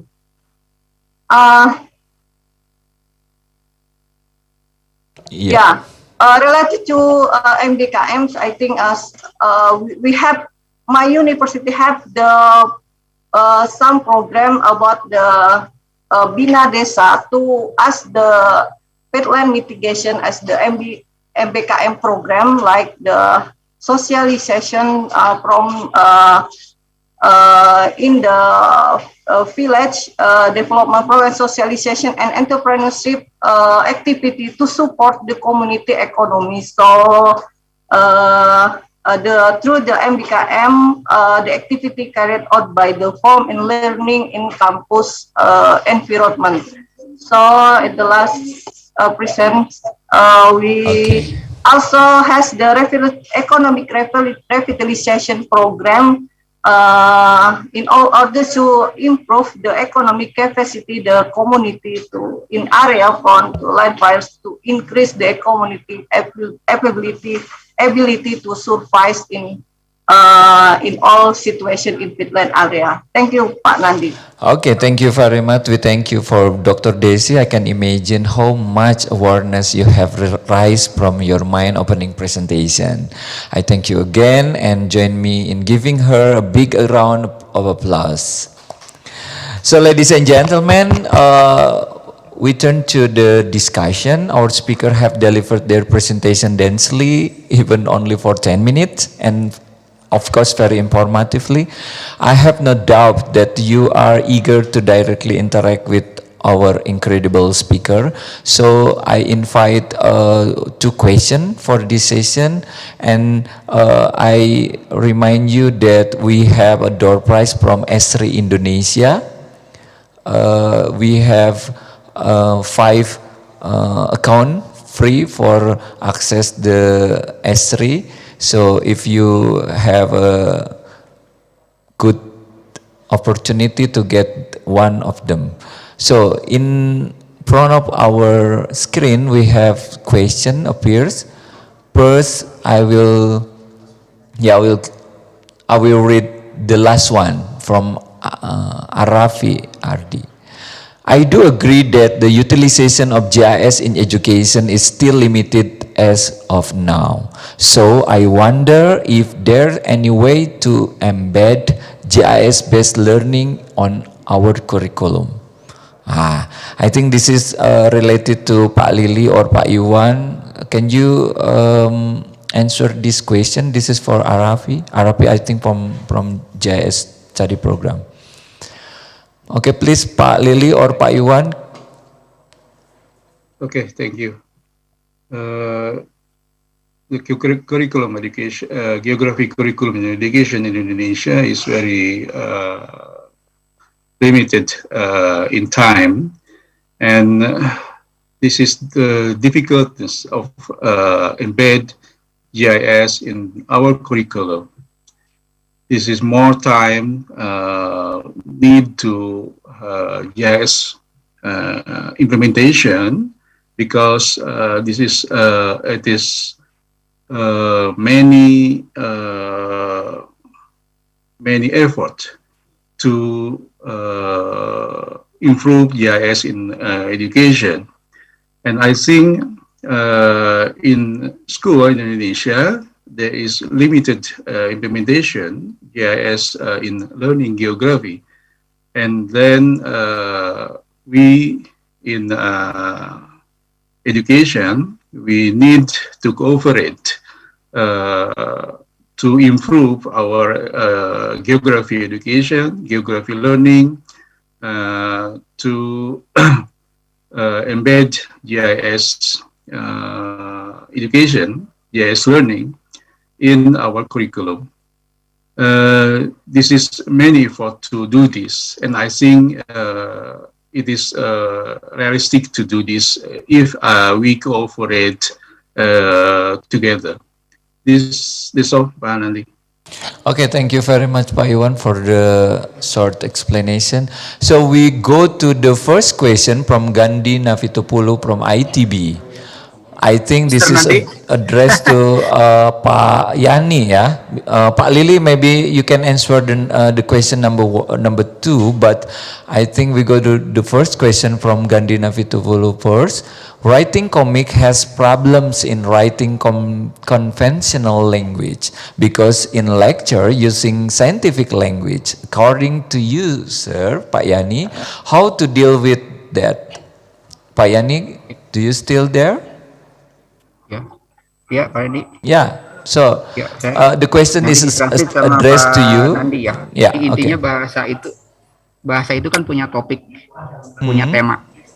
Jadi baik saintifik maupun bahasa biasa juga punya tema. Jadi itu yang ditarik, yang dimaknainya itu. Bahasanya bahasa biasa anak-anak, tetapi temanya pasti merujuk pada hal yang sifatnya saintifik. Itu saja. Okay, Payani said that between language and scientific is very related. So I think it's easy to convert to the comic. So I think, yeah, that's the point. Okay, we go to the next question from Gandhi as well. In making the mapping in Cirebon, there is a classification of several components. Can you explain how did you make the classification and the weighting? So I think this is the question addressed to Pak Lili. Okay, Pak Lili, please answer the question. Mr. Nandi, before I answer Gandhi, maybe I would like to add for a question from Arafi Ardi. Yeah? Maybe in my opinion, the problem why GIS in education is still limited. The first one, problem difficult for teaching GIS, and then noting facility, and then competency for operating software, and in school in Indonesia, GIS in curriculum only in geography, but in university or in company, GIS not only in geography major, but also in economy, in history, in sociology. So if we can expand about GIS in school, maybe not only geography teacher for promote GIS technology, but also another teacher like history teacher, sociology teacher, and then the second one from Mr. Gandhi, maybe tadi ini ya kelewat ya, too fast I presentation, but if the classification and scoring and weighting from for flood prone is we reference standard from BIG, Badan Informasi Geospasial, or dari BNPB, Badan Nasional Penanggulangan Bencana. So we can use we only can use the scoring and the weighting input to mapping, input to spatial data, and overlay. Maybe. Okay, thank you very much, Pak Lili, for the answer. So I think we only have 3 questions. Yeah, before we going to close this session, it should be good if Pak Jumadi Bu Desi will deliver the closing remark. I think Bu Desi first. Yeah, thank you, Pak Nandi. I think GIS and remote sensing is important to fit land fire mitigation. We have the data from the SIPOMI to predict the land fire, so we can use the data to monitoring of pit land fire. I think technology is important to land fire mitigation. This, Okay, thank you very much. Very indeed, I think. Okay, next, Pak Jumadi, do you have any closing remark from you regarding to how integrated between education, GIS, and also digitalization era something? Yeah, thank you, Pak Nadine. I think our era is the most uh, theoretically invented era of our progress in geography. So this is our opportunity to involve the technology in our research and education, involving the cloud computing and machine learning, etc. Especially agent-based model that we need to learn more and to explore the application of the technology in our research and education. I think that's all. Thank you, Andy. Okay, thank you very much. Now I would like to express my heartfelt gratitude to our speaker for sharing with us your insightful presentation. Let us give them a very big round of applause. Yeah, because we have limited time, I regret to inform you that this plenary session marks the end of the whole plenaries, but following is also the highly awaited session, which is parallel sessions. I wish you best of luck there, and thank you very much. Good afternoon, and let me hand over the session back to the MCs. Thank you very much. Assalamualaikum warahmatullahi wabarakatuh. Ya, terima kasih.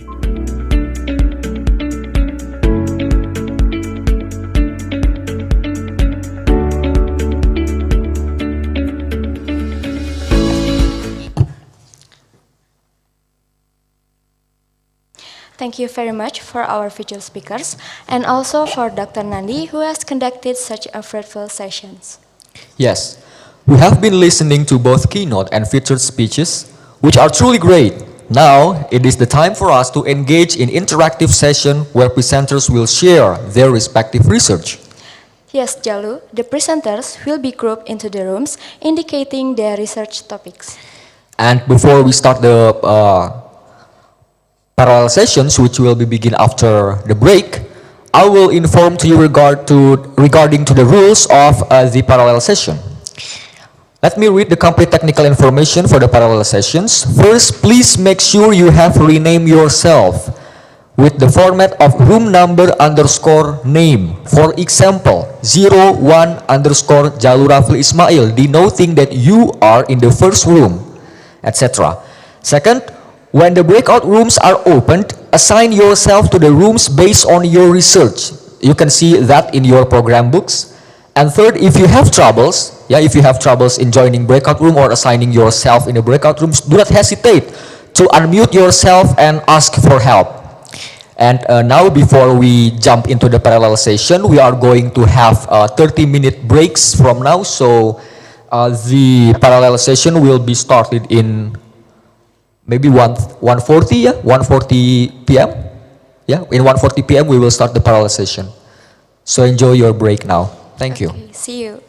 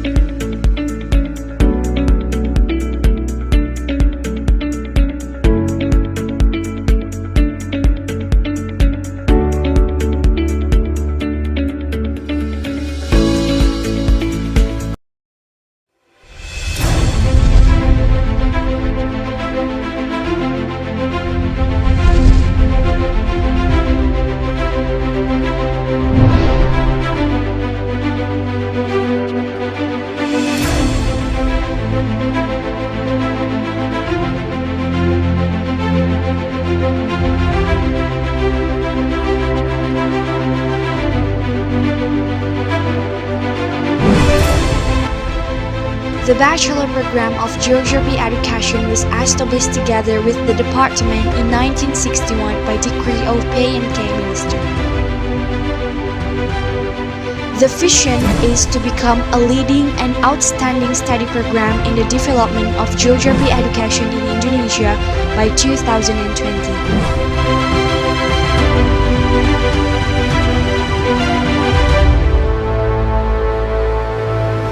Organizing education to produce professional geography education graduates, equipping pedagogical and professional, social, and personality competencies that are of good character and devoted to God Almighty.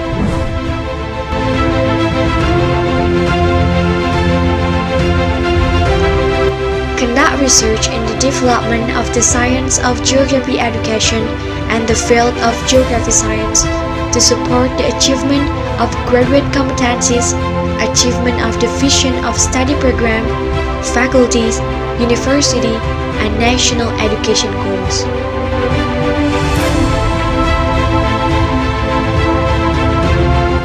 Carried out community service in order to implement, socialize, and disseminate geography education and geographic science in accordance with community development, science, art, and technology, and also establish partnerships with other agencies both domestically and abroad.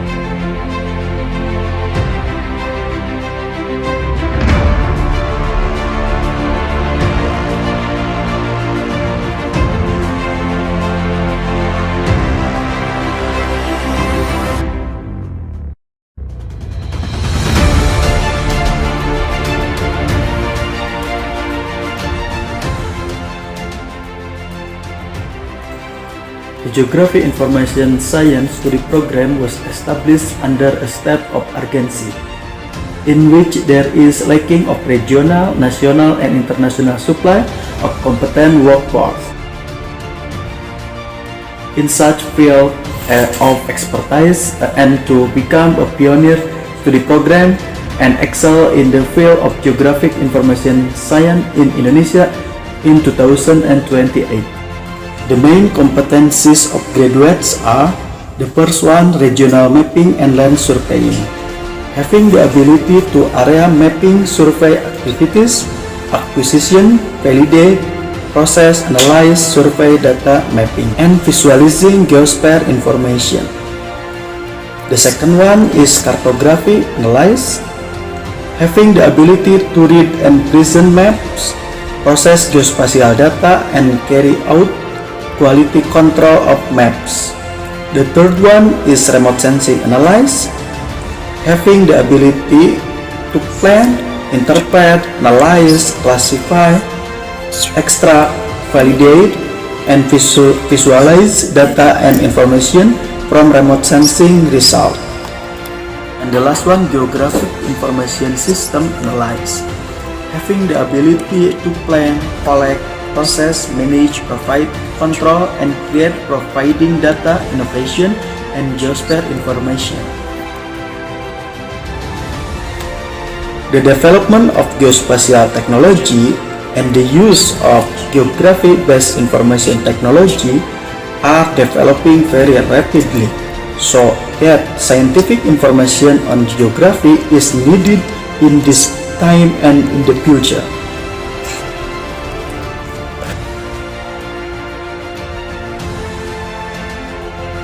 As a geographer, we are obligated to know our surroundings. so we do a lot of field practice.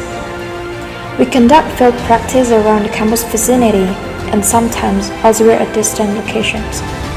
Among the places we've been through are Cisolok Sukabumi and Karangsambung during geology field practice, South Garut during remote sensing for physical geography, South Bandung during hydrology and soil geography, many more.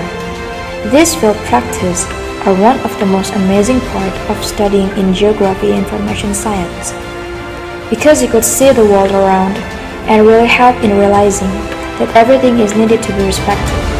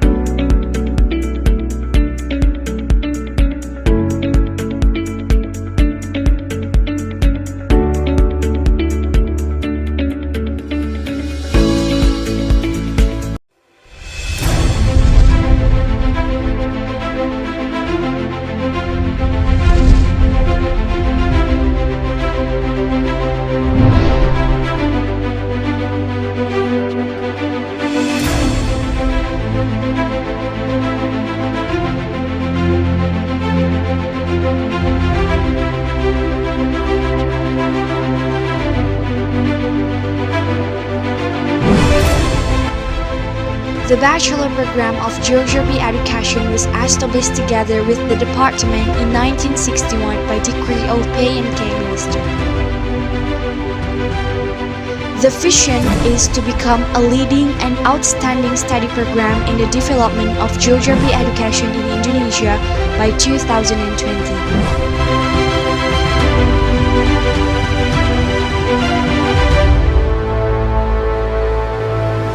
Organizing education to produce professional geography education graduates, equipping pedagogical and professional, social, and personality competencies that are of good character and devoted to God Almighty.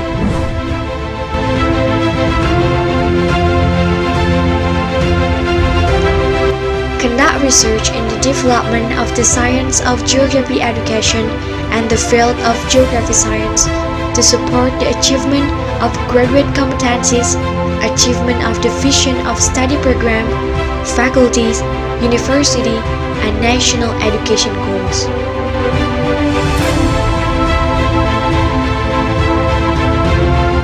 Carried out community service in order to implement, socialize, and disseminate geography education and geographic science in accordance with community development, science, art, and technology, and also establish partnerships with other agencies both domestically and abroad.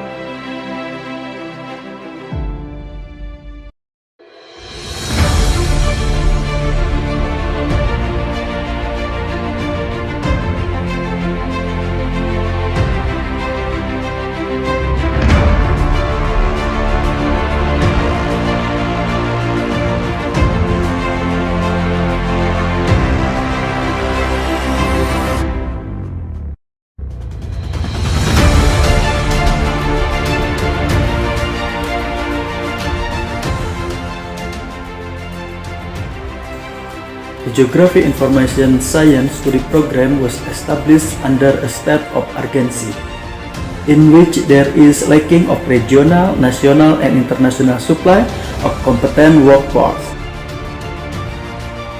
In such field of expertise, and to become a pioneer study program and excel in the field of Geographic Information Science in Indonesia in 2028. The main competencies of graduates are: the first one, regional mapping and land surveying, having the ability to area mapping survey activities, acquisition, validate, process, analyze survey data mapping, and visualizing geosphere information.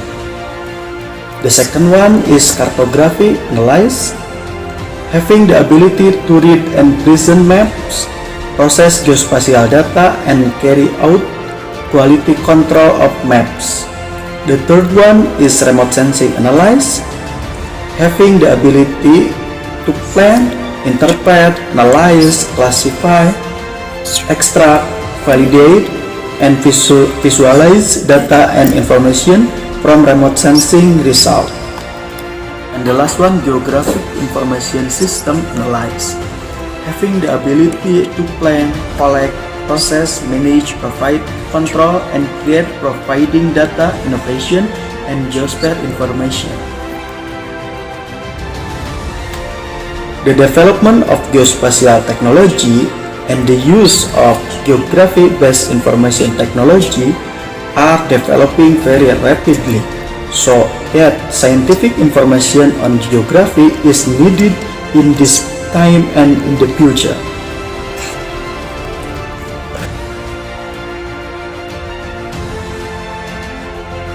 As a geographer, we are obligated to know our surrounding, so we do a lot of field practice.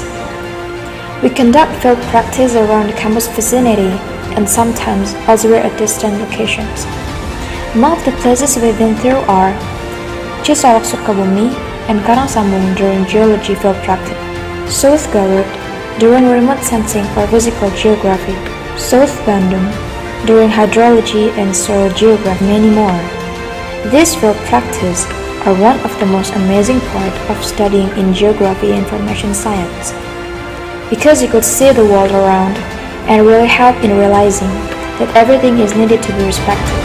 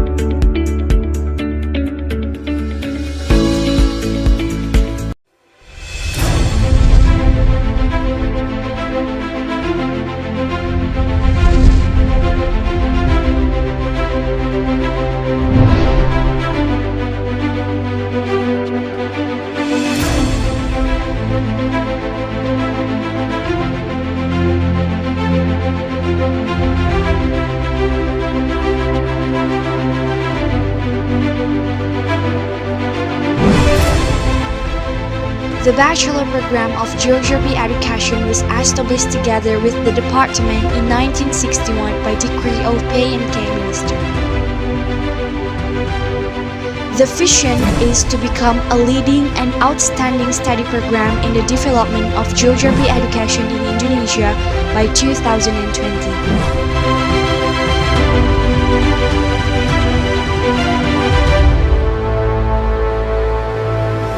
organizing education to produce professional geography education graduates, equipping pedagogical and professional, social, and personality competencies that are of good character and devoted to God Almighty.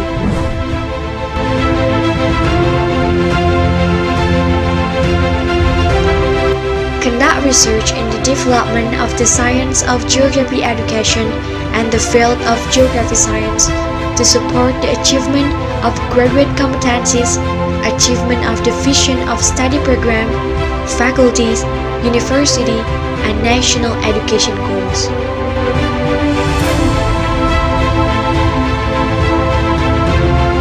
Carried out community service in order to implement, socialize, and disseminate geography education and geographic science in accordance with community development, science, art, and technology, and also establish partnerships with other agencies both domestically and abroad.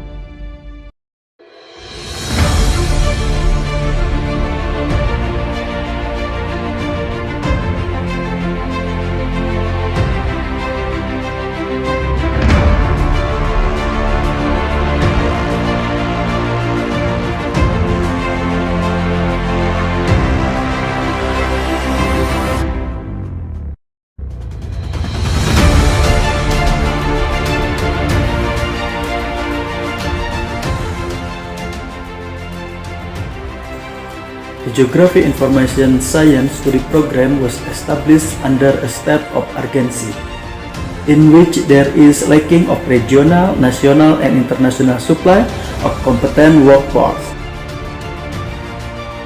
In such field of expertise, and to become a pioneer study program and excel in the field of Geographic Information Science in Indonesia in 2028. The main competencies of graduates are: the first one, regional mapping and land surveying, having the ability to area mapping survey activities, acquisition, validate, process, analyze survey data mapping, and visualizing geosphere information. The second one is cartography analysis, having the ability to read and present maps, process geospatial data, and carry out quality control of maps. The third one is remote sensing analysis, having the ability to plan, interpret, analyze, classify, extract, validate, and visualize data and information from remote sensing result. And the last one, geographic information system analysis, having the ability to plan, collect, process, manage, provide, control, and create providing data, innovation, and geosphere information. The development of geospatial technology and the use of geography-based information technology are developing very rapidly, so that scientific information on geography is needed in this time and in the future.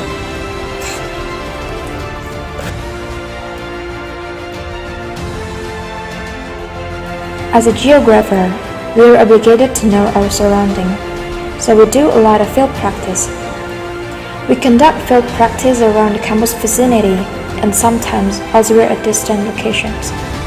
Among the places we've been through are Cisolok Sukabumi and Karangsambung during geology field practice, South Garut during remote sensing for physical geography, South Bandung during hydrology and soil geography, many more. These field practice are one of the most amazing part of studying in geography and information science. Because you could see the world around and really help in realizing that everything is needed to be respected.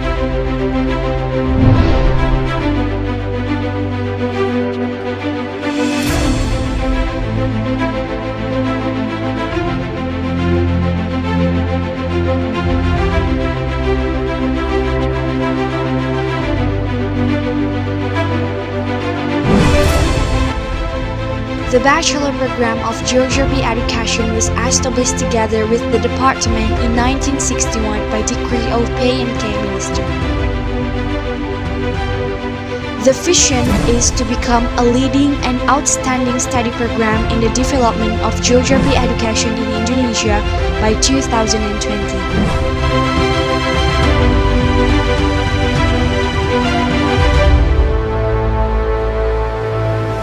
Organizing education to produce professional geography education graduates, equipping pedagogical and professional, social, and personality competencies that are of good character and devoted to God Almighty.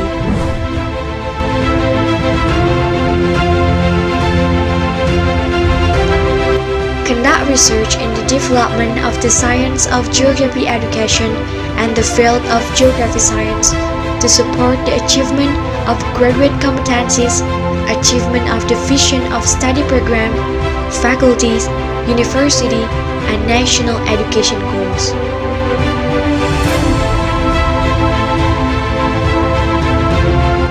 Carried out community service in order to implement, socialize, and disseminate geography education and geographic science in accordance with community development, science, art, and technology, and also establish partnerships with other agencies both domestically and abroad.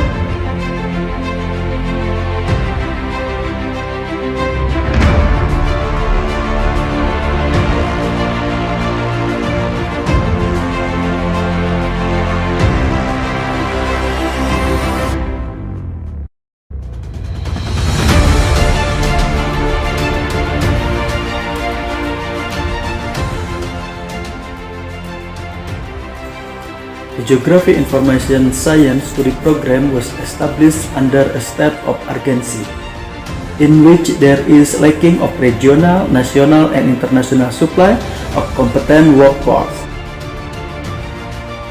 In such field of expertise, and to become a pioneer study program and excel in the field of geographic information science in Indonesia in 2028.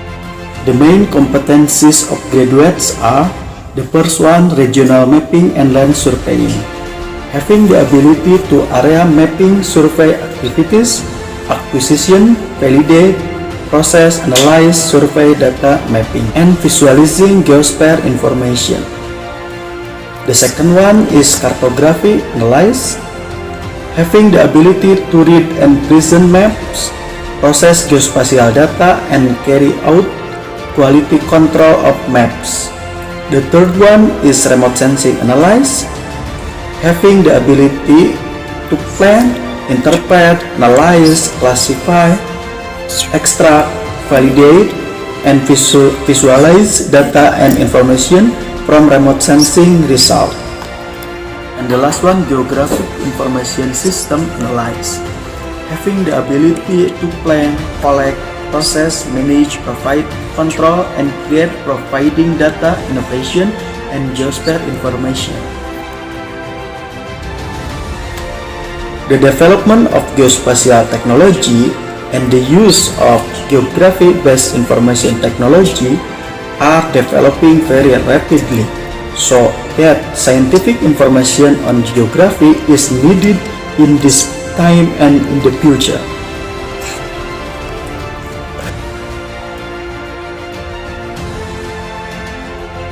As a geographer, we are obligated to know our surroundings, so we do a lot of field practice. We conduct field practice around the campus vicinity and sometimes elsewhere at distant locations. Among the places we've been through are Cisolok Sukabumi and Karangsambung during geology field practice, South Garut during remote sensing or physical geography, South Bandung during hydrology and soil geography, many more.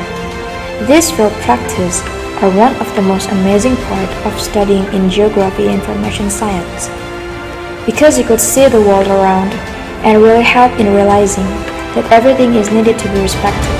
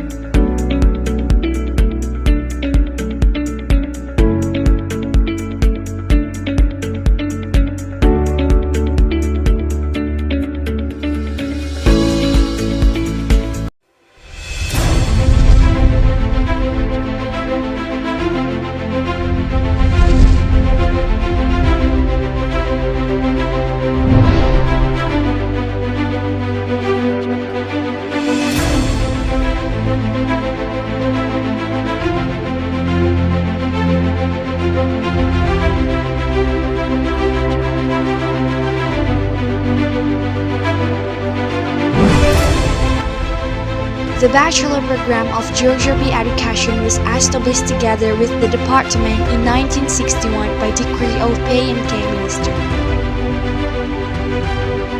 The vision is to become a leading and outstanding study program in the development of geography education in Indonesia by 2020.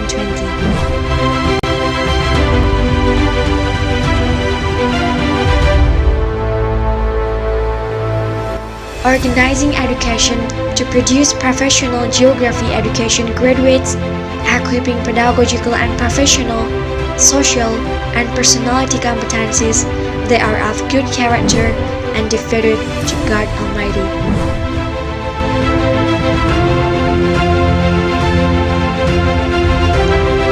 Conduct research in the development of the science of geography education and the field of geography science to support the achievement of graduate competencies, achievement of the vision of study program, faculties, university, and national education goals.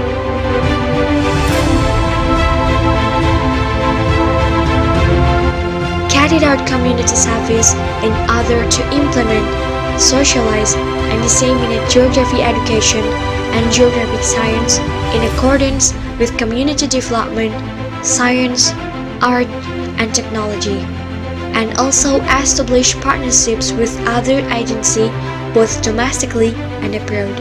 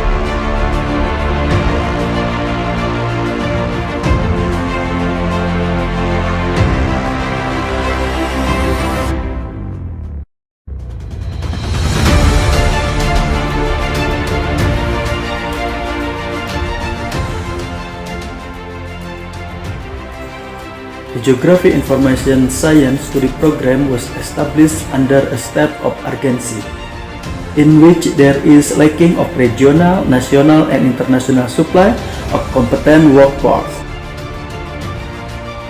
In such field of expertise, and to become a pioneer study program and excel in the field of Geographic Information Science in Indonesia in 2028. The main competencies of graduates are: the first one, regional mapping and land surveying, having the ability to area mapping survey activities, acquisition, validate, process, analyze survey data mapping, and visualizing geosphere information. The second one is cartography analysis, having the ability to read and present maps, process geospatial data, and carry out quality control of maps. The third one is remote sensing analysis, having the ability to plan, interpret, analyze, classify, extract, validate, and visualize data and information from remote sensing result.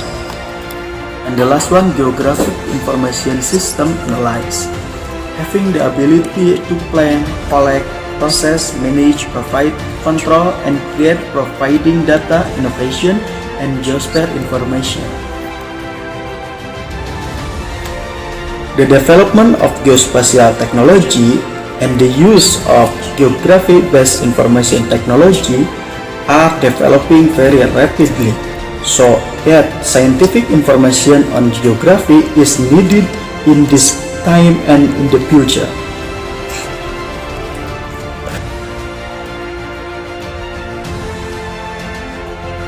As a geographer, we are obligated to know our surrounding, so we do a lot of field practice.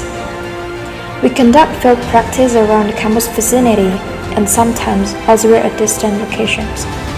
Among the places we've been through are Cisolok Sukabumi and Karangsambung during geology field practice, South Garut during remote sensing for physical geography, South Bandung during hydrology and soil geography, many more. These field practice are one of the most amazing part of studying in geography and information science, because you could see the world around and really help in realizing that everything is needed to be respected.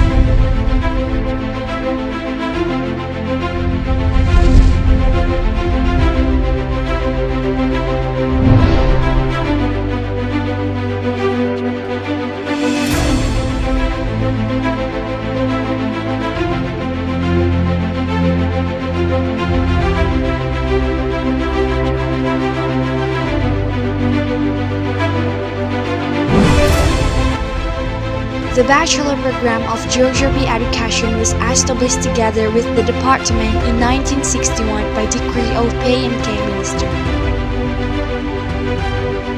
The vision is to become a leading and outstanding study program in the development of geography education in Indonesia by 2020.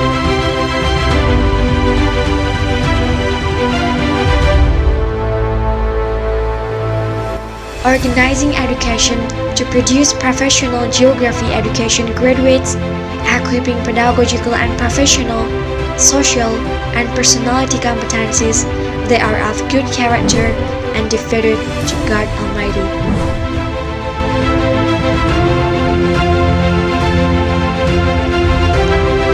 Conduct research in the development of the science of geography education and the field of geography science to support the achievement of graduate competencies, achievement of the vision of study program, faculties, university, and national education goals.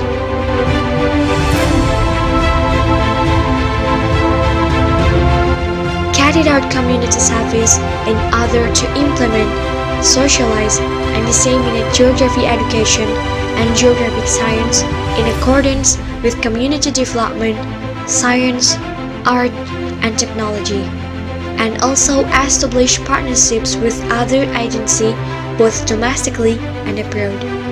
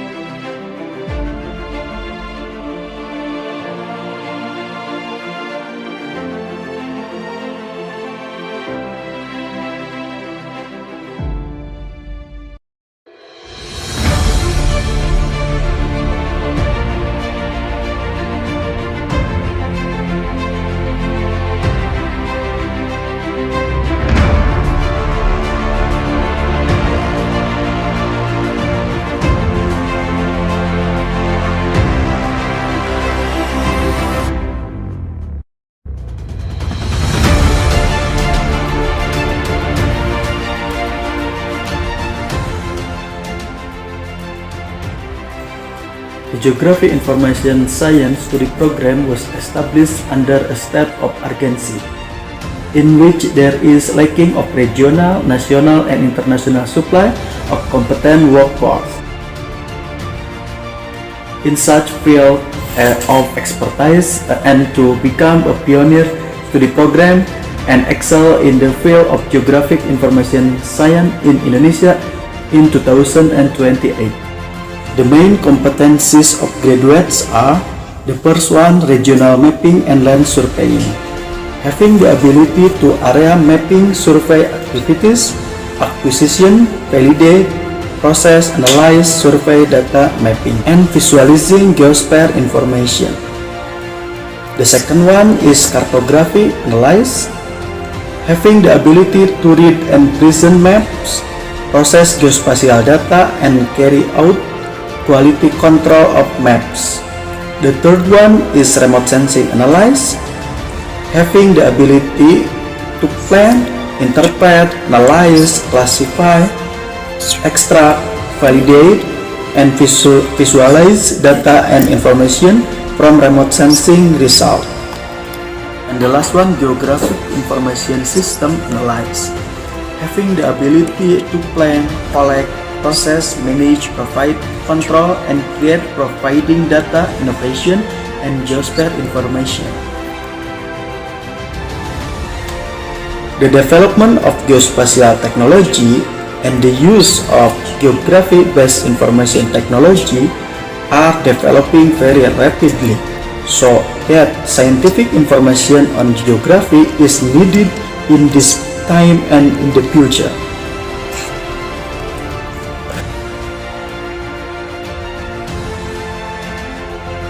As a geographer, we are obligated to know our surrounding, so we do a lot of field practice. We conduct field practice around the campus vicinity and sometimes elsewhere at distant locations. Among the places we've been through are Cisolok Sukabumi and Karangsambung during geology field practice, South Garut during remote sensing for physical geography, South Bandung during hydrology and soil geography, many more. These field practice are one of the most amazing part of studying in geography information science, because you could see the world around and really help in realizing that everything is needed to be respected.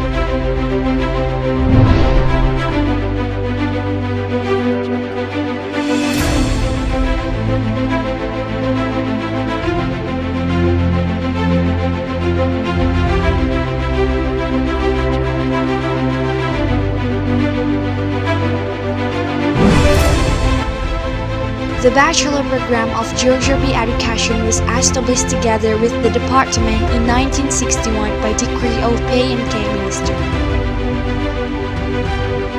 The vision is to become a leading and outstanding study program in the development of geography education in Indonesia by 2020.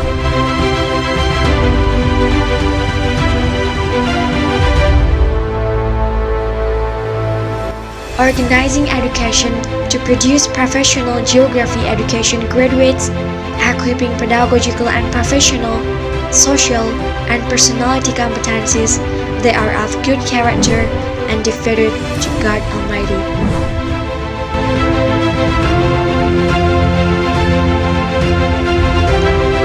Conduct research in the development of the science of geography education and the field of geography science to support the achievement of graduate competencies, achievement of the vision of study program, faculties, university, and national education goals.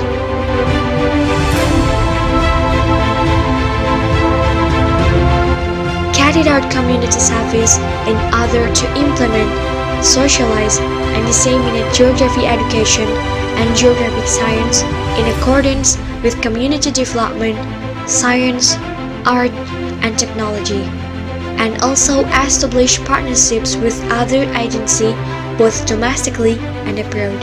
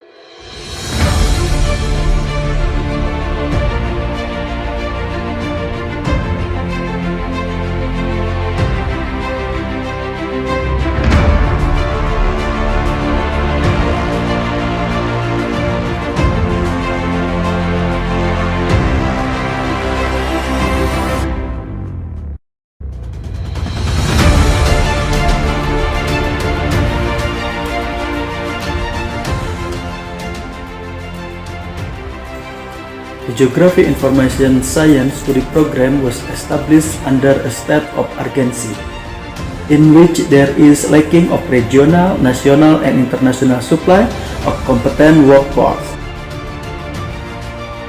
In such field of expertise, and to become a pioneer study program and excel in the field of Geographic Information Science in Indonesia in 2028. The main competencies of graduates are: the first one, regional mapping and land surveying, having the ability to area mapping survey activities, acquisition, validate, process, analyze survey data mapping, and visualizing geosphere information. The second one is cartography analysis, having the ability to read and present maps, process geospatial data, and carry out quality control of maps. The third one is remote sensing analysis, having the ability to plan, interpret, analyze, classify, extract, validate, and visualize data and information from remote sensing result. And the last one, geographic information system analysis, having the ability to plan, collect, process, manage, provide, control, and create providing data, innovation, and geosphere information. The development of geospatial technology and the use of geography-based information technology are developing very rapidly, so that scientific information on geography is needed in this time and in the future.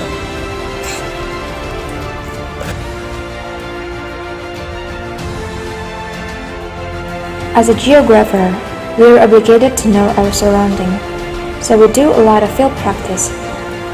We conduct field practice around the campus vicinity and sometimes elsewhere at distant locations. Among the places we've been through are Cisolok Sukabumi and Karangsambung during geology field practice, South Garut during remote sensing or physical geography, South Bandung during hydrology and soil geography, and many more. These field practice are one of the most amazing part of studying in geography and information science, because you could see the world around and really help in realizing that everything is needed to be respected.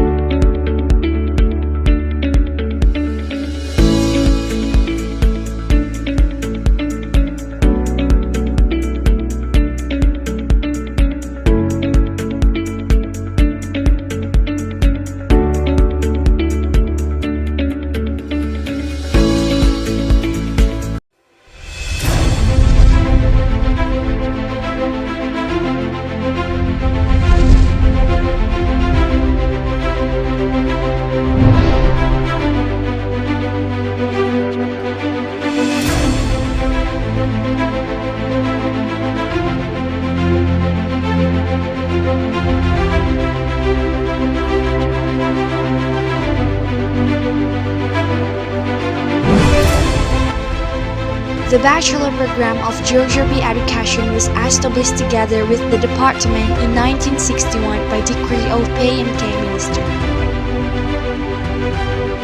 The vision is to become a leading and outstanding study program in the development of geography education in Indonesia by 2020.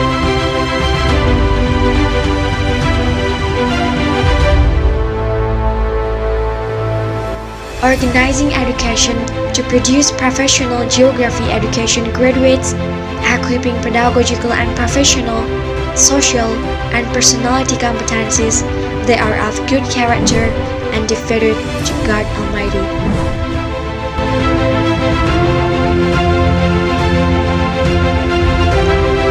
Conduct research in the development of the science of geography education and the field of geography science to support the achievement of graduate competencies, achievement of the vision of study program, faculties, university, and national education goals.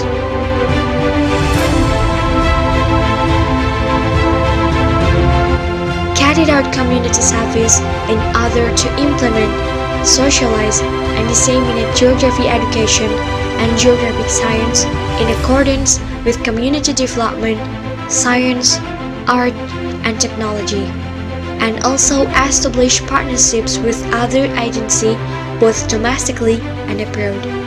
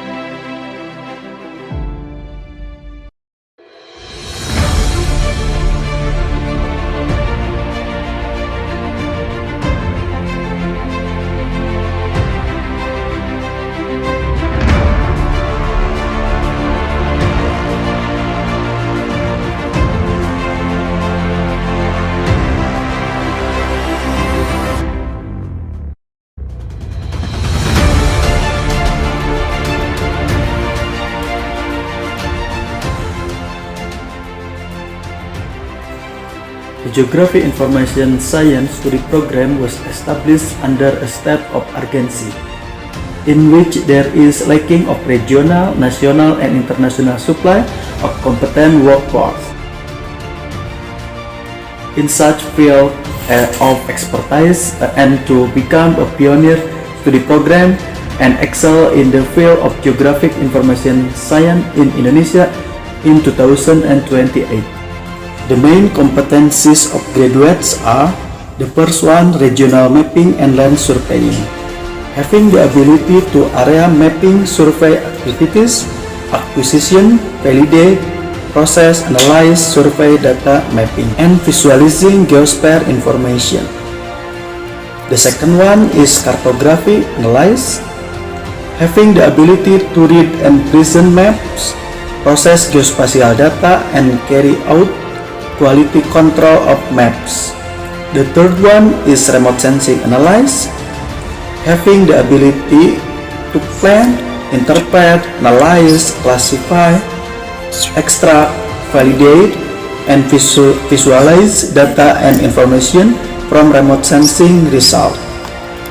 And the last one, geographic information system analysis, having the ability to plan, collect, process, manage, provide, control, and create providing data, innovation, and geosphere information. The development of geospatial technology and the use of geography-based information technology are developing very rapidly, so that scientific information on geography is needed in this time and in the future.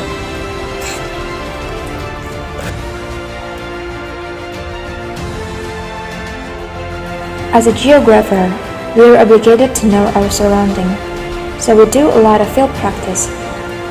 We conduct field practice around the campus vicinity and sometimes elsewhere at distant locations. Among the places we've been through are Cisolok Sukabumi and Karangsambung during geology field practice, South Garut during remote sensing or physical geography, South Bandung during hydrology and soil geography, many more. These field practice are one of the most amazing part of studying in geography information science, because you could see the world around and really help in realizing that everything is needed to be respected.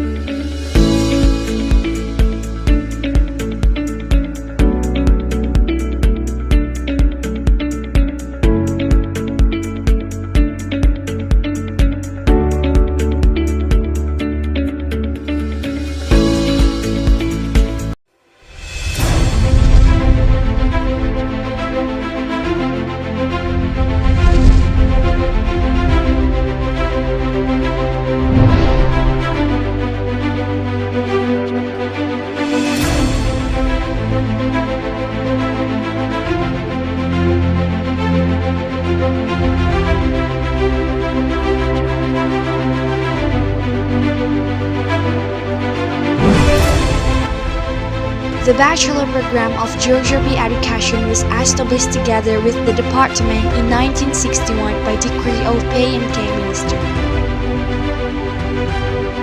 The vision is to become a leading and outstanding study program in the development of geography education in Indonesia by 2020.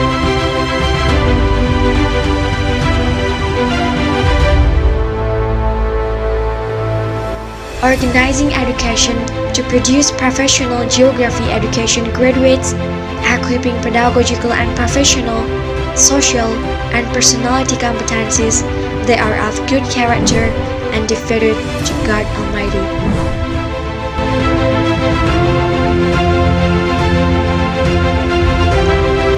Conduct research in the development of the science of geography education and the field of geography science to support the achievement of graduate competencies, achievement of the vision of study program, faculties, university, and national education goals.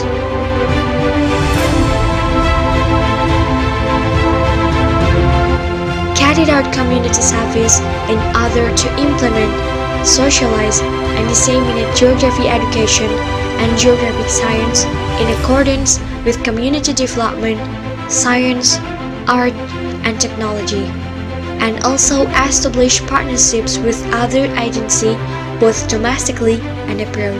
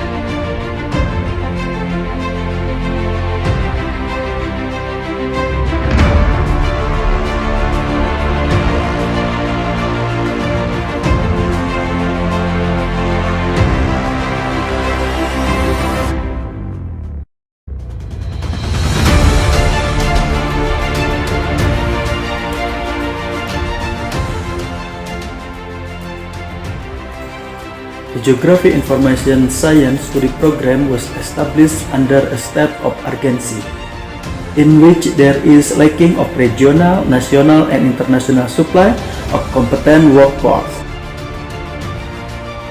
In such field of expertise, and to become a pioneer study program and excel in the field of Geographic Information Science in Indonesia in 2028. The main competencies of graduates are: the first one, regional mapping and land surveying, having the ability to area mapping survey activities, acquisition, validate, process, analyze survey data mapping, and visualizing geosphere information. The second one is cartography analysis, having the ability to read and present maps, process geospatial data, and carry out quality control of maps. The third one is remote sensing analysis, having the ability to plan, interpret, analyze, classify, extract, validate, and visualize data and information from remote sensing result. And the last one, geographic information system analysis, having the ability to plan, collect, process, manage, provide, control, and create providing data, innovation, and geosphere information. The development of geospatial technology and the use of geography-based information technology are developing very rapidly, so that scientific information on geography is needed in this time and in the future.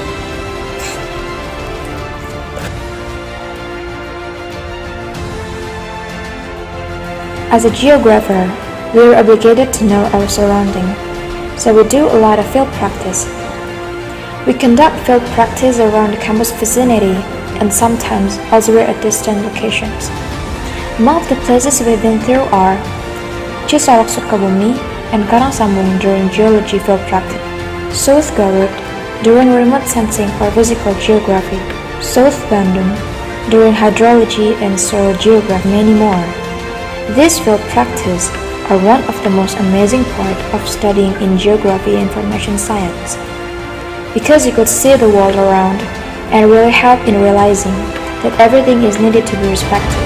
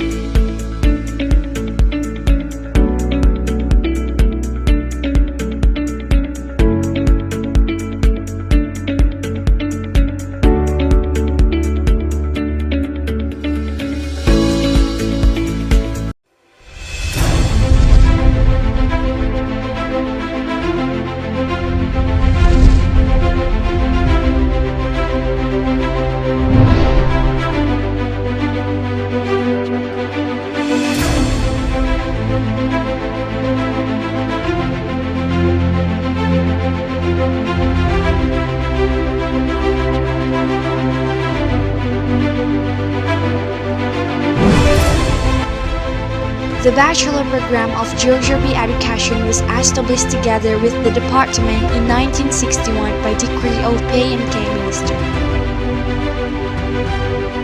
The vision is to become a leading and outstanding study program in the development of geography education in Indonesia by 2020.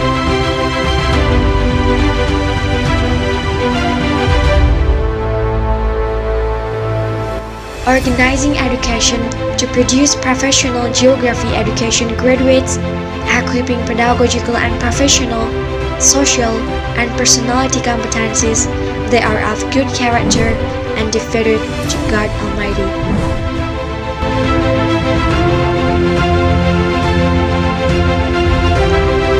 Conduct research in the development of the science of geography education and the field of geography science to support the achievement of graduate competencies, achievement of the vision of study program, faculties, university, and national education goals.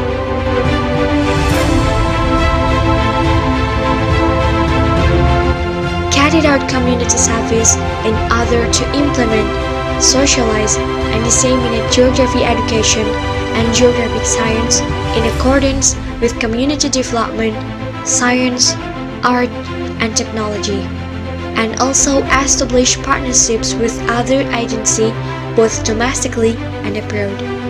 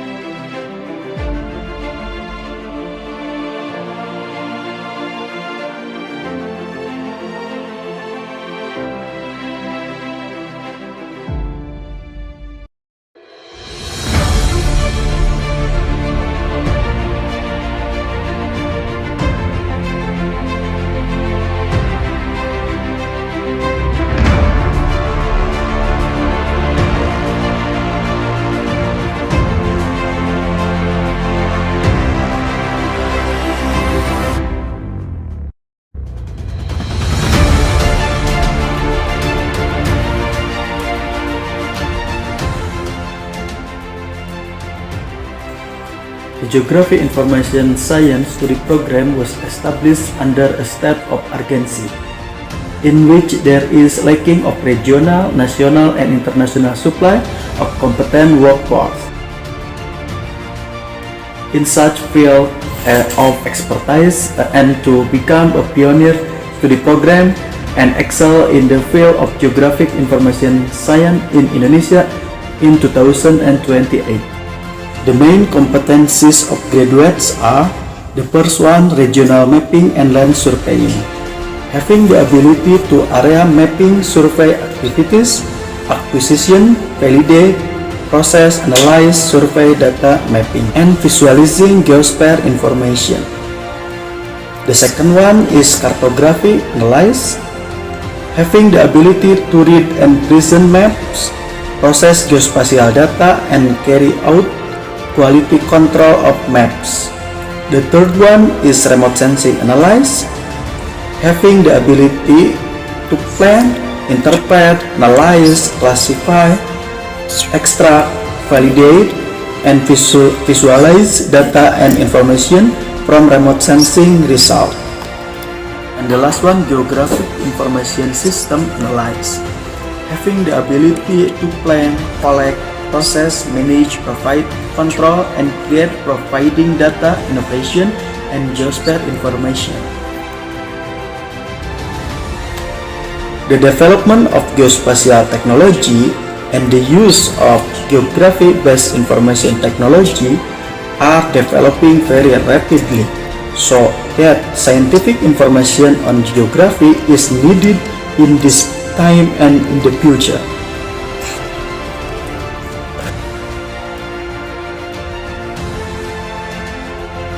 As a geographer, we are obligated to know our surrounding, so we do a lot of field practice. We conduct field practice around the campus vicinity and sometimes elsewhere at distant locations. Among the places we've been through are Cisolok Sukabumi and Karangsambung during geology field practice, South Garut during remote sensing or physical geography, South Bandung during hydrology and soil geography, many more. These field practice are one of the most amazing part of studying in geography information science, because you could see the world around and really help in realizing that everything is needed to be respected.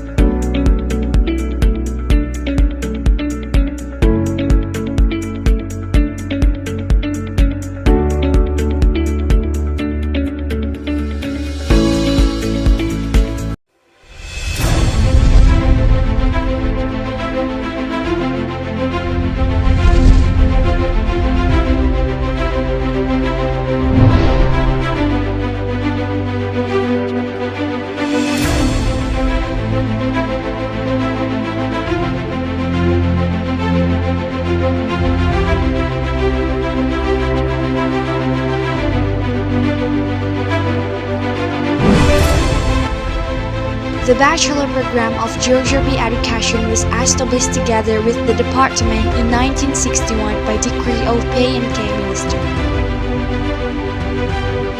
The vision is to become a leading and outstanding study program in the development of geography education in Indonesia by 2020.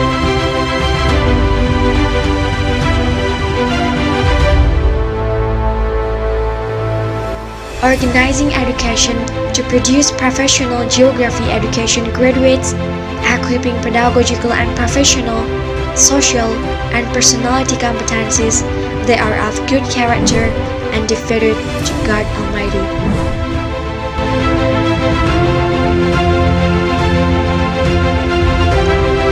Conduct research in the development of the science of geography education and the field of geography science to support the achievement of graduate competencies, achievement of the vision of study program, faculties, university, and national education goals.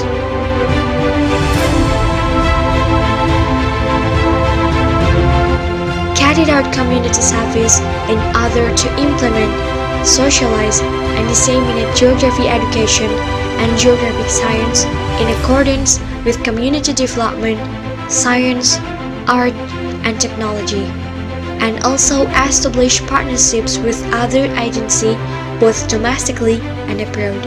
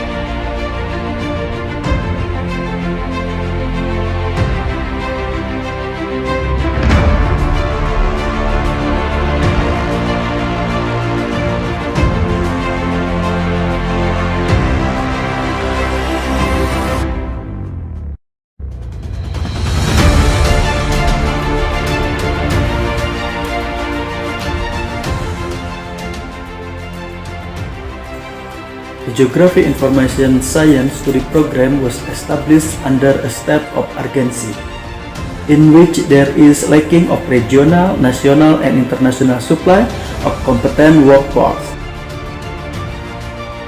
In such field of expertise, and to become a pioneer study program and excel in the field of Geographic Information Science in Indonesia in 2028. The main competencies of graduates are: the first one, regional mapping and land surveying, having the ability to area mapping survey activities, acquisition, validate, process, analyze survey data mapping, and visualizing geosphere information.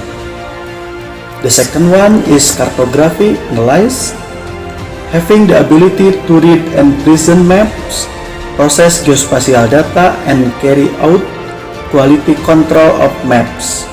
The third one is remote sensing analysis, having the ability to plan, interpret, analyze, classify, extract, validate, and visualize data and information from remote sensing result.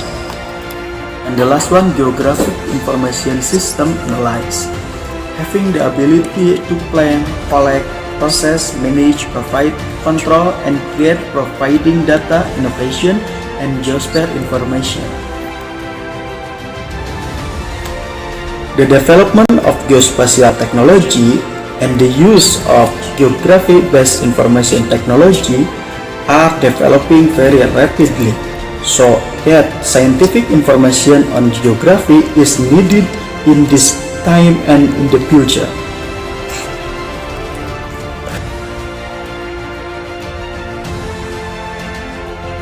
As a geographer, we are obligated to know our surrounding, so we do a lot of field practice.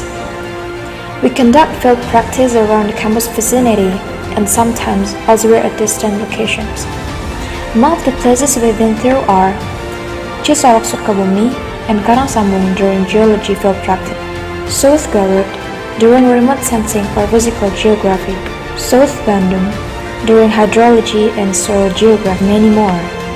These field practice are one of the most amazing part of studying in geography and information science, because you could see the world around and really help in realizing that everything is needed to be respected.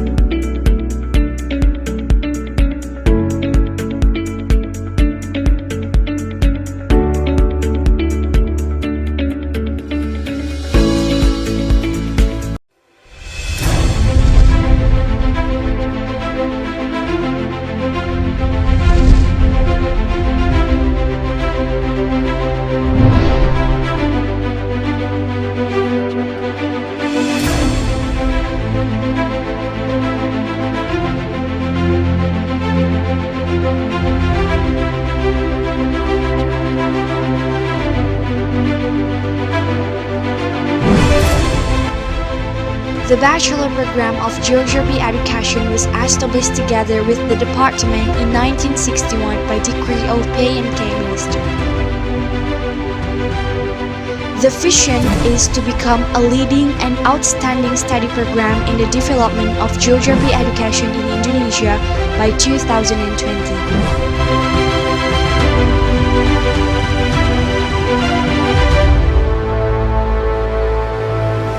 Organizing education to produce professional geography education graduates, equipping pedagogical and professional, social, and personality competencies that are of good character and devoted to God Almighty.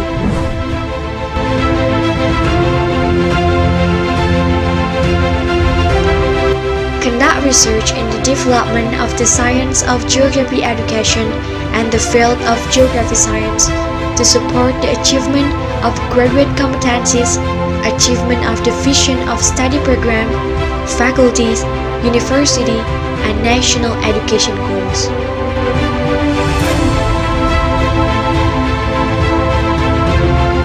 Carried out community service in order to implement, socialize, and disseminate geography education and geographic science in accordance with community development, science, art, and technology, and also establish partnerships with other agencies both domestically and abroad.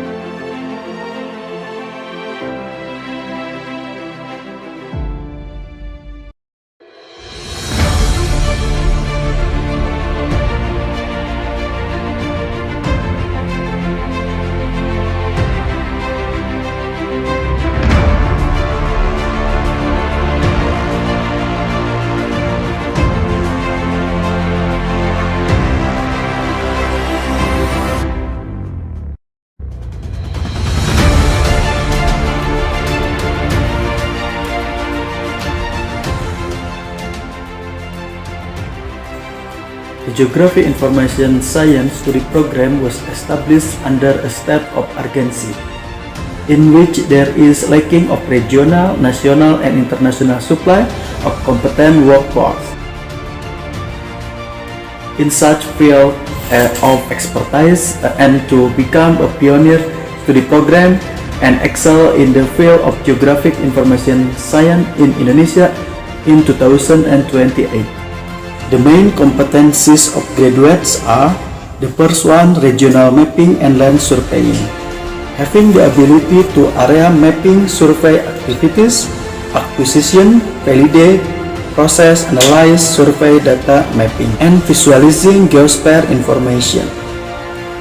The second one is cartography analyze, having the ability to read and present maps, process geospatial data, and carry out quality control of maps.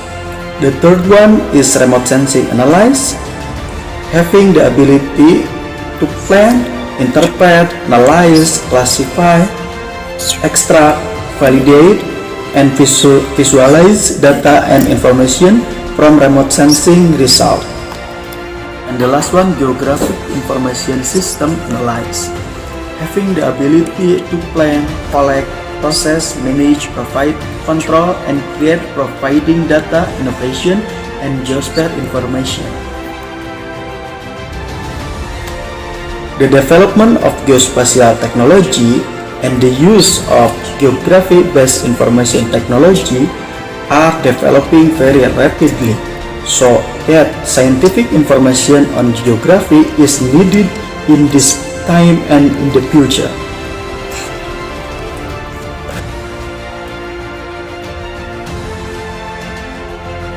As a geographer, we are obligated to know our surrounding, so we do a lot of field practice. We conduct field practice around the campus vicinity and sometimes elsewhere at distant locations. Among the places we've been through are Cisolok Sukabumi and Karangsambung during geology field practice, South Garut during remote sensing for physical geography, South Bandung during hydrology and soil geography, many more. These field practice are one of the most amazing part of studying in geography and information science, because you could see the world around and really help in realizing that everything is needed to be respected.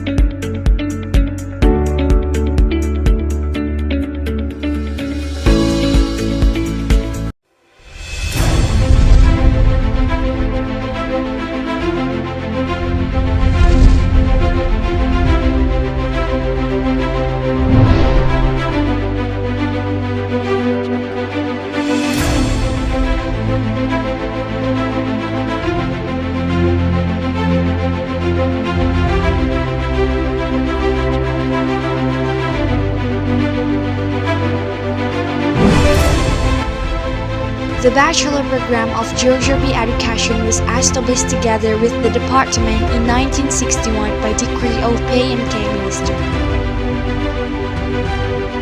The vision is to become a leading and outstanding study program in the development of geography education in Indonesia by 2020.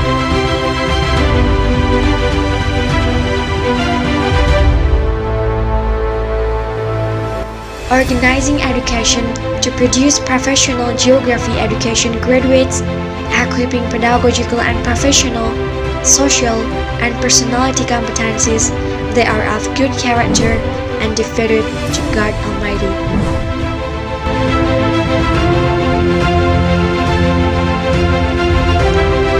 Conduct research in the development of the science of geography education and the field of geography science to support the achievement of graduate competencies, achievement of the vision of study program, faculties, university, and national education goals.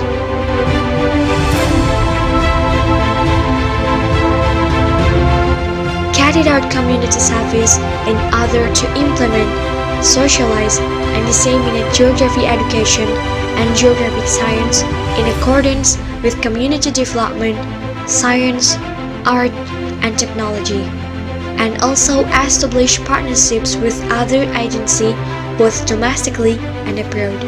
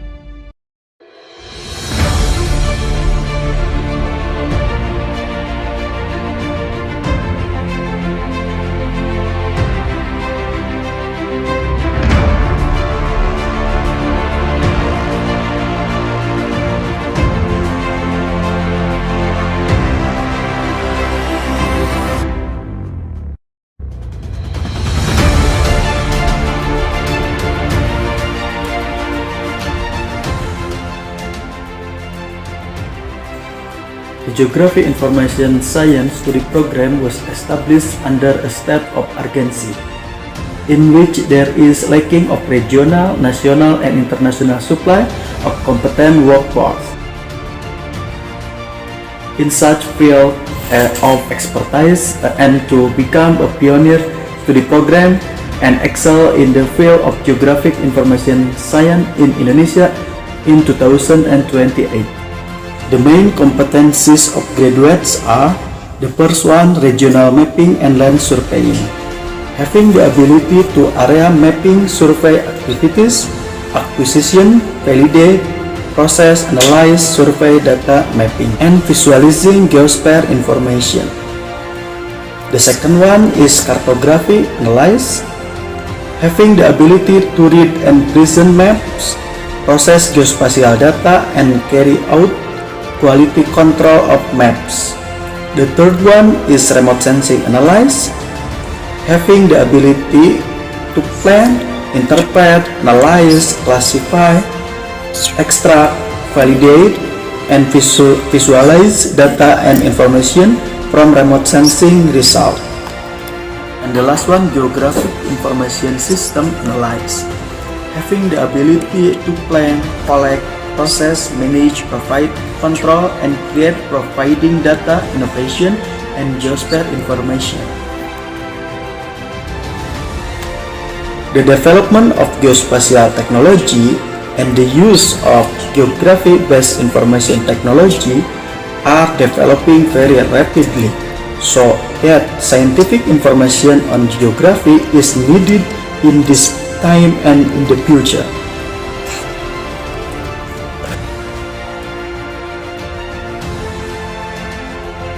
As a geographer, we are obligated to know our surrounding, so we do a lot of field practice.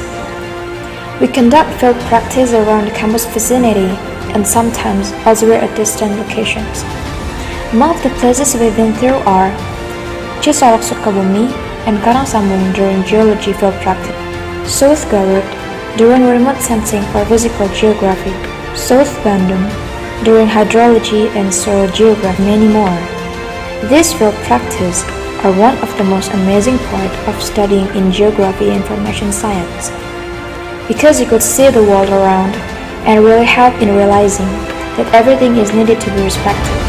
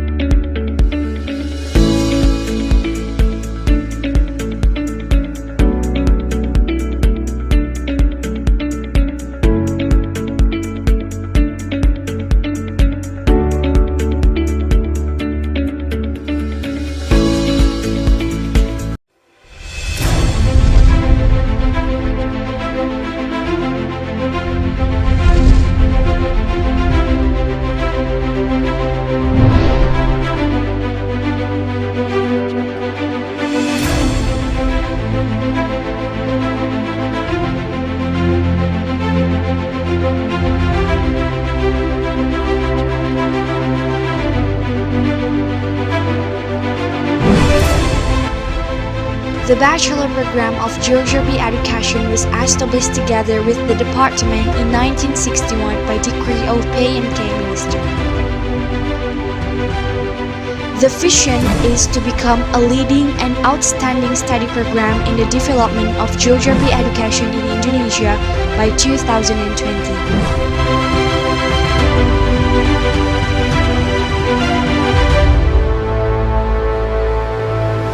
Organizing education to produce professional geography education graduates, equipping pedagogical and professional, social, and personality competencies that are of good character and devoted to God Almighty.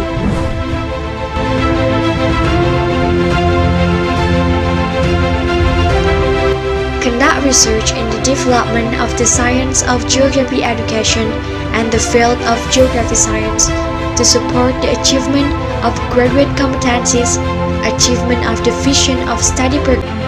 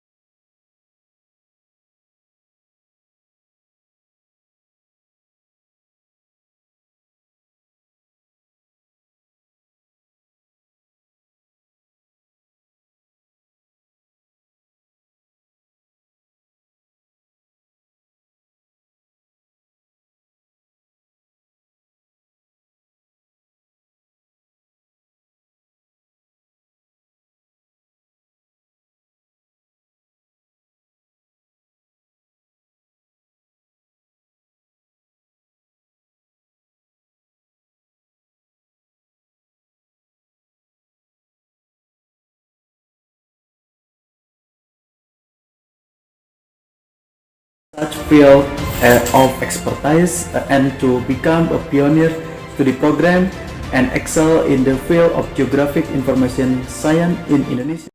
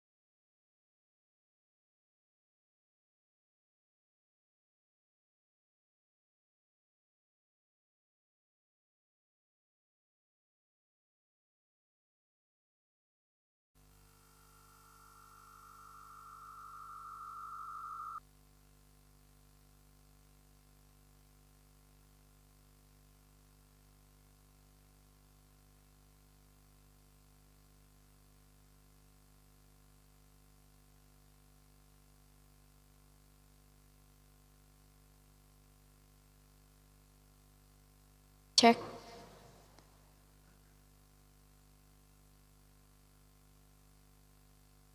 Distinguished presenters, ladies and gentlemen, we are about to reach the end of this seminar. What productive session it has been. Undoubtedly, we already get a tremendous amount of knowledge and get inspired by the speakers and fellow presenters.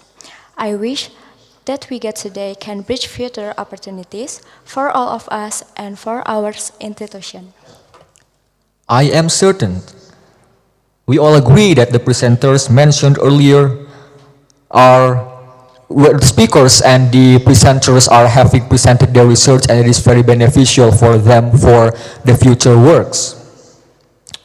Now allow me to make some announcements and reminder that you have to submit your full paper on the due date of 25 December 2021. And make sure that also the template is adjusted based on what has been uploaded in the IGEOS website, and all updates, news, and informations regarding to the publication will be informed in the IGEOS website. Sadly, that announcement marks the end of our meeting today, but surely it will not be the last one. So on behalf of the 5th IGEOS committee, I would like to thank all of the speakers, presenters, and participants for the time and enthusiasm you have poured during this conference. See you in the 6th International Geography Seminar. Wassalamualaikum warahmatullahi wabarakatuh.